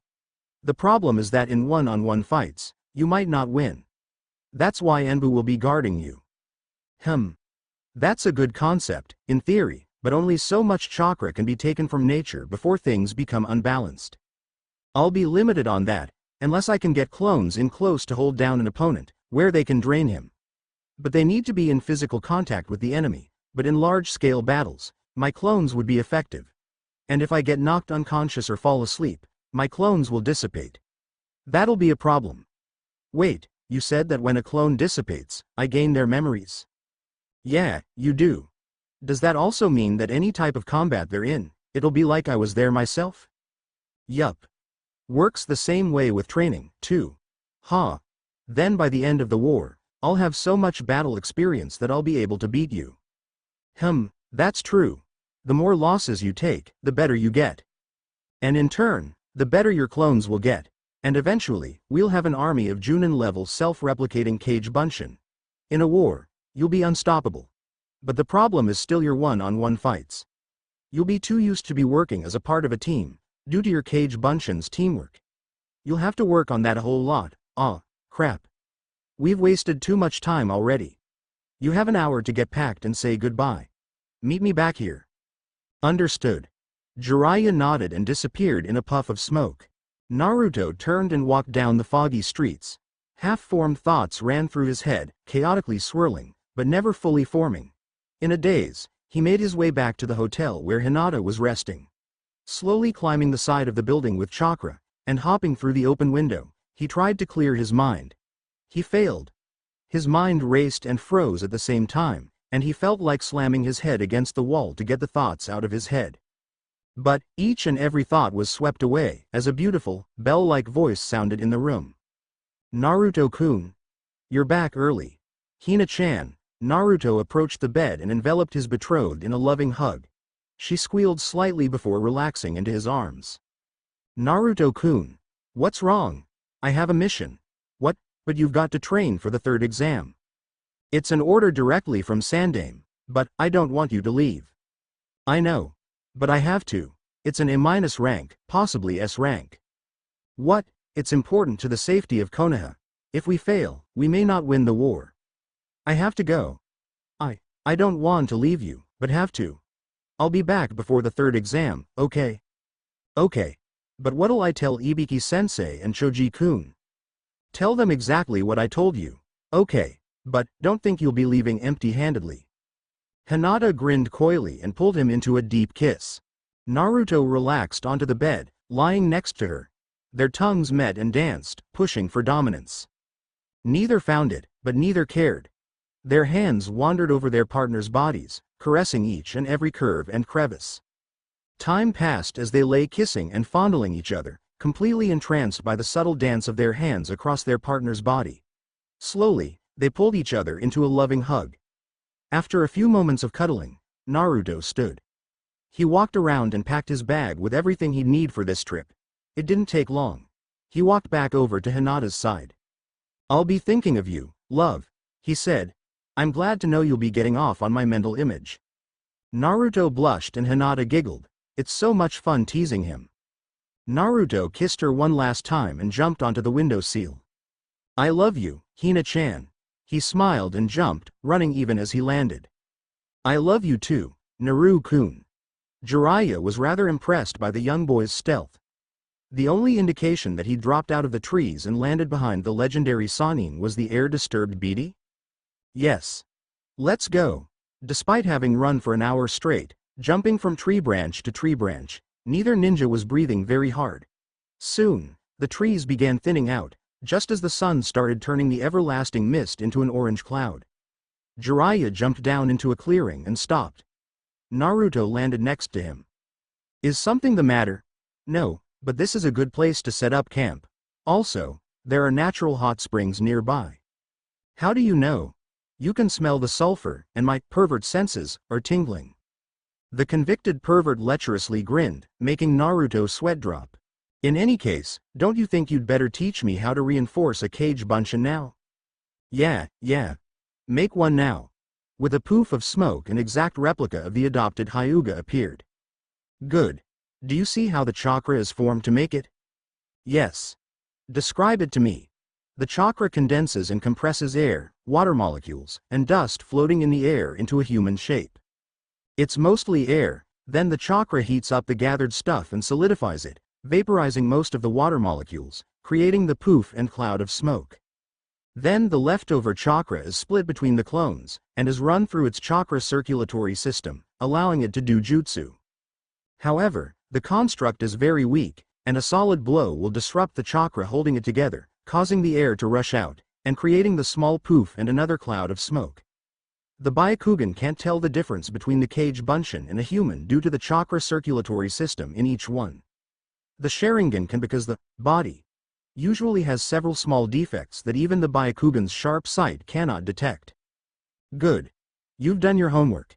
Now, to reinforce your Kage Bunshin, you gotta have the chakra that holds together its framework constantly being replenished, as well as concentrate extra chakra into the skin, allowing it to resist damage.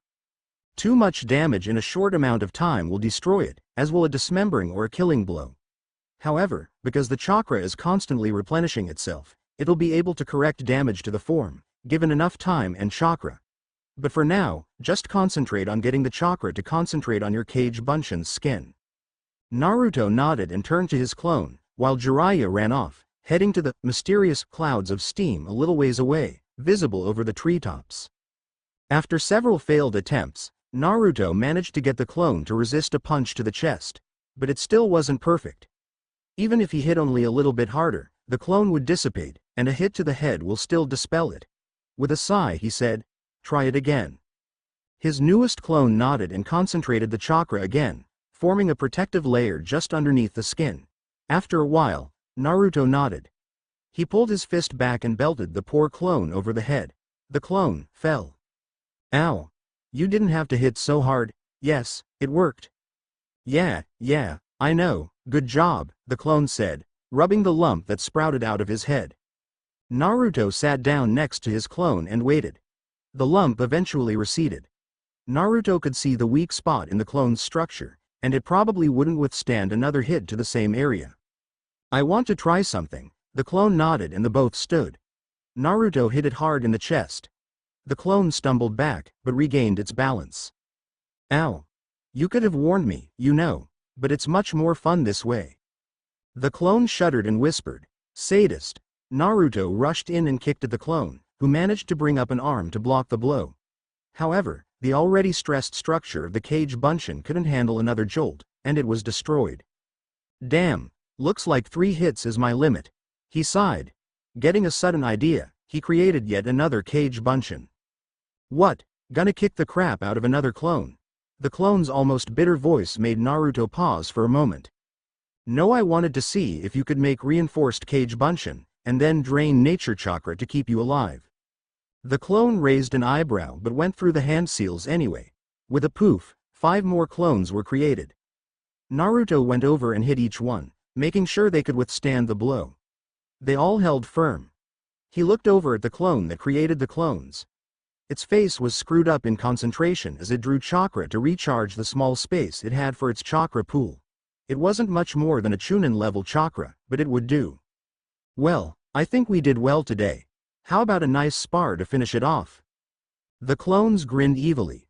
Later that night, as Naruto sat by the fire, bandaging a few cuts and scrapes, fighting clones that could throw jutsu at you was a lot harder than the taijutsu only matches he used to have. "Hey there. Halo here. Yeah, I haven't updated in a while. I've been busy studying for the ACT test, which was last Saturday, but it turns out that my name didn't get put on the list somehow. I paid the fee, filled out the paperwork, and spent a ton of time studying when I should have been writing, only to get told that I'm not on the list. It's an outrage." The end. Now we will see you in the next video.